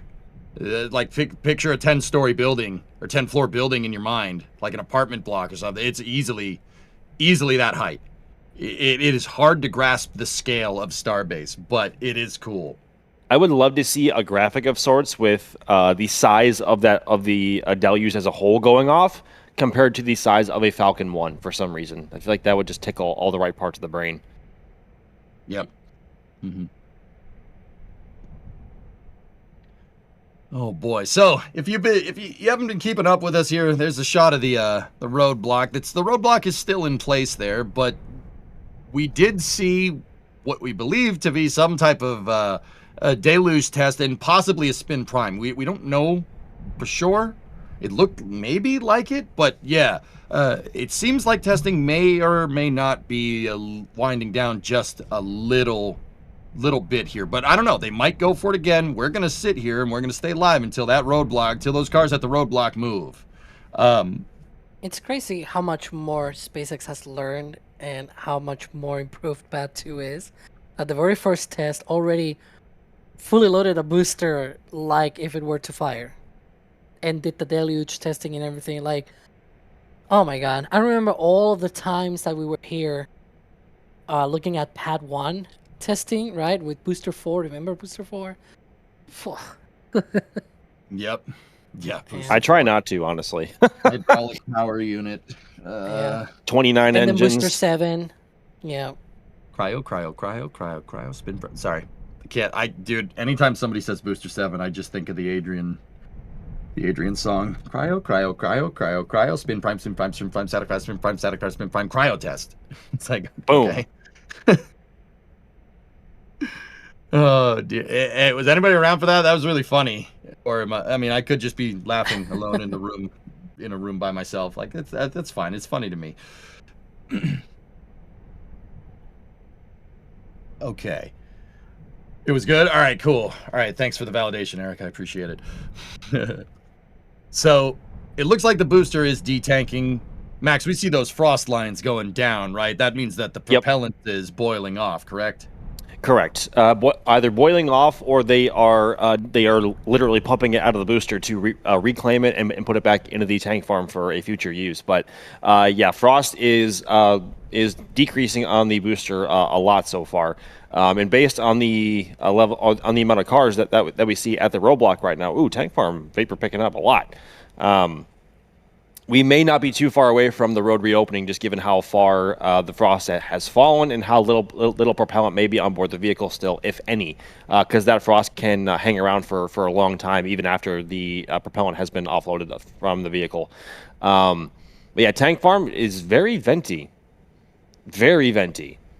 That's kind of now it's winding back down again. Interesting. I wonder if that was like a purge or something from maybe prop is offloaded from the vehicle entirely now. I'm not sure. But yeah, we are just waiting to see how much lower that frost line is going to get. We assume all the way, and then we are obviously waiting also on the cars they're leaving or opening up the roadblock there to obviously sign that Highway 4 is open, and then testing would be completed for the day. So interesting to see, but I think we should also note that a new road closure popped up for this Thursday from 8 a.m. to 8 p.m. local time in Starbase. So either more tanking and more spin prime testing, or that could be the first static fire test of Booster 19. We're not sure yet. We'll have to wait and see how both the vehicle and the ground systems behave today to warrant that. But based on everything we've seen today, prop load happened without any pause. We didn't notice any sort of like bugs or hiccups or leaks. And then they went right into whatever test they did with the DSS deluge and possibly a spin prime as well. So, yeah, dude, it's been a very eventful day so far. Now, okay, we're not sure exactly what's going to happen, officially, is that representing NSF actual, like, we're not sure. Max, what do you think? Spin prime or full static fire on Thursday? Yeah, correct. Like full disclaimer, we have no idea. Like we are going off of all the tools and images that everyone else can see. We don't know for sure, but something tells me we could be on for a potential like 1 or 2 engine static fire on Thursday. I could be completely wrong on that, and it could be a second spin prime, or assuming today was a spin prime, but there's a non-zero chance that Thursday could be a static fire. I'll say that. Okay, so we're getting a little bit into the weeds here with contingencies. So, this booster I call it the Snaggletooth booster because it only has 10 engines on it. Out of the full 33. Snaggletooth. It's a little bit of a Snaggletooth booster. Looks like a hockey player after they got into a fight. So there's only 10 engines on it. If they do a static fire, are we firing all 10? We firing 3? What do you think? Ooh. Yeah, it's interesting, right? Because I firmly believe that those engines, the engine placement isn't random. I really don't think that. A lot of people have been asking me that. I think they're in those spots for a reason to test. If I had to guess, it would be to test booster plumbing, right? So do we see all 10 of them fire? I mean, we very well could. I'm not going to lie. My gut tells me we're not going to see more than 3. But the fact that they have engines on all 3 rings of the engine section, meaning that they have some of the innermost 3, they have some of the middle ring of 10, and then they have some from the outer ring of 20. So they have some engines at least on all 3 rings. So they very well could fire all 10 just to test the structural integrity of the thrust puck so far. I don't know. But my gut tells me that they'll want to start off more cautious and firing maybe 1 to 2, maybe 3 engines tops at once. Similar to what we saw with Booster 7 a long time ago, where they fired one engine at a time for a long time, and then 2, and then 3, and then more than that. So likely we're going to see maybe 2 or 3 at the most, but they could just say F it and fire all 10 just based on how happy they may or may not be with what they saw today. I'm not sure. It's very interesting nonetheless. But I think 2 or 3 tops. But mind you, there has to be more than one test so far because it only has 10 of all 3 engines that it is going to have for flight. So they're going to have to fire multiple times either way. It's a question of how many times they're going to fire in this current configuration. They might start out with 1 and then 2 or 3 and then fire all 10. I don't know.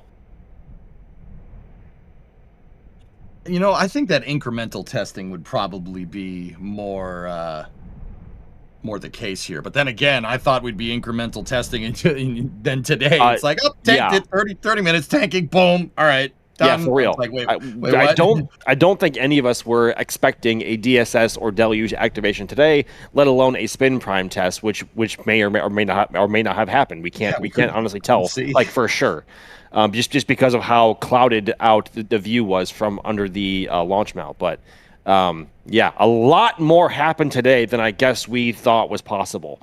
So that being said, based on what we've seen versus what we expected, we very well could be on for some sort of static fire by the end of the week. That could age poorly, and that could be terribly wrong. But based on what we've seen today, there's a non-zero chance.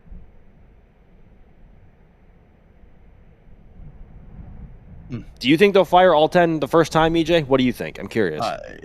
In my super expert armchair Kerbal player with 10,000 hours opinion, I would go incremental. I would probably just do 1, then do 3, probably 3 centers, and then work your way out. Like, with that kind of stuff, especially with Raptor 3, like, okay, all right, I'm gonna nerd out for a second here.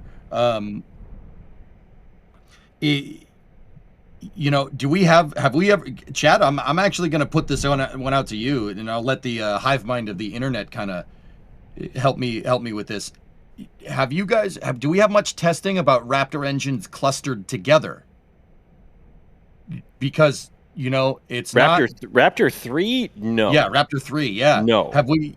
I mean, we know the test stands. We have McGregor live. If you guys want to, we have streams of SpaceX's test stands, right? When they test the engines, you hear about it on that stream with the distinctive, like, have we seen clustered engines together? I don't think so. When you cluster rocket engines together, I mean, like I said, it's not like Kerbal or Simple Rockets which is Juno, right? You can't, just add another booster, it's fine. No, in real life, you really have to worry about temperature getting too high with a bunch of engines sitting next to each other. I mean, an immediate example of this would be the Saturn V. during the Apollo program? I was just gonna go there. Right, Max? What did they do? They had a cluster of all 5 together at one of the test stands at I think it was Stennis. Was it Stennis or Marshall? I think it was Stennis, right? So the first Saturn V was tested at Marshall. Okay. And every other Saturn V was tested at Stennis. The reason why they did that, very much because they were going fast like SpaceX does, is because they didn't have Michoud and Stennis were not ready. So the first Saturn V was fabricated in a shed at Marshall Space Flight Center. I'm not even kidding, guys. It was in a shed. That like windbreak style. I mean, it wasn't a windbreak style. It was a climate control building, but still, yeah, they couldn't even put it all together. They had to, they made all the pieces and then they had like trouble putting the thing together, which is super cool. That was, I mean, for, if anybody's interested in historic Apollo tank watching, right? So they had the clusters of engines, right, on the 4670 test stand at Marshall, and then the B1 and B2 test stand at Stennis, right? Have we seen anything like that with SpaceX? I'm not sure. Not with Raptor. We know that they have fired old Falcon 9 boosters on the what was it? Not the milk stool stand, but what's it called? The stand that they don't use anymore at McGregor. The tripod. The tripod. Thank you. They used to fire old Falcon 9 boosters over there, and then I say old. They used to test Falcon 9 boosters there, and they have also fired flight proven Falcon 9 boosters as well, or Falcon 9 engines, I should say, together in clusters of 9.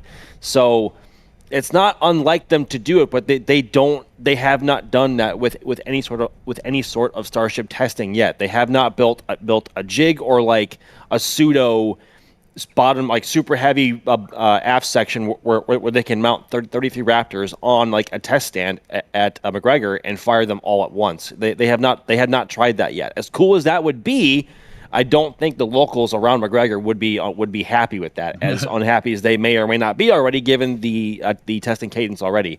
But yeah, I think so. We haven't seen that so far, and this is actually the first time that Raptor 3s have been mounted to a flight vehicle at all.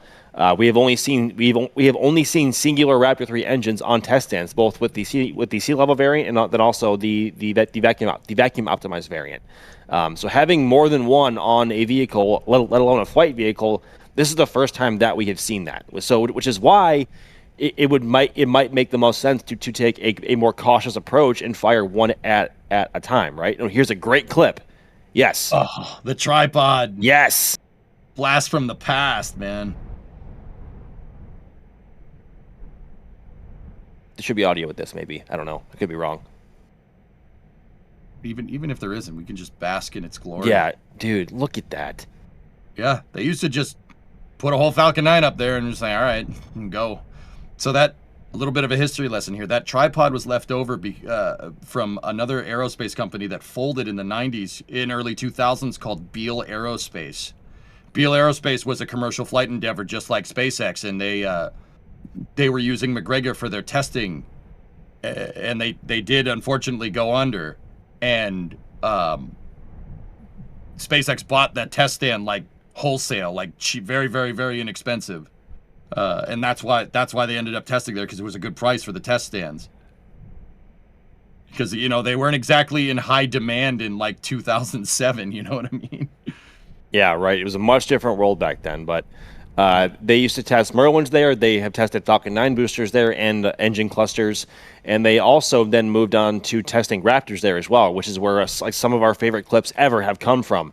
And remember the first time we saw a demonstration of the electric TVC or thrust vector control on Raptor 2 was staggering, because the footage looks sped up based on how fast it was able to gimbal, but that's just real time.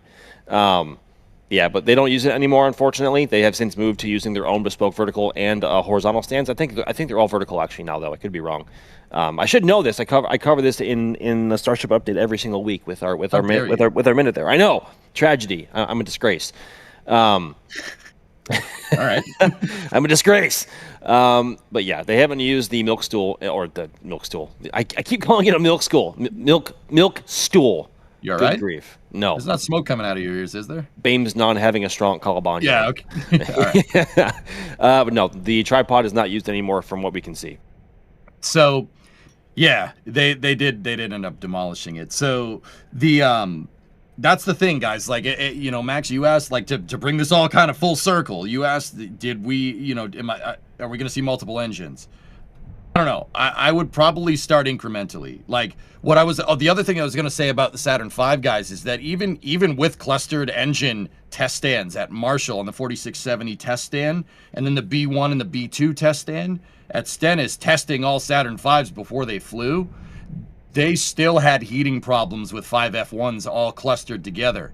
They ended up wrapping the engines in asbestos. They just put asbestos blankets all over the Saturn V engines. If you look at footage, some like remastered footage of Saturn V's launching, the engines look like the Stay Puft Marshmallow Man because they're wrapped in asbestos. That's the only way they could keep them from burning themselves from the inside out.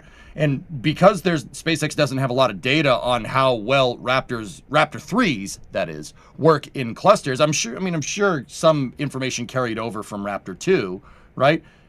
But because they don't have a lot of information regarding like thermodynamic, thermal analysis, not thermodynamics, thermal analysis on the outside of the engines operating in a cluster, I think they'd start with 1, then move to 3, then maybe 5, and go from there. But yeah, getting engines operating together is not just like, oh, just add another engine. All right, it's not that simple, right? I mean, rocket science rarely is. But yeah, so good stuff. Good conversations, chat. This is good questions. So Alex went to get a bite to eat, so he's eating. He posted the Homer Simpson, "I'm so hungry," in the back channel. So, you know, it's time to go to the bullpen. And who do we have for the relief pitcher? We have Sawyer, Sawdog Rosenstein. Sawyer, what's up, man? Now pitching number 18, Sawyer Rosenstein. Number 18. I'm good. 18. How are you, EJ? I'm good, man. I'm good. Brrr, brrr, Evil Empire. Sorry. Yeah, sorry. That was the old Bob Shepard impression from the old Yankee days. But no, it was good. You know what? I'm a Red Sox fan. I appreciate it, man. I appreciate it. You gotta honor the broadcasters as we broadcast here this crazy testing day that we've been seeing. My goodness. Yeah, it is. It was a little bit of a show there, huh? For a second. What'd you think of that, Sawyer? I was surprised. I was doing something. I'm like, oh, cool. They're starting to fuel it up. The next thing I know, I look back. I'm like, it's halfway full, and then all of a sudden, it's doing the testing. That was beyond surprising how quickly that went, and that normally they'll, sit around and kind of just hold the tank there and see what's going on. Nope, not even waiting, holding, testing it, just right into the test of the DSS and the deluge system. That was wild. Yeah, I mean, it happened real fast, right? And, we were talking about this a little bit before, but Max, this really shows that SpaceX ain't playing around with that full rapid and reuse stuff, right? Like, this was quick, even compared to Pad 1, which was faster than anything that I've seen, right? We've watched all kind of rockets tanked out. This thing went real quick. I think we're all used to the fact that it took SpaceX a long time to make sure that Pad 1 was where they wanted it to be to even support a launch at all. But Pad 2 was built with the lessons learned from Pad 1, both in terms of being able to be refurbed a lot faster and also to be able to support multiple launches in much closer succession because of its new design and not being able to be as roasted as badly. So, and not to mention the actual fitment of the booster with the hold-down clamps and then also the BQD or BQDs in this case compared to Pad 1. They're operating on a lot faster timeline than I thought they were going to. This does not seem... This is going to sound kind of bad, but it's not intended to be so. With how fast they're being able to move, this doesn't seem cautious. So either they're throwing caution to the wind, or the pad is just this well engineered, and they are ticking off all the boxes that they want to the first time, which is both surprising and it's not, because it's surprising because it's a brand new vehicle, it's a brand new launch pad. This is the first time that we are seeing both sides of that equation being tested together at the same time, but also not surprising because both this booster and the pad were built from lessons learned from 11 previous Starship full stack flights.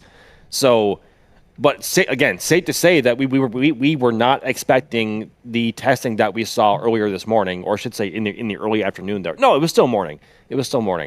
Between being able to load prop as fast as they did, the DSS deluge, and all of that. Maybe a spin prime in there as well, but we couldn't see or verify it. So, yeah, dude, it's been quite a day so far.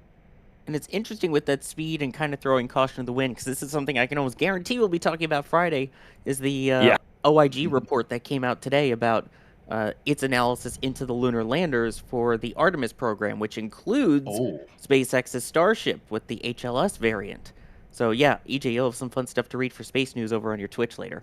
But yeah, we'll probably do a deep dive into that.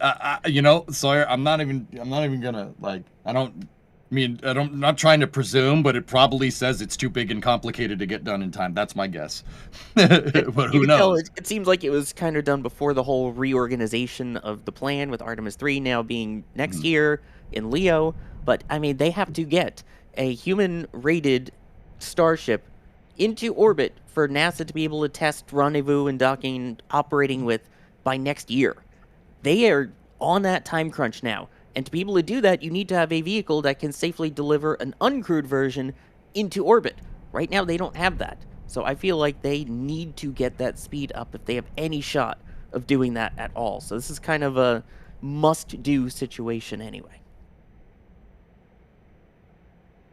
Yeah, I mean, SpaceX is really under the gun. I mean, so is Blue, for what it's worth. Like, with Jared Isaacman wanting to push those deadlines up for, twin landings in 2028. I mean, guys, I know it's the beginning of 2026 right now. It's March 10th when we did this cast, right? Like, if you're watching on the VOD. Hi, VOD viewers. You guys rule. Thanks for watching this far into the VOD. Appreciate it. It's the beginning of 2026. 2028 might seem like a long way away. That's not a long time in spaceflight, right, Max? That's not a long time. That's basically tomorrow, essentially, for all intents and purposes. I mean, like, you blink, like, it seems like you just blinked, and last week was 2020. It's not. It's been spoiler alert. It's been 6 years since everything kicked off. Then, so in 2 more years to get to 2028, that's like next week in spaceflight terms. That's not a lot of time at all. Crazy. We got Matt's Mike Alpha Tango Sierra gifting 10 red teams in chat. Thank you, red team memberships. It's the kind of stuff that keeps us going here. Matt's, thank you. We love you, buddy. Appreciate it. Oh boy. So, in case you're just joining us, guys, we did see a little bit of testing earlier in the day. It's about, almost 1:45 out there in Brownsville right now in the afternoon. At 11 a.m., around 11 local time, we started to see some action with the booster, with Booster 19 on the pad. Now, we didn't see any static fires, but we're not even sure if we saw a spin prime. All we know is they tanked this booster. They filled up the LOX tank almost completely, probably about 80 to 90% full, and then maybe 10% full in the methane tank. Now, they could have been just testing, like, all right, just fill it out and drain it, So first of all, they were testing with real propellant. So that was real methane and real liquid oxygen, which, obviously you want to check the plumbing systems on the pad to make sure it can actually fill the thing up. That's probably important, right? But they seem to have put the booster into a static fire configuration. Every time we've seen static fires in the past, Max, right? Like, it's a little bit of methane and a lot of liquid oxygen, right? And then the pad suppression system, not the sound suppressor, the pad deluge did turn on, and then we haven't seen much since. So the roadblock still is in place, right? But we're just waiting it out to see if there's any more action. You guys can see on the screen the booster is still a little bit frosty, but the propellants are slowly boiling off. But the tank farm is still very much active. So, I mean, we're gonna stay until the roadblock goes away, but we did see some action today, just for the people that haven't seen it. And we do have another road closure, Max, right? When is that? It came up. So literally, this new road closure was posted like right after the, I guess, quote unquote T0 that we saw after the test today. That is this Thursday from 8 a.m. to 8 p.m. local time in Starbase. So that could be just more tanking tests. That could be another spin prime, assuming there was one today, or there's a non-zero chance that could also be the first ever static fire of a version 3 super heavy booster. We're not sure. We don't really have any way to tell which one is going to be one way or the other. But there's a non-zero chance that it could be a static fire attempt. Yeah. Also safe to say from that angle that we were just on, the frost. I think it's safe to say that there's no more propellant left in the vehicle, given how thin that frost has become. But it is obviously still very, very cold inside. But that is melting away rather fast now. So maybe. I think just based on what we've seen so far and based on timelines we've become used to, we can maybe expect the road to be open in maybe the next 40 or so minutes. But give or take. It's worth noting they have the closure until 8 p.m.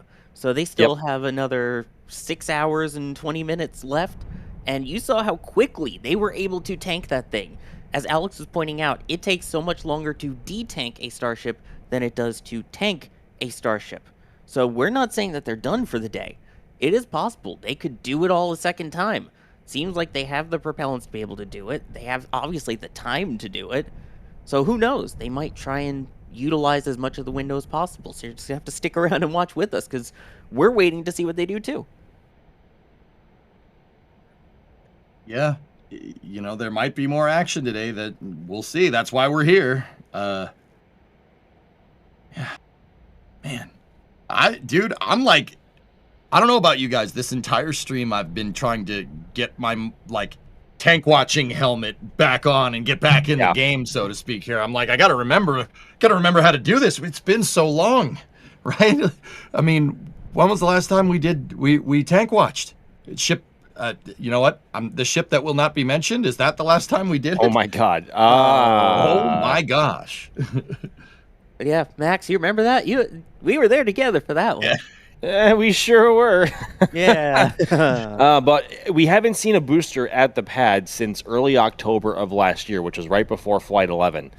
So this has been a long time coming. It is very refreshing to see. We are glad to see the tank farm working with a full flight vehicle again. It isn't a test tank. It isn't. It is not non-flight hardware. This is literally the booster that they are going to use for Starship Flight 12, being Booster 19. So actual flight hardware on the pad. We haven't had that in 5 or 6 months. So it's welcome back. Wasn't that venting? Venting noises. That sounds like... Oh, you know what? There was just a vent on top of the booster there. Yep. That looks like depress. Yeah. Right by the hot stage ring. Yep, that looks like depress. That's a lot of... Wow, that's depressing. Oh, Jesus Christ. Sorry, this is your fault. This is your fault. Yeah, but it's your fault. You perpetrated this. Also, the cowbell vents there right below the common dome. So yeah, that both LOX and methane vents are going. So that is that looks to be a full depress of Booster 19 being underway, which could signify that they are done testing for today, and the road could be opening. I shouldn't say. Oh my God, I should not say should be, but could be opening up in the somewhat near future, maybe 30 or 40 minutes or so, maybe less. But yeah, that looks like the booster is full on depressing at this point. We don't know. You'll have to stick around, folks. Oh, geez. I'm trying to scare the people away. We like people. I'm not trying to scare you. I'm just making observations, Sawyer. I promise. I'm lonely. I like having all of you in chat with me. This is nice. Anyway, I mean, sorry. You know, so, no, it's good, man. Don't worry about it. Sawyer, you might that's the thing, dude. You know, we love hanging out with you guys, but it's possible. I mean, because okay, the one monkey wrench in this whole thing, like you said, Sawyer, is that they still have some time. They still have some time. They have 6 hours and 6 hours and 18 minutes now left in the road closure. They could be bringing this booster back to a stable state to test tanking again. It's possible. It's not like there's not enough fuel in the tank farm to do something like that. It's totally a thing. So you might not be wrong. We'll see. I mean, usually depress means, we're done, but they could be testing booster recycle right here. I mean, that's something that you have to test. You're gonna have launches that you're gonna set to go, and then I won't say the S word, and then they don't. So testing recycle, testing tanking, like this is all data right now that they're going to need to help understand, how Starship is super heavy in this case, how it's behaving, right? And to come up with contingencies. It's like sorry, you like flying flight sim. It's like every plane has a pre-flight manual, right? Like there's pre-flight checks. There's a whole manual on how to fly an aircraft, right? You got to go through a lot of training to learn how to read the manual correctly, right? But there is a manual for it. How do you know what the manual is? Has SpaceX written the manual for booster block 3 and ship block 3? No, you got to figure it out. So that we might see some action again, Sawyer, right? Like you have to go through all the checklists, but how do the checklists get made?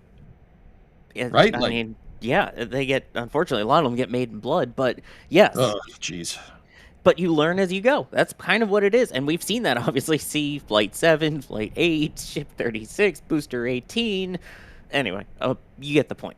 So they got to figure it out. This is the first time also this pad has ever had the propellant running into a vehicle. It's the first time a Block 3 vehicle has received said propellant. And it looked pretty smooth. It's one of those things where, again, like we pointed out, if you have the time, might as well. Just like, again, Artemis 2. They had the time, so they did the recycle test once they were fully tanked, took it down to right before the terminal count, recycled back. Why not? Get some more data, more better. Yep. Guys, the reason why I bring this up, and I know what people are going to ask, right? Like, they've flown Starships before, right? Like, don't you think they would have figured out the manual from there? Yeah, that'll carry over in some way, shape, or form, but you got to remember, this is a new pad, new booster, new ship quick disconnect. Everything is new. There's not much with this pad that's, save for like the chopsticks and the tower, right? That it has in common with pad 1, Max, right? Like this is a totally new system. Completely and totally, both from a vehicle and a pad standpoint. Launch mount's way different. The BQDs are different. The deluge is different. The flame trench is different. The vehicles are different, both booster and ship. The ship quick disconnect is different and cleaner. Chopsticks are shorter, a more updated mechanism to use them, so it's faster. Literally, it's brand new from quite literally the ground up. And also the tank farm as well, with those massive and very, very, very powerful pumps to pump propellant into the vehicle. But that being said, because it's all brand new, it's untested. It's untested to this point. Well, not anymore. That they had their first test today. So they do have data. They have flowed propellant into the vehicle, and we are looking forward to seeing if SpaceX does end up posting anything about the test today to confirm what happened and what might be next. But Pad 2 finally has its first test with a vehicle on the books. Even the tanking, it was so fast. You guys, at around 11 local time, they basically like moved a insane amount of commodities into this vehicle in like 20 minutes, maybe. Like it was just like I think from the booster being completely empty and the first signs that we saw prop load underway to being at what we presume to be static fire levels was 32 minutes. Yep. Which is absurd. I just did a quick short for looking at it and timed it out. Yeah, 32 minutes. That's insane. That's absolutely insane. And that's what I mean. That tanking procedure is very different than super heavy block 2 on pad 1. This is a totally different ball game. And mind you, that thing up and sent it like real fast. And mind you, I think that was somewhere in the realm of maybe 3,500 tons of propellant in total between the methane and the LOX. From what we could see, this looked very, very similar to what they do on Pad 1 for static fire testing and making the booster as heavy as possible while also reducing the risk of having as little propellant on board the vehicle as possible. And the way they did that, why they do that in the first place, to make the booster as heavy as possible, is to make it easier on the hold down clamps when all 33 engines are firing at once. They are not designed to hold the booster in place for a long period of time under full thrust, or really much thrust at all. So I think it makes it a lot easier on them when the vehicle is just heavier. And so obviously to do that, they load the LOX tank up all the way, but because of that, they to limit the amount of combustibility that might be possible in a worst case scenario, they load as little methane on board the vehicle as possible. And that is always why we see a very small sliver of frost on the tank. But that being said, the methane transfer tube alone on the version 3 booster is about the size of a freaking Falcon 9 rocket. So that is a lot of propellant that they have to fill just in the transfer tube alone before we see any frost buildup on the actual main methane tank itself. So I think all in, we saw somewhere in the realm of 3,000 to 3,500 tons of fuel on board the vehicle today. And all of that being loaded in about 32 minutes. That's absurd. Mm-hmm. Yep. So I actually got a question from Teddy West right in the chat. Sawyer, I'm gonna pop this one over to you. Teddy's asking, on the previous flights, did they have a post-flight farm conditioning, or was the tank farm still active? Why is the farm still active? Did they need that for offloading the ship? If I remember rightly, there was still always some kind of tank farm activity afterwards. Because just like the booster, when you think about it, you also have those colder propellants running through it. And in fact, that was one of the indicators that they were getting ready to load the methane and the liquid oxygen into the vehicle, was we started to see some of those lines in the tank farm get frosty. Yep. So it's not a surprise that there's still some of that kind of, vapors and venting from when they got everything super cool there. If they go again, you want to obviously keep it super cool. So it's possible they could go again with it. If not, this is totally not unusual to still see the tank farm active and chugging away at this point. There's actually some people are asking some really good questions in chat, so I'm going to keep that rolling if you guys don't mind. So Stevenson's Rocket here also. I like trains. Great name, Stevenson's. So, Max, I'll throw this to you. Could Thursday's closure be for the booster to go to the dentist and get some extra teeth? No,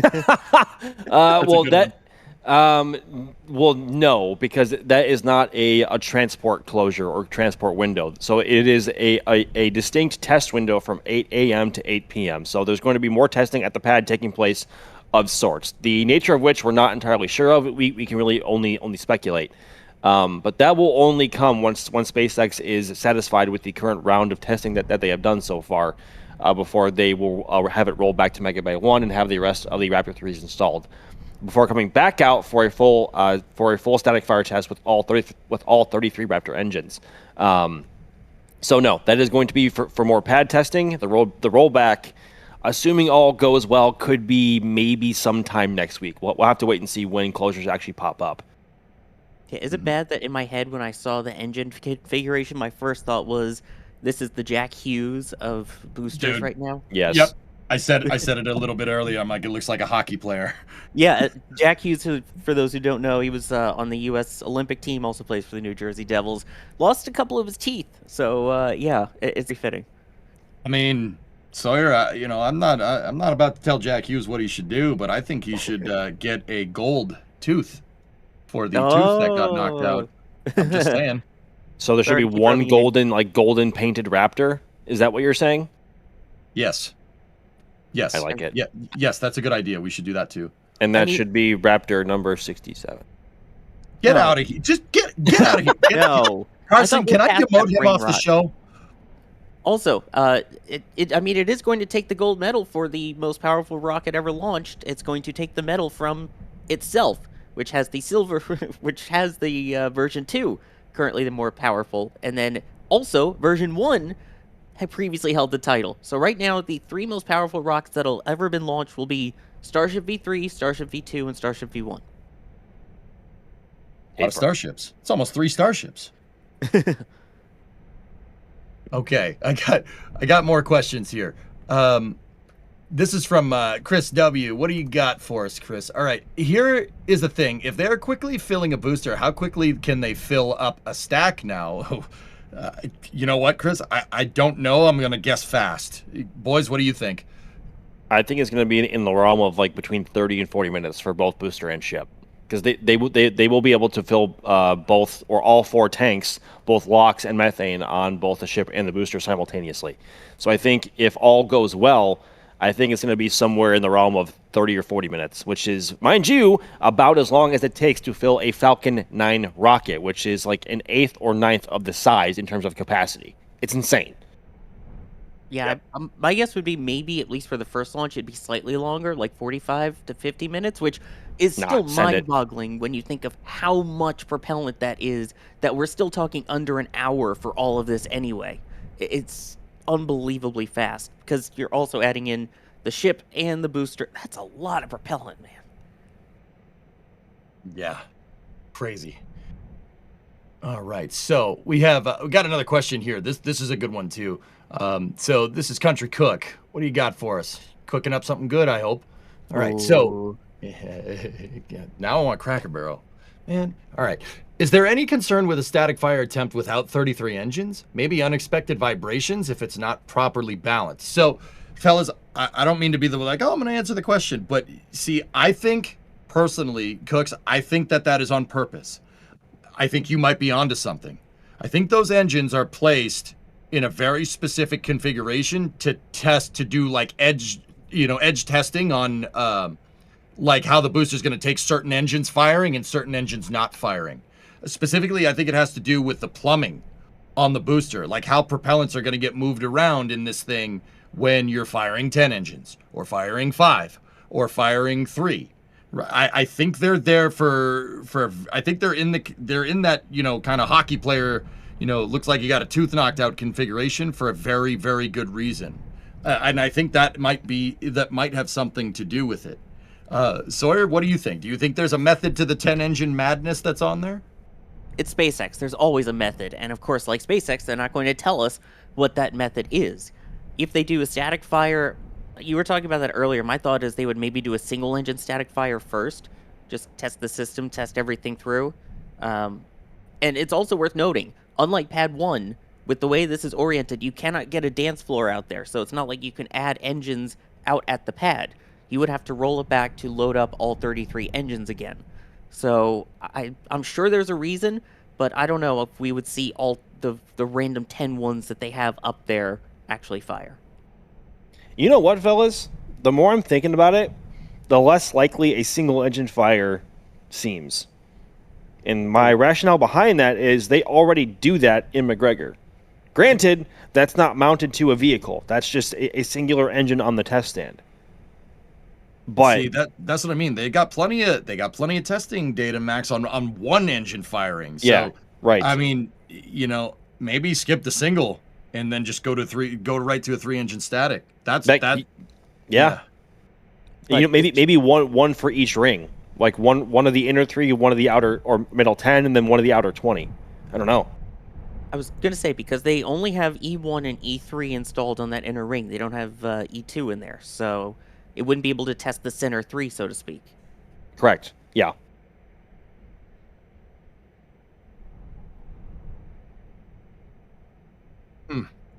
Yeah, no, it's fun. It's fun to theorycraft, guys. Like, to be 100% honest with you, like officially, like this is just me, Sawyer, and Max talking. Like officially, we're not 100% sure if they even did a spin prime today.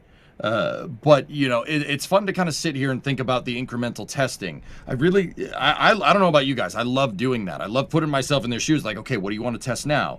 What would you test? How would you do this? Well, how would you do that? Right?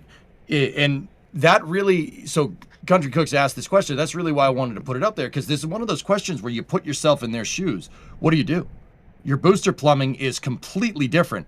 If the V3 booster's plumbing is completely different than V2, to the point where you probably can't, like, if this was any other rocket, I wouldn't even call this, like, if Starship is the name of V2, this would be like, Super Ship or something. Like, this bears like no commonality except like maybe it's made out of stainless steel with the previous super heavies.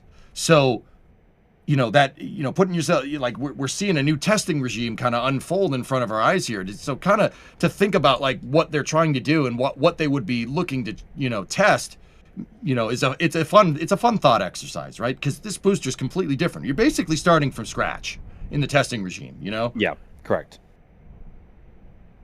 By the way, it looked like earlier that one of the sheriffs was going to pull out, but it also looks like another sheriff pulled in.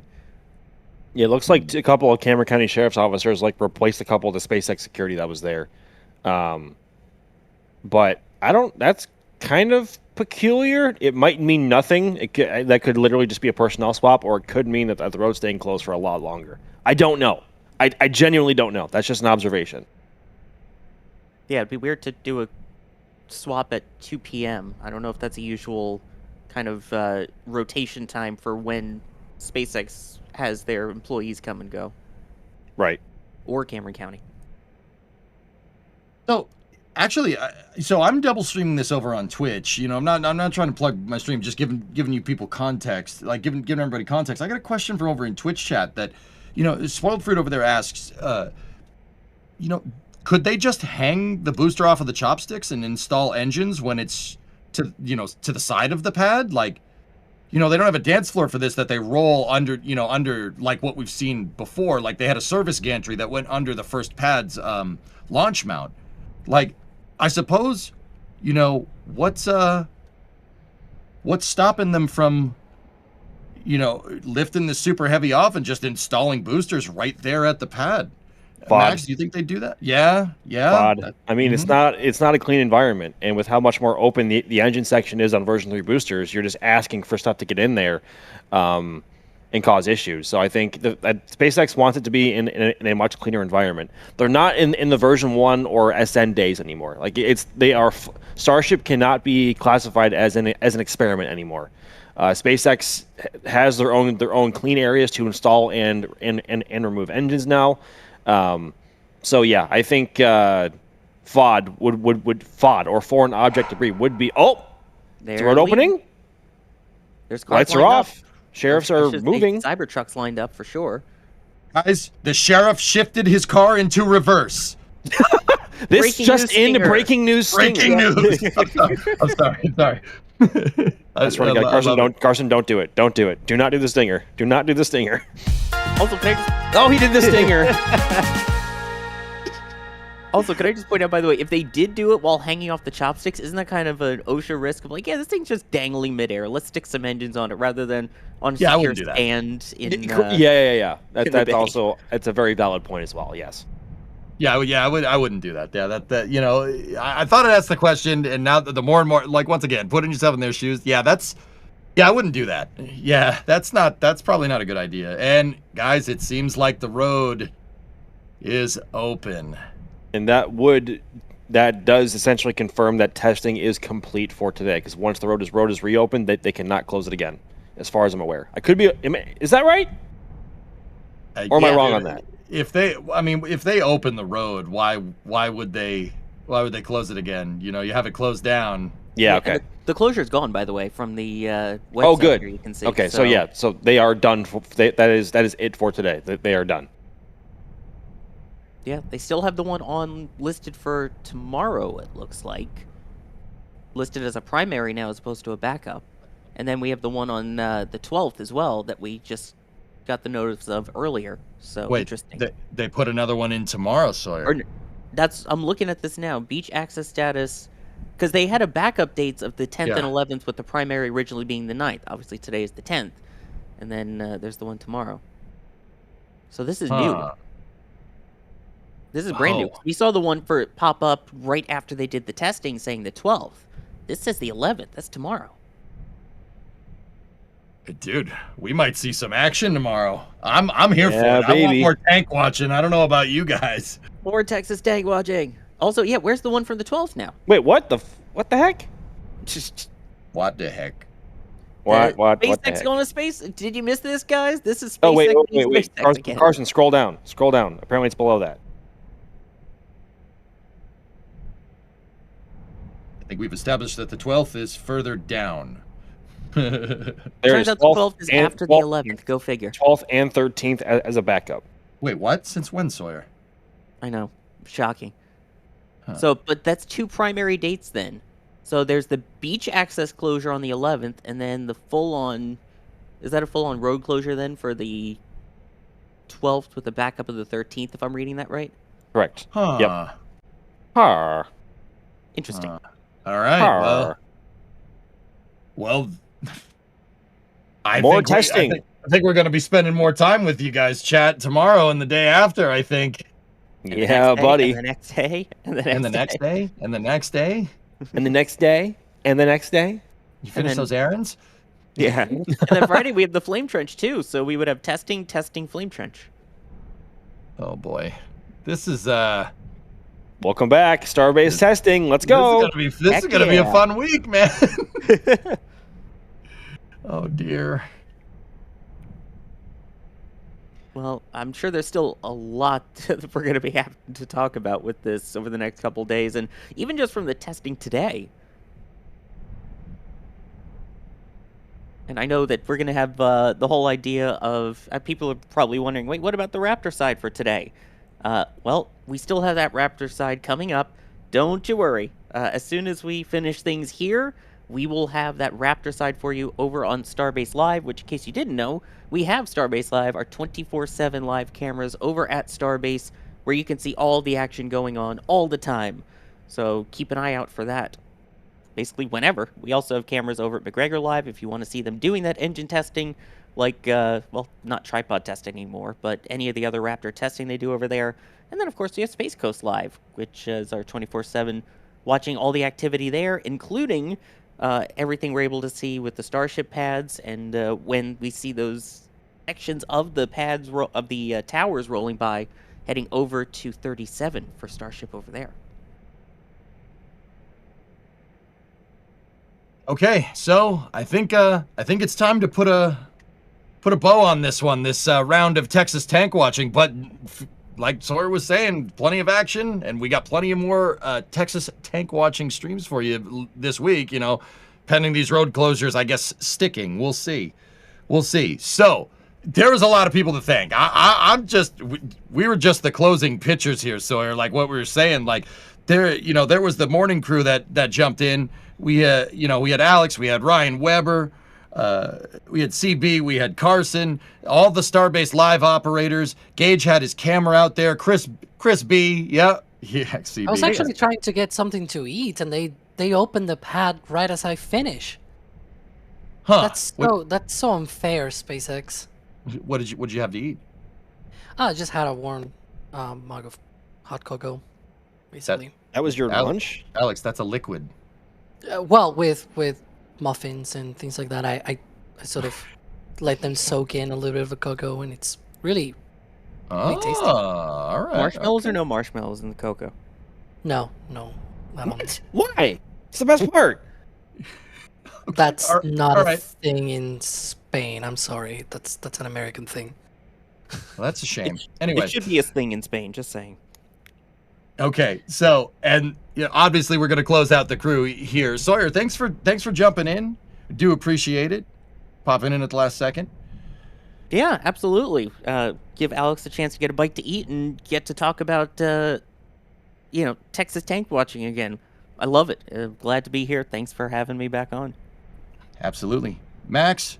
Do very much appreciate you coming in here and hosting and commentating on the stream with me. It's a good time. Pleasure as always, EJ. Yeah, that was a fun morning.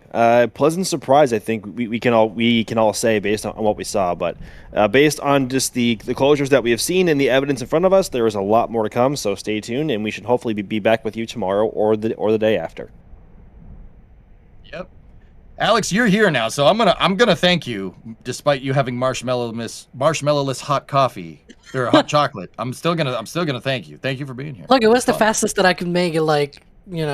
Yeah, that's fair. Without making a lot of other food. Anyways, thanks for having me as always. It's been fun. It was a very surprising and very gratifying. Yeah, it's fun. It is fun to tank watch again. It's very fun. I really, really enjoy it. Guys, I am EJ. I stream over on Twitch. I've been your host with the most, your master of ceremonies for the last, actually about 3. Man, was that 3 hours? That was 3 hours. How? Oh, Yeah, dear. and the stream started 5 hours ago. Whoa. Whoa. That's crazy. Anyway, I do stream over on Twitch. We will be discussing more space news and tank watching over there. Twitch.tv/EJ_SA. Anyway, guys, our time for tank watching today has concluded. So we will see you guys in the next one. Thank you very much for watching. Carson, on the pulling the buttons and levers, roll us out, buddy. And here we go.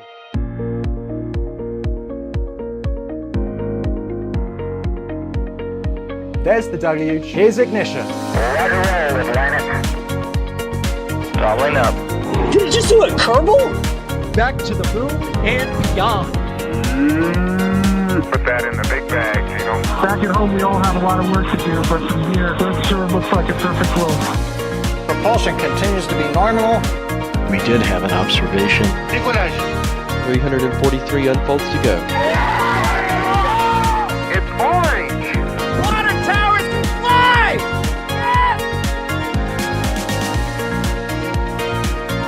Bingo! Right in the center. Where's Jacqueline? There it is! That was surreal. That's not what we want to see. No! Oh my God. Yikes, you bet. We don't need any more of these.